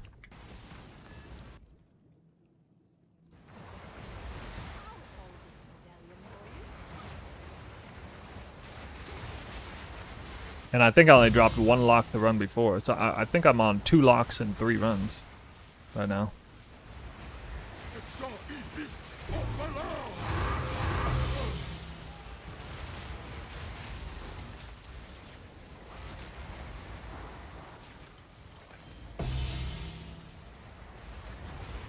I'm still gonna go into the next run with the full temple though. That's the funny thing.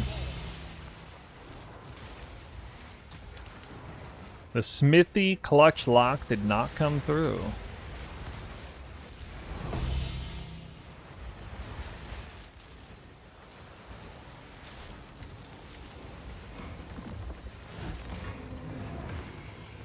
Oh my god.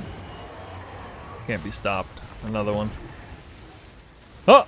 Oh, it's not a lock. Can I trade this Palm of the Dreamer for a lock, please? Please? Can you switch it out? Let me know. You reek of stupidity. Make a quick little trade there. No consequence.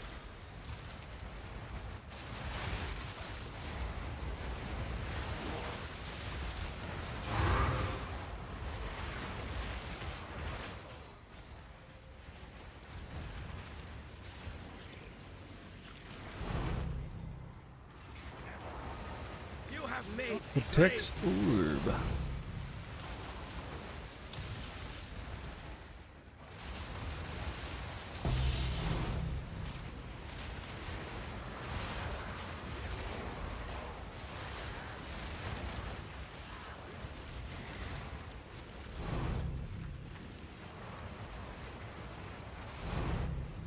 Where? Way off screen. You reek of stupidity! Back to the soil.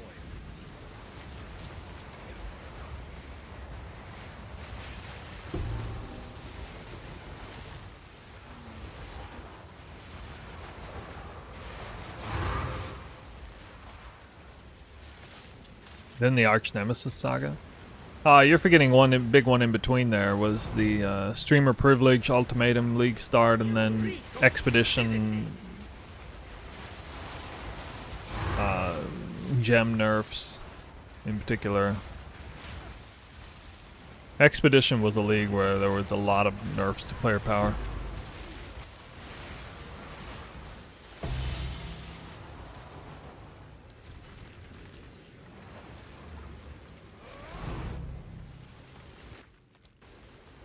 I wasn't around during Harvest, though.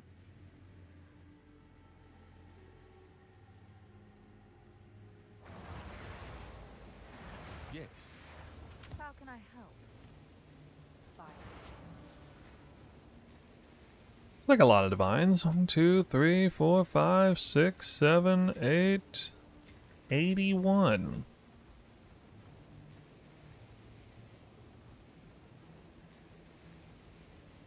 Okay. Okay.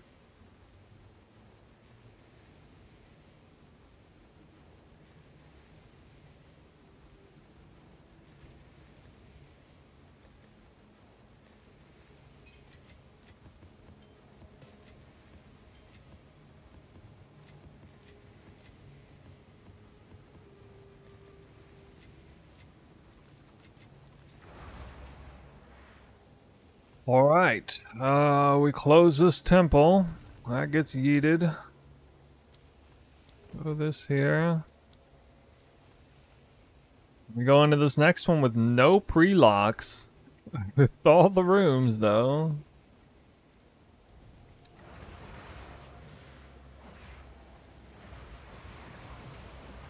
Who's feeling a little anxious now? Who's feeling a little anxious? I'm probably gonna drop like 6 locks this run. It's alright, guys. I'm gonna drop like 6 locks. Nothing. Nothing. I cannot. Purely. You have made a great mistake. Inferno.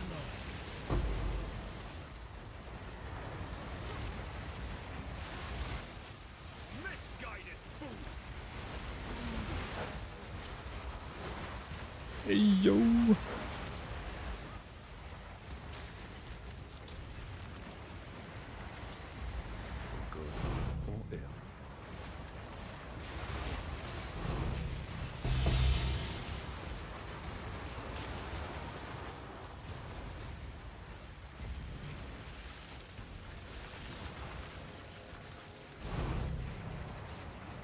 I mean, it's really rare to get 0. I feel like 0 is like not even a 5% chance to go a whole temple with 0 lock medallions. But if I do get 0 lock medallions this time, this is getting obliterated. So long as that doesn't happen. You reek of stupidity.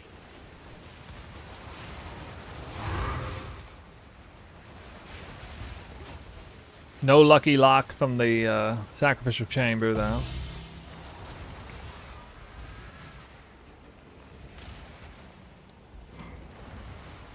See how reliable those spy masters are on this one.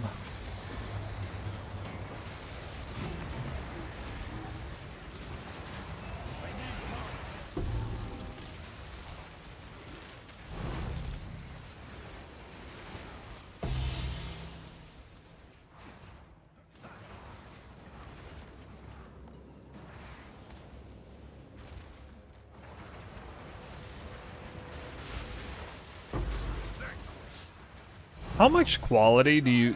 What is the maximum quality you can get from Valorbing a charm?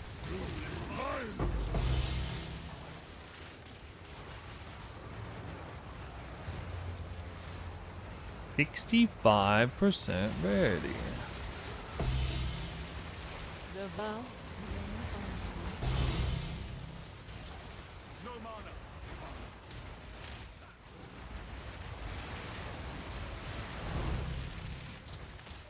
No lock from the first Spy Master. I'm unable.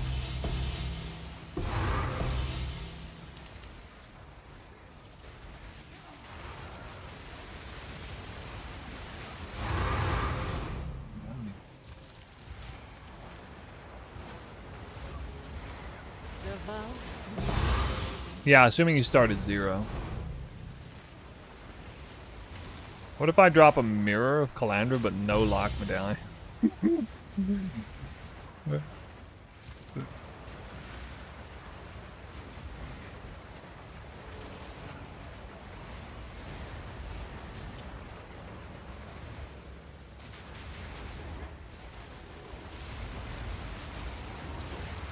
Nothing from Spy Master 2. No mana.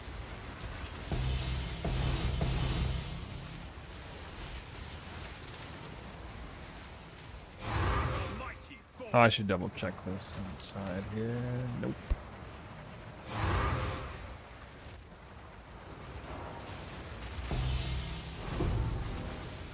The vow.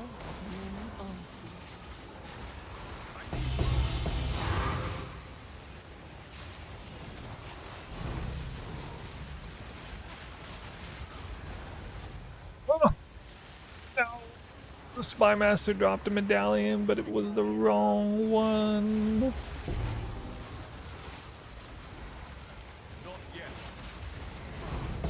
yet. Butt clenching? We're not butt clenching yet. No, no.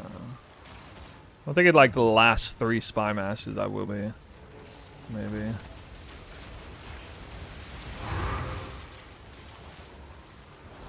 Alright, sure. You suck. Perhaps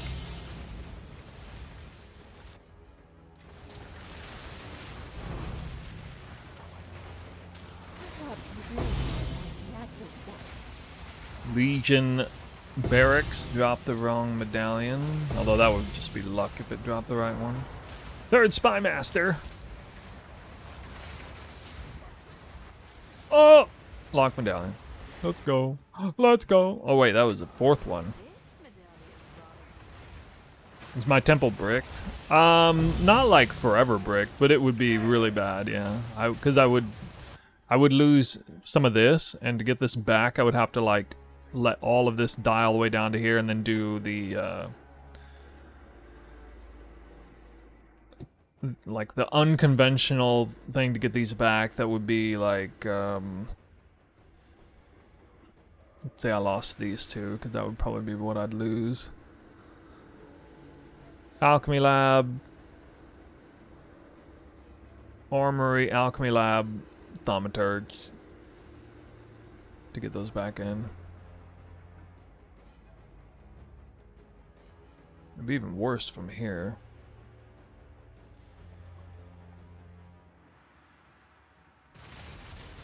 Anyway, you know, I could do it, but it would be a headache to get it back.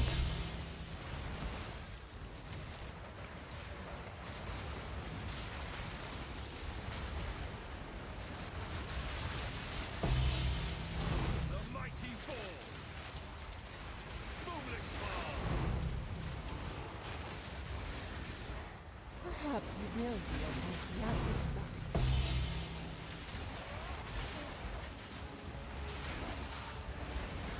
Fourth Spy Master.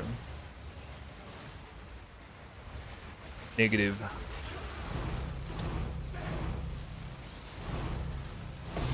I mean, it's been like 50 temples since I've been in this situation. At least like 50 temples.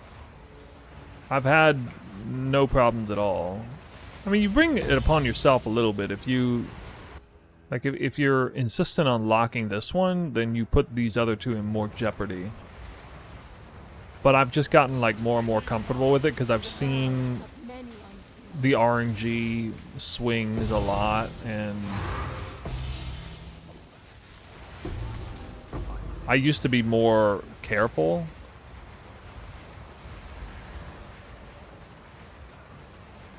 But it's like annoying both ways. Like if you're extra careful and then you like let part of your less important chain die, but then you find out like the following run, you would have been totally fine if you just lock everything down and you would have got it all back real quick, and now you're stuck trying to rebuild a chain that you feel like you shouldn't even have to be doing because you played it too safe. You know. Devour of many My item rarity. I got 179 player rarity.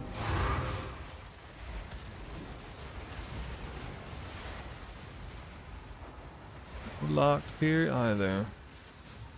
Reveal your worth.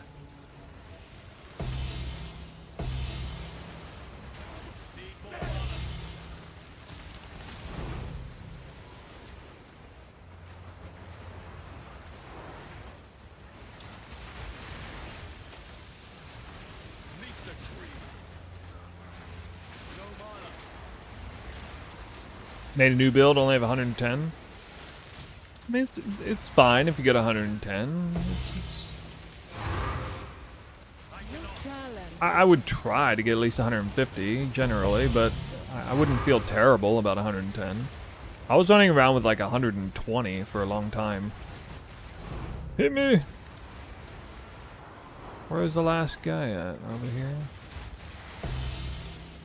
Oof. Locke's being stingy again. Did you get invited for ExileCon?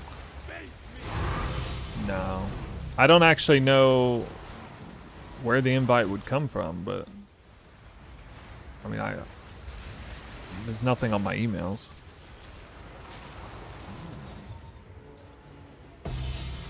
The GGG's never reached out to me about anything. I don't even know the medium by which they would contact me, if they did.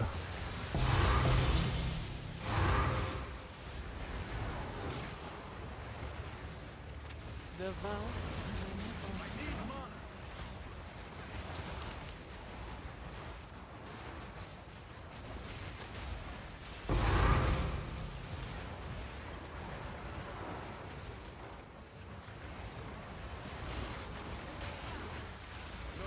Are there like numerous content creators who are less influential than me who are getting invited out? Yeah, I'm thinking about going either way. You bought me a beer last time? Well, thanks for the beer. Maybe I'll try to return the favor. Guess I gotta go. I owe this guy one. Devour. Many unseen.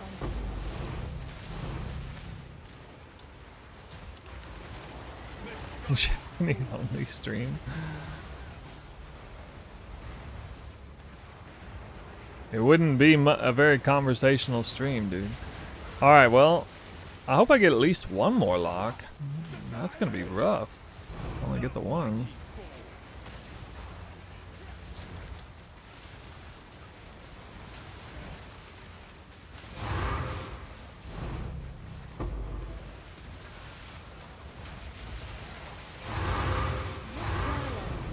Final Spy Master.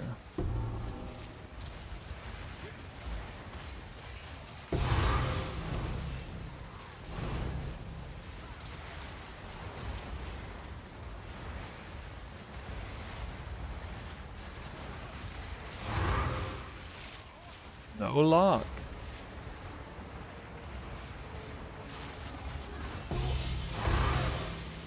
Your stream absolutely destroys the YouTube compression algorithm. What? Really?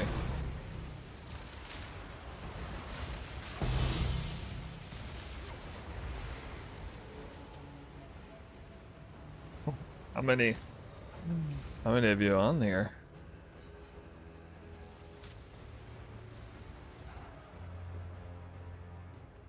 I'm not doing anything extra fancy.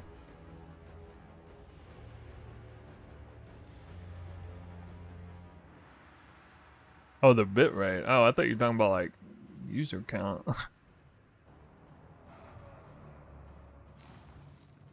I mean, this is weird though, because there's 140 people watching on YouTube and only 97 on Twitch. That is wild discrepancy. Twitch is dead.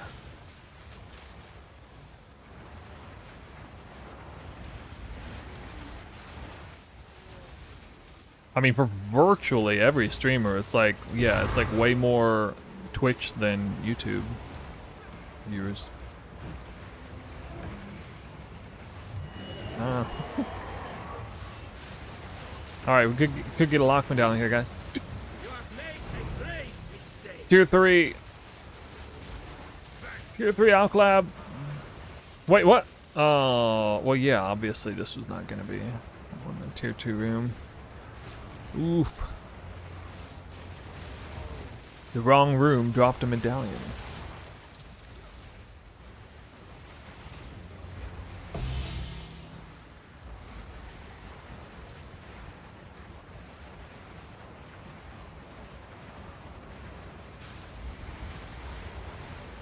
Well, I got like 7,000, I think, 7,000 bitrate going into the streams, so I'd hope that would be enough.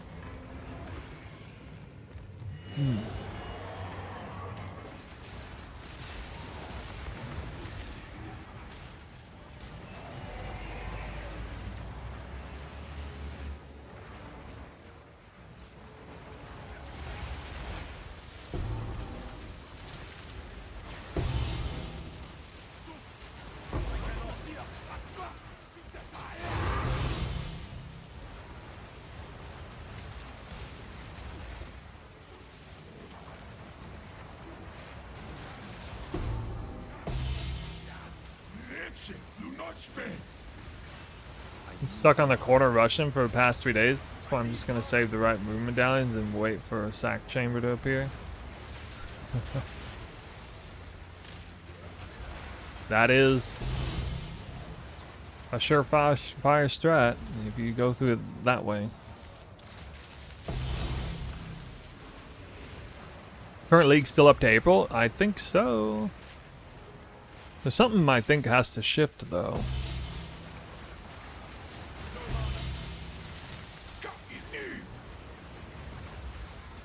I mean, everybody thinks that the game is going to fully release December.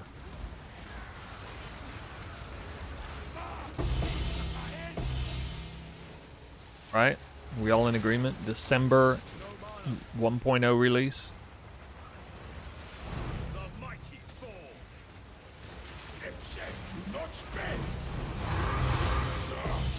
I am deemed no pain.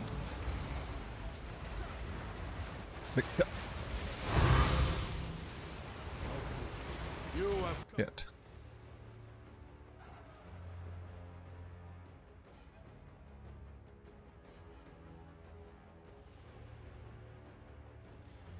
come too far. He'll do it. And my desire die never. I don't think it automatically closes now. I got worried for a second. It automatically closes now. If I die. If I die in any of these, it automatically closes. But we did secure this one down.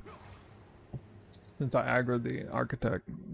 I told myself not to do that, man. So stupid. Alright. Really important that I don't die.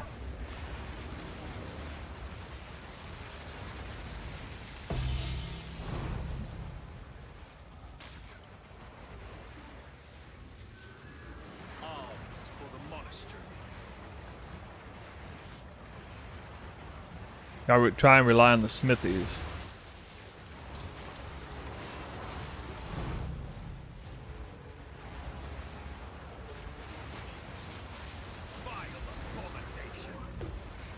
Oh, fuck me. What? Oh, great.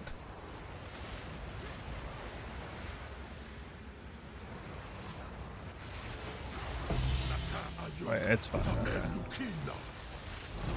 Okay. Okay, we're fine. I thought that was about to be bad. I'm afraid I'm gonna have to remove my headhunter buffs over here. Hope not.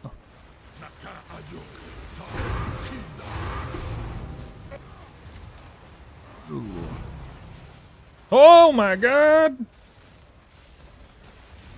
Shit, I literally can't pick it up. Oh, dude. I'm like spamming that thing. Give me that. Give me that. Give me. Medallion for you. Saved. The smithy lock. That was crazy how hard I was spamming that, trying not to like move around.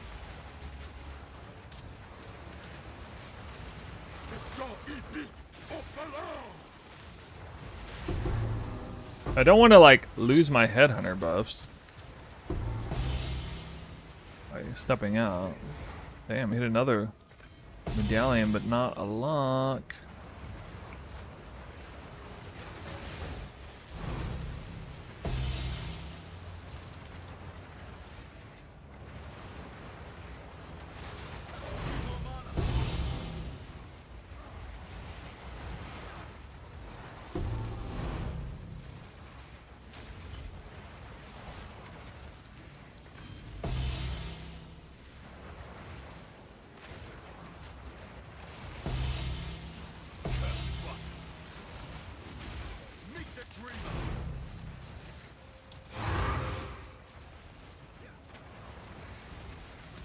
Temple having 8 modifiers makes it look really good compared to the other ones I saw. Thanks, it is really good. Yeah, I think that makes a lot of difference in the loot.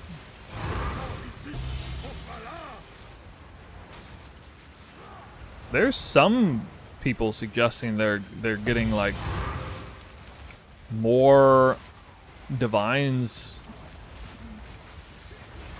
on average than I am, but like if I have a fully completed temple, I'm averaging, I guess, around, yeah, somewhere around 80.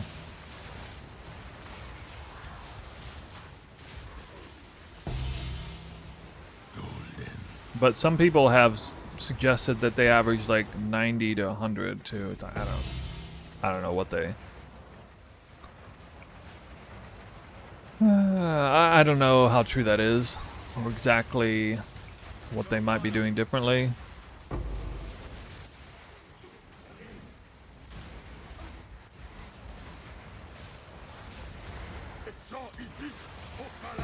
I think if that's happening, it might be like a little bit less on corruption chambers, a little more on alclabs. No, they're suggesting that they're doing it solo, not even with an aura bot. I even had one person suggest they get between 90 and 120 solo. I'm like, I don't even believe that. I think they were making it up.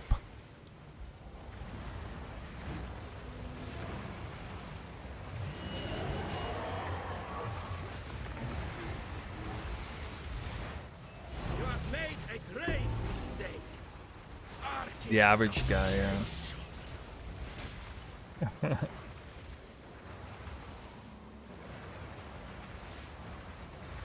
I don't even know if tier 2 thaumatars can drop a lock medallion.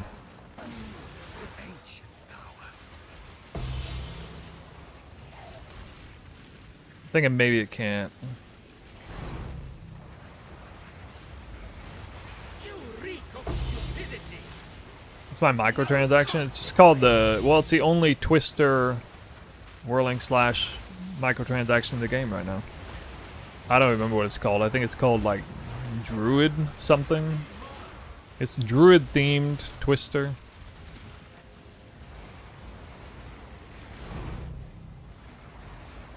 You have made a grave mistake.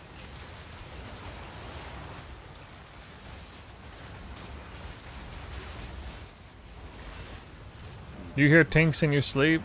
Maybe that's why my sleep's been suffering lately. I don't know. Keep waking up from the tink sound.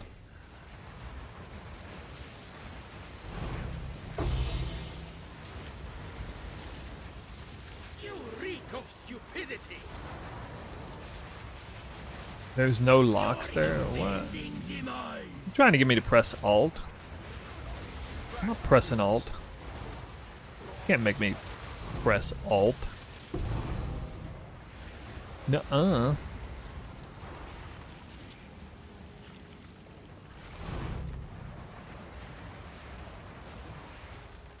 I still have to post-lock that room. I still can't die. It's kind of dangerous because these rooms are actually the highest death likelihood is from these rooms here. Not this one, but the right up here. Jesus Christ. Spawned with almost nothing but mana siphoners. No pain. Good.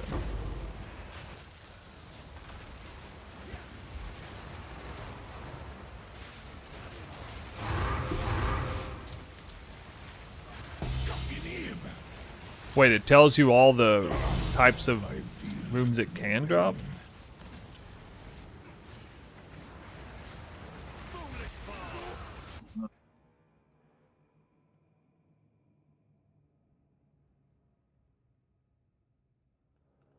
Oh.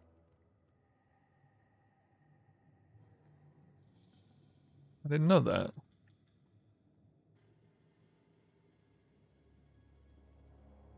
Wow, I didn't even know this. Juatolotto.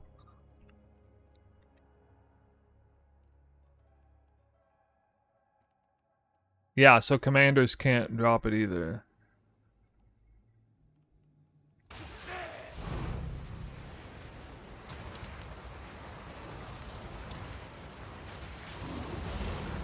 You really can only get it from Legion Barracks, Alchemy Lab, or Smithy, aside from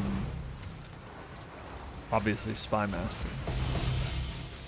So there's only one more room in here I can get it from, and it's this one. Right here. Make it happen. Give me a bonus lock. One to go. Yeah.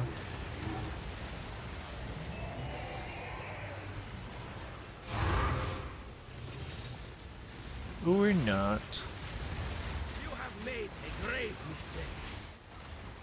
Square.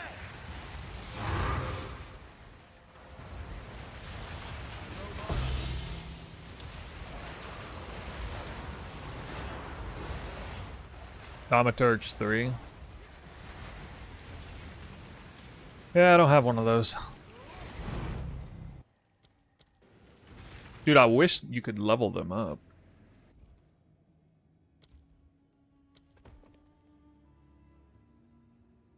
Yeah, really playing with fire here.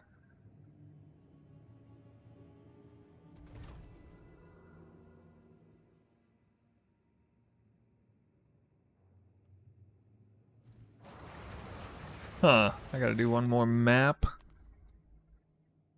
I've ever played hardcore? I have ever played hardcore, yeah. I'm thinking 0.2 for a split second. It was like after the league was over. I think I did like 1 day on stream. I did not die either. Well, oh wait, I did die in Act 1, I think, one time, and then made it in the middle of Act 2, but I didn't really play. 10, 20, 30, 40, 50, 60, 76.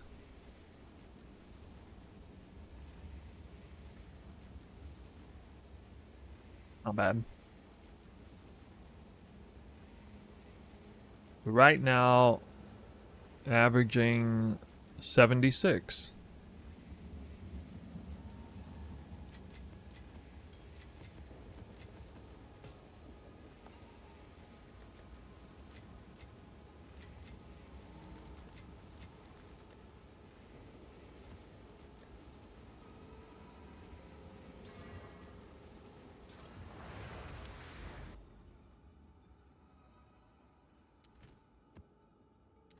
Is it nerd? Good. Is it worth it to aim for 100% crit when you're not using custom crit?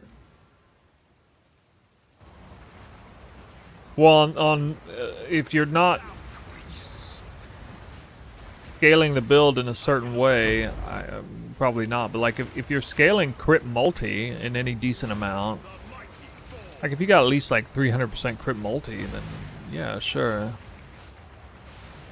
You can rely on Headhunter to cap out your crit. You don't need to have 100% crit chance out of combat. I only have like 45% crit chance out of combat, if that. But I got a cat, rite of passage, combined with Headhunter. That's such a huge amount of conditional crit, but you know, in Temple it's up 100% of the time.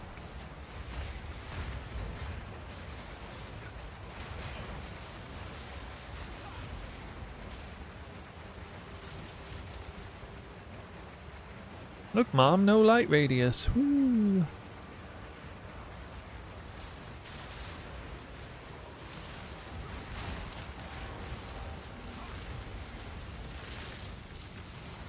Let's see if I can get that Golem Works back in. I might save my banger temple right here. Just drop a bunch of locks. I gotta get the Golem Works to spawn. Oh, there it is. Got him. Didn't even need to use the reroll. Look at that. Can't be stopped. 0 locks entering again.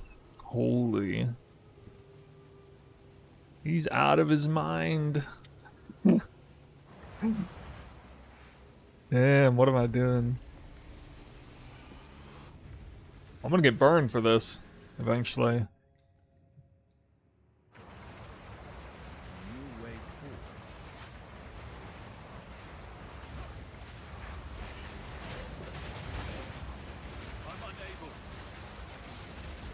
You try to not aggro the architect again.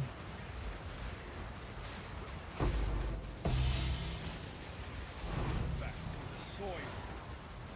I'm unable. You have made a grave. Wait, this guy can't even drop it? What? The architect can't even drop a lock medallion. That's so bad. I thought maybe for a second it would be worth killing him because he could drop lock medallions, but he can't drop them. What? Stupid. Oh, we know this room can. This room drops every medallion. What?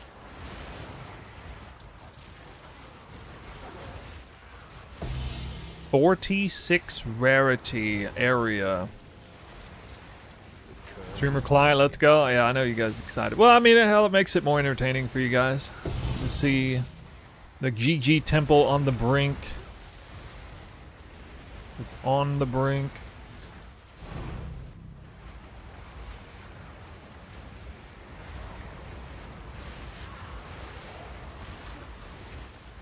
Jeez.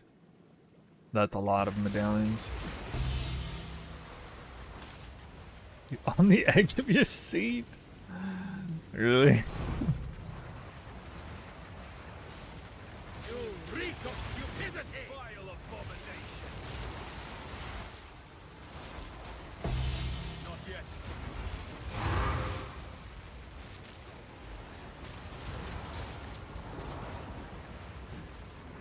Really just gotta get at least one.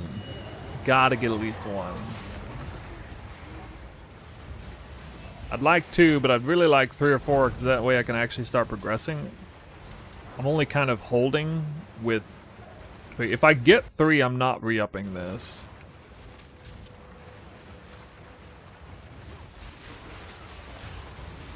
First Legion Barracks.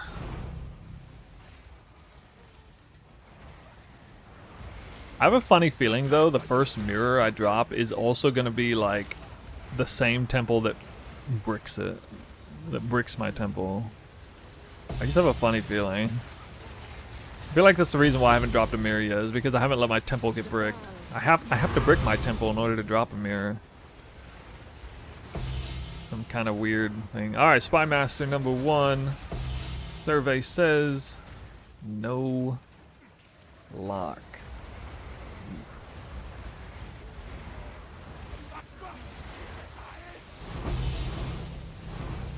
Alright.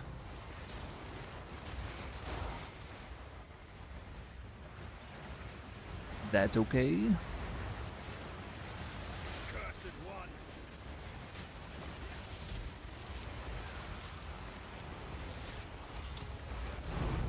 Spy Master 2.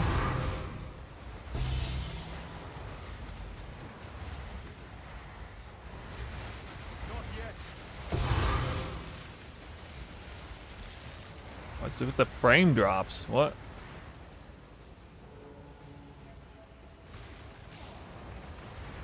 That would be absolutely devastating if I DC'd here. I'm scared. I gotta hurry up and beat the DC. Oh my god. What if I get like shanked out of here and it bricks? Don't even get the run. That would be so bad. I'd be like dying in hardcore. Oh, what? Oh, wrong medallion.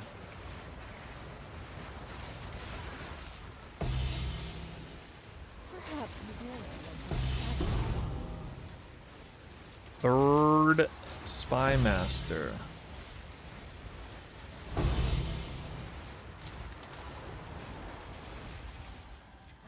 No again.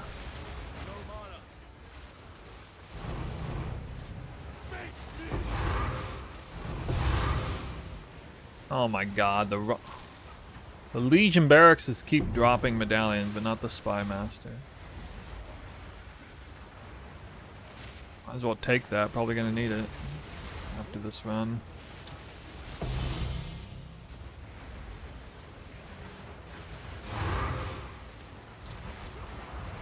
You challenge.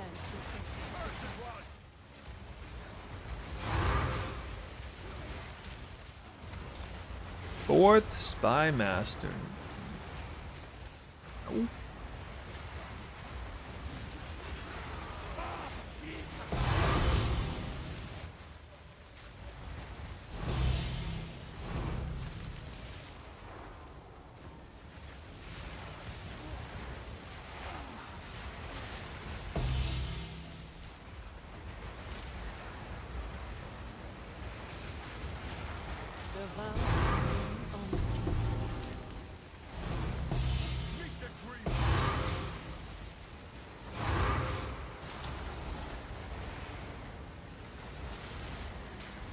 Guys, I'm not dropping one.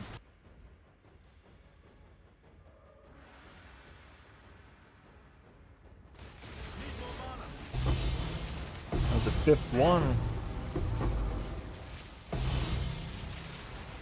We're at the halfway point. I haven't even dropped one.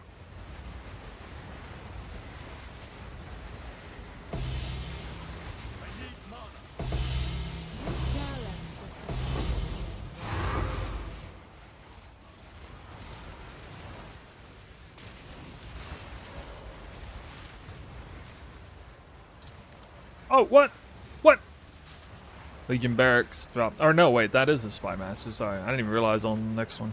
Alright, we got one.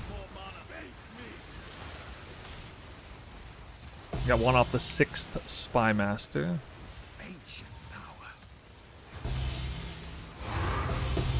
Thought that was off the Legion Barracks.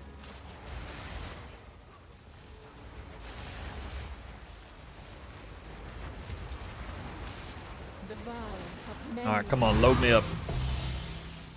Hit him all the way out. Every Spy Master from here. Nothing but locks. Nothing but locks. Do it.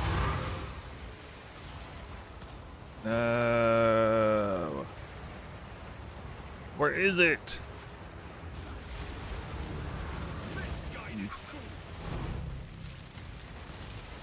Where's that like 7 locks in one run when you need it?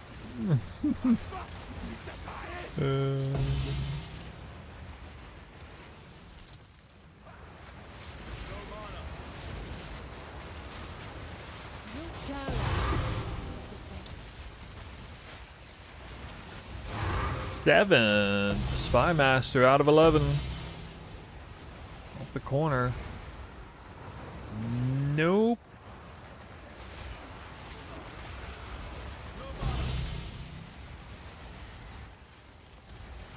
Like I might be losing my second chain.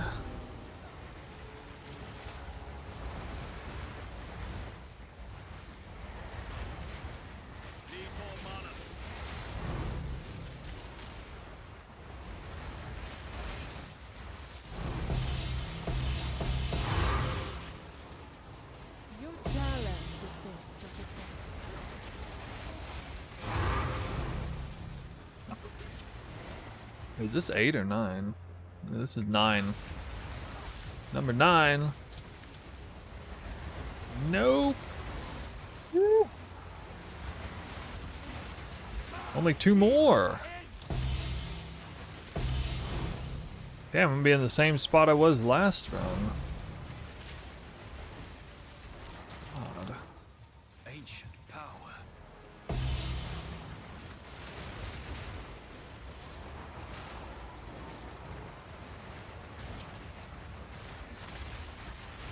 Challenge.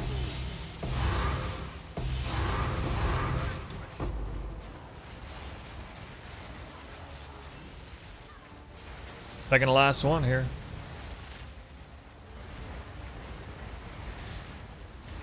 It's gonna drop me one.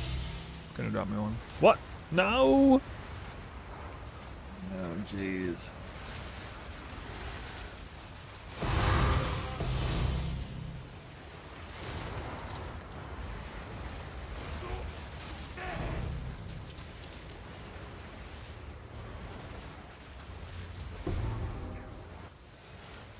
Oh yeah. Check. Oh.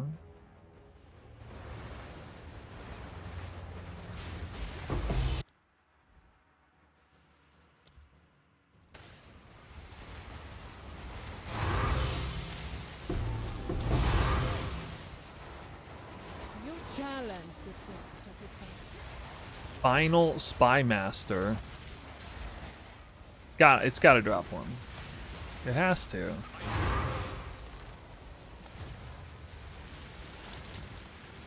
No armory. I'm gonna need that too, cause that's these 2 rooms right here. It's fine. I'll just collect 6 medallions of the exact rooms that I need. Not a big deal. Instead, that's so much easier than just getting 1 lock. Oh my god.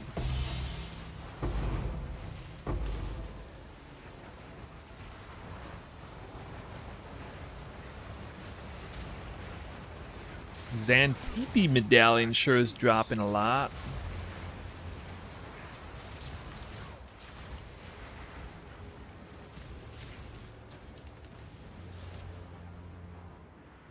What are we doing here? Let's just hit take.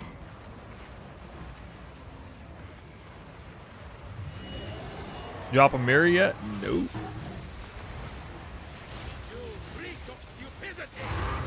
I haven't even dropped a Hinekora lock in like 20 to 25 runs, which is, I think it's a little bit bad luck there too.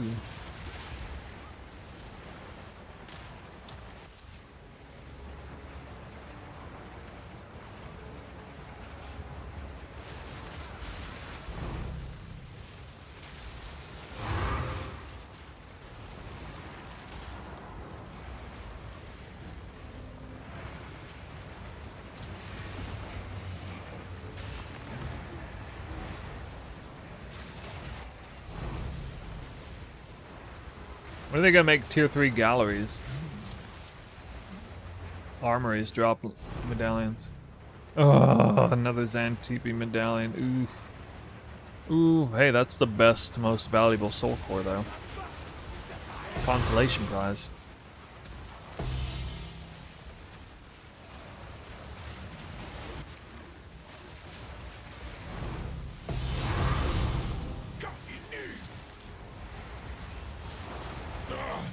I feel no pain.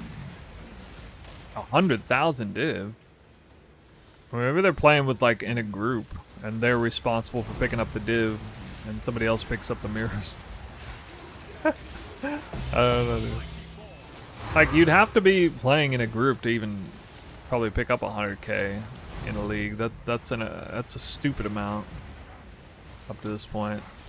I don't know, man. I guess maybe if you play like 10 hours a day since leagues start, all in temple, maybe. Nah, I bet their loot filter is just working together that way. Oh, what? Oh, shit. Two-socketed. Two-socketed? Palm of the... What?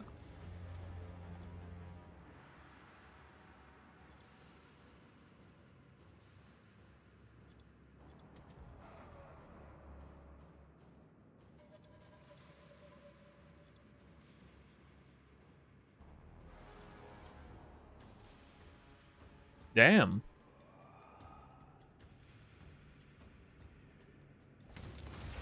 I guess I'll Valor or Valoman corrupt that. Wondering, does your chance of dropping the incense relic increase when full party? I have no idea. Probably not. I don't think your relic drop rate adjusts anyway. Yeah, I'm pretty sure it does not.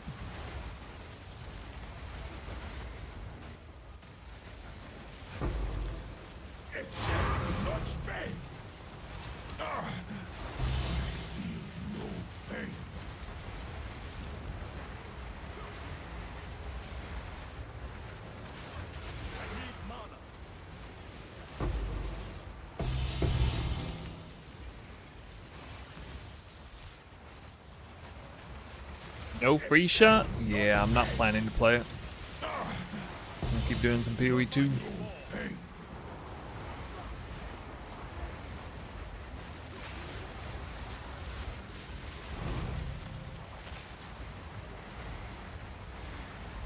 Three reasons. One, the event's only 3 weeks. I prefer longer events or leagues.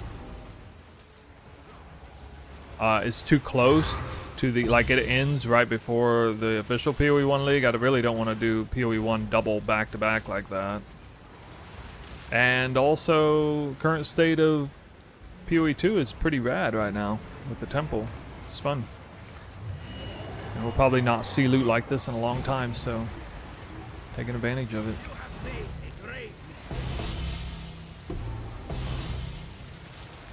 Current state of PoE 1 is, and I didn't like the league at all, the core league. Not a big fan of 3.27. Core state of the game. Hoping 3.28 is better though.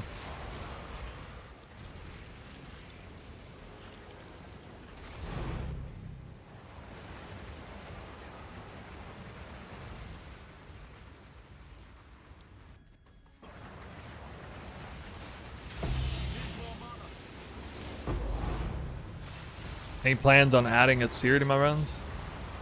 Might do it just as a test to make a video on it, but I'm not planning, at this time, I'm not planning to do it for real.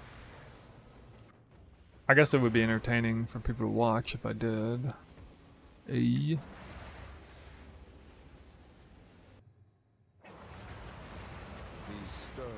Well guys, we are at the end of our ropes with holding the temple intact. The important chain is preserved, but the secondary one, the commander links, I'm gonna need another smithy clutch lock here. LOL. Okay.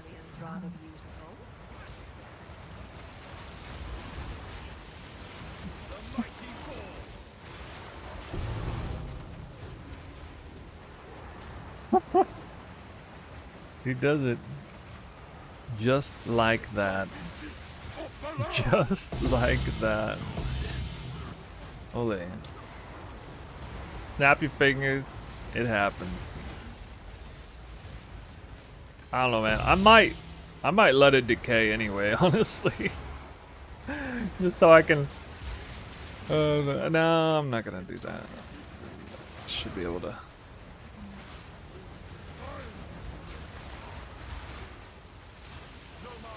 Feel a lot better if I got a second one, though. No? You know? Yeah, we got... Oh, now I really am probably gonna let it decay. What? Really?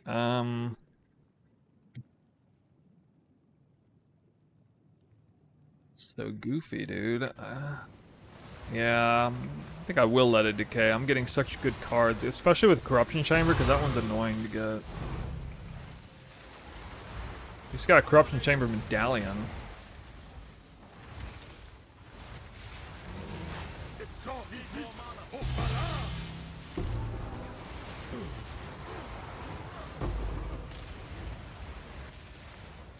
Oh, reroll restricted room card. No. I hate it when that one comes up because it has the same box shape as the lock medallion. So when you know how in like reading we read patterns before we read text, and you see the pattern of the shape of the medallion interface. That one you always think that it might be.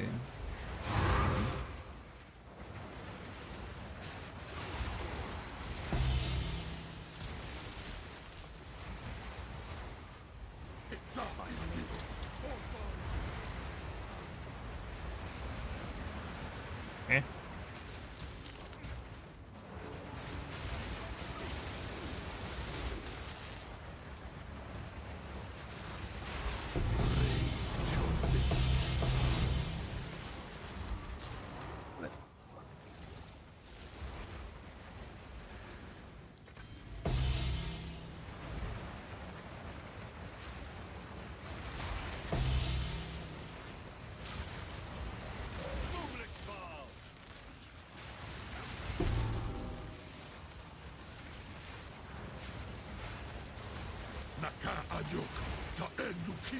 Last smithy, and then it's the alchemy lab, and that's it.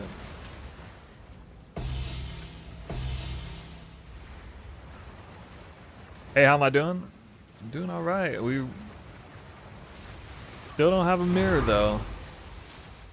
I was saying I think it might drop when I brick my temple finally on the same run. This is the last chance to get a lock medallion. Ooh, I think that almost crashed me.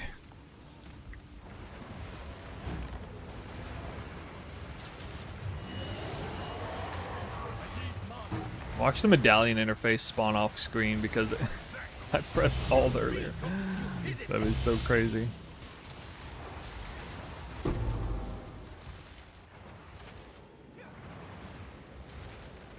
That'd be insane if that had happened. No.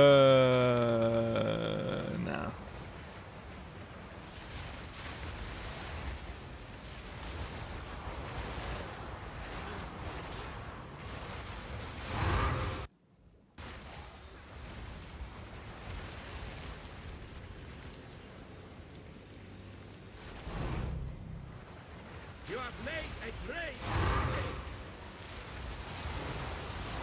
Yeah, I only press alt in certain rooms. Although, where I press it there definitely did extend over a few adjacent rooms that had a lot of loot drop.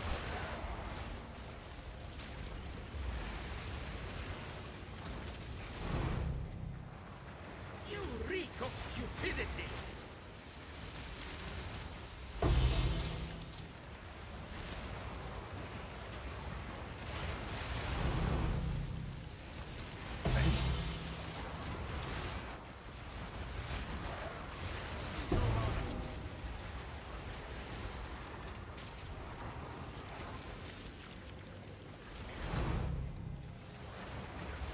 You have made a great Digital dopamine. You're trying to command on the YouTube. You can just check the stream description for that.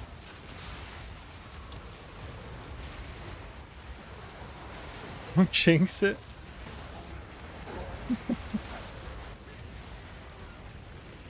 I don't want to wait a whole lot longer. Drop a mirror. Might have to sacrifice one of the gods. I don't know. All right, this is gonna get deleted here. So that's gone. This is gonna go all the way down, probably to the commander. Oh wow, it hit that. I'm surprised it hit that room too. Geez, 1, 2, 3, 4, 5, 6, 7, 8. That deleted 8 rooms. Huh. I've never seen it delete that many, I don't think. Well, the following temple. I mean, obviously, I'll lock this again. I could have locked it, but yeah, I already have 3 medallions for what I need and 2 rerolls, so I'm in this situation where I can probably almost build it back right away. Let me just see what happens. I bet you I could damn near build the entire chain back without leveling it up, though. With what I had. Depends on rooms. It depends on whether it's you see a thaumaturge and I guess alchemy lab, thaumaturge, and commander in 3 looks. That can be done. 10, 20, 30, 40, 50, 60, 70, 80, 89. Whoa. That's a record for today.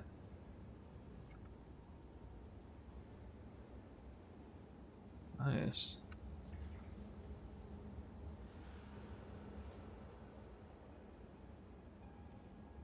So 10 temples, 77 divine average per temple.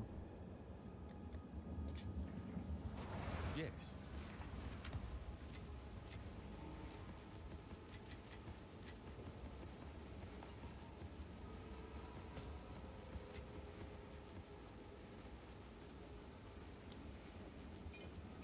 Now this guy...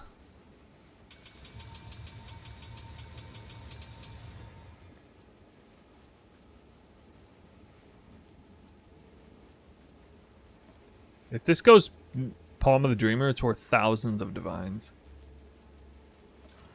Oh, 3 sockets, though. 3 sockets?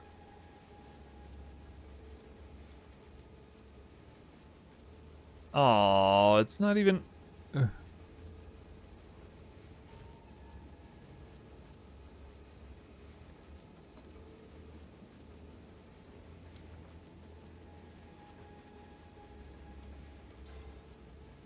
GG Novi. I don't care about no 5 divines.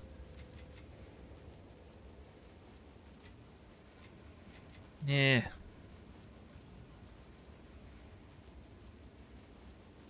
Blew all my Palmer RNG already. Have an order?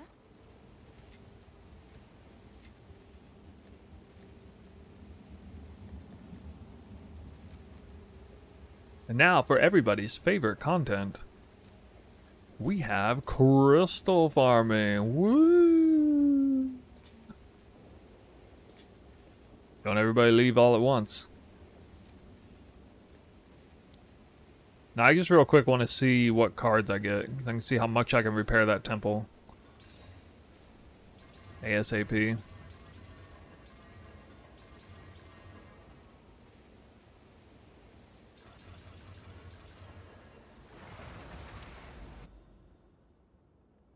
I ran like full juice temple and didn't get a single lock for 6 runs in a row. I mean, that's so far beyond the worst RNG I've ever seen. I mean, I don't know. I've only ever gotten 0 locks on this temple 2 times in a row, and that's only happened once. In fact, getting 0 locks on any given temple is like a... that's like under 10% chance. I average at least 2.5 locks per temple. That means I might drop 0, I might drop 5, I might drop 3, might drop 1, but I've never seen it as bad as you're suggesting. I'm thinking you might be exaggerating a little bit. As far as like how complete your temple is, how many spy masters you have, how many times you actually drop 0 in a row.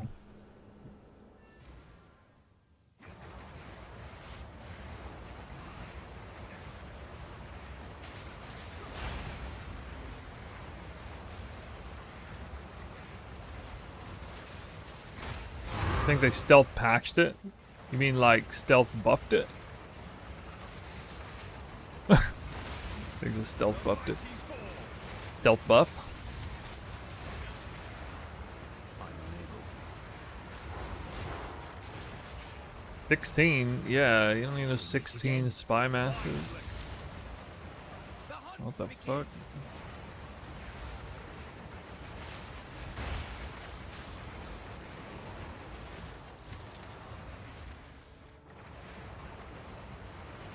Stay on it.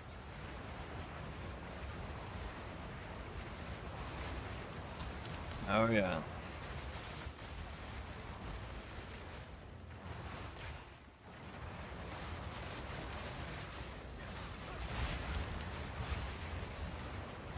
Where is it?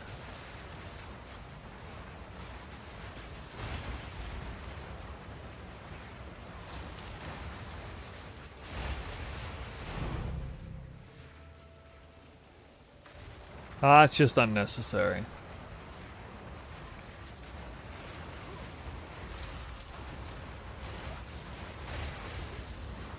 Why don't we save that for a league start or something?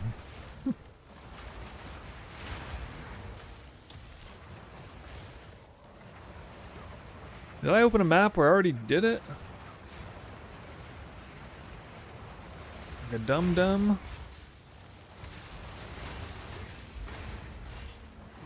Maybe. Unless it's right over here. Oh, it is.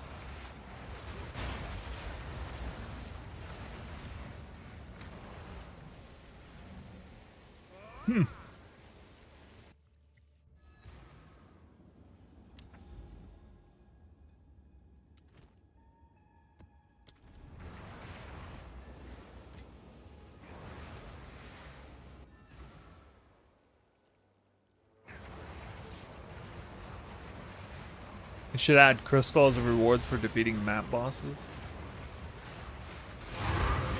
Yeah, sure, I'd be down with that. That would put an even bigger hurt in the whole, like, rush the little device and that's it.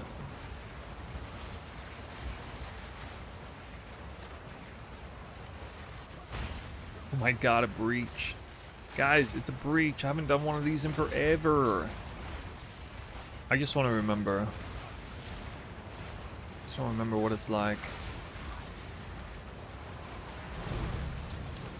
But then Tink? What? Yo, this build absolutely annihilates breach. What?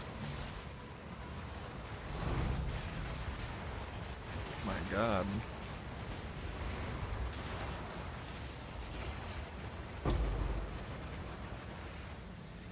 Neural catalyst. 1 neural catalyst? What is 1 neural catalyst worth? What? Yo, log in, breach farming? What? I'm farming breaches now. This is so satisfying though. Wait, Reaver Catalyst isn't a tink though? What neural is? What? Doesn't make any sense.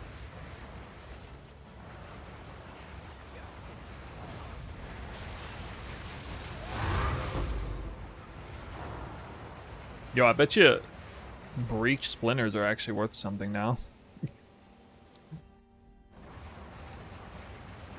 GGG probably thinks that your incentive for killing the boss is good enough because then it gives you all-seeing eye, more or less.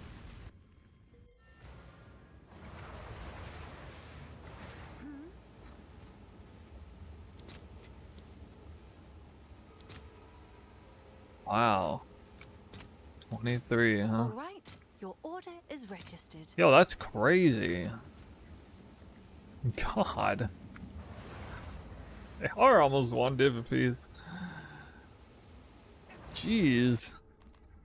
Alright, let's see what kind of damage we have here. This is the last thing I'm going to do today here on the stream.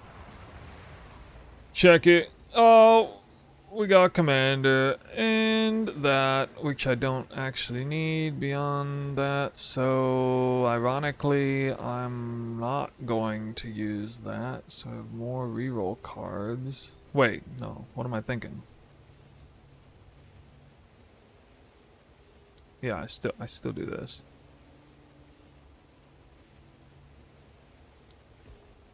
I do that. Then I do that.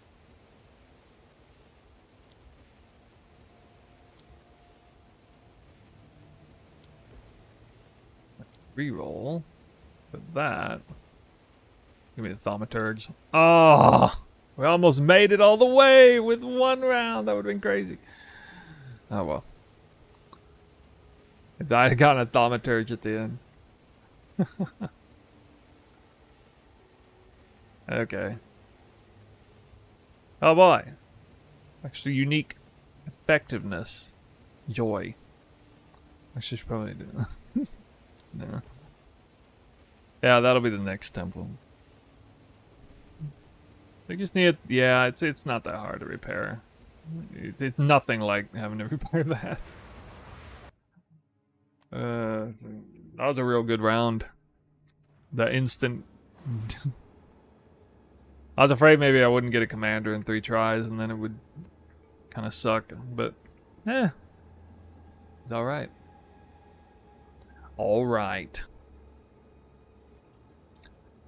Well, guys, Legacy of Frisia is tomorrow. I will not be playing, so, you know, you probably got a favorite streamer to watch if you're going to do that.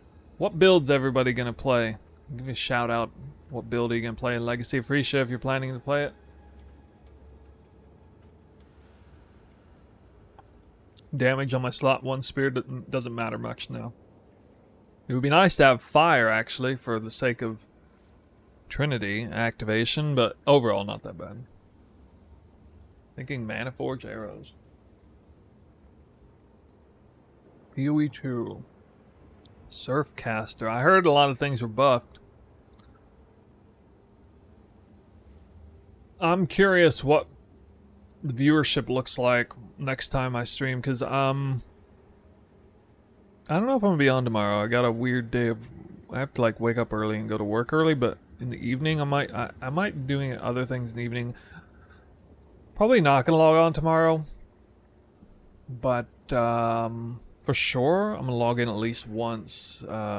Stream again in the next 48 hours for sure. I gotta work the next 2 days.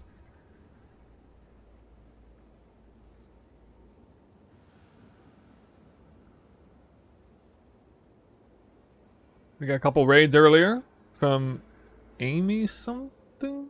What was her name? Amy something? And Jazzarus. Jazzy. Amy Pie. Amy Pie and Jazzarus. Any holdovers from there? You guys are real ones. Hope you got your dopamine fix in today.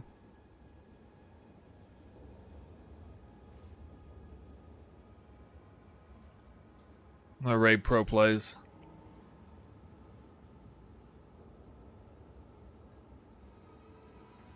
Whatever he's planning to play in free show be good, I'm sure. Those of you who are just interested in PoE 2 content may not enjoy his stream much.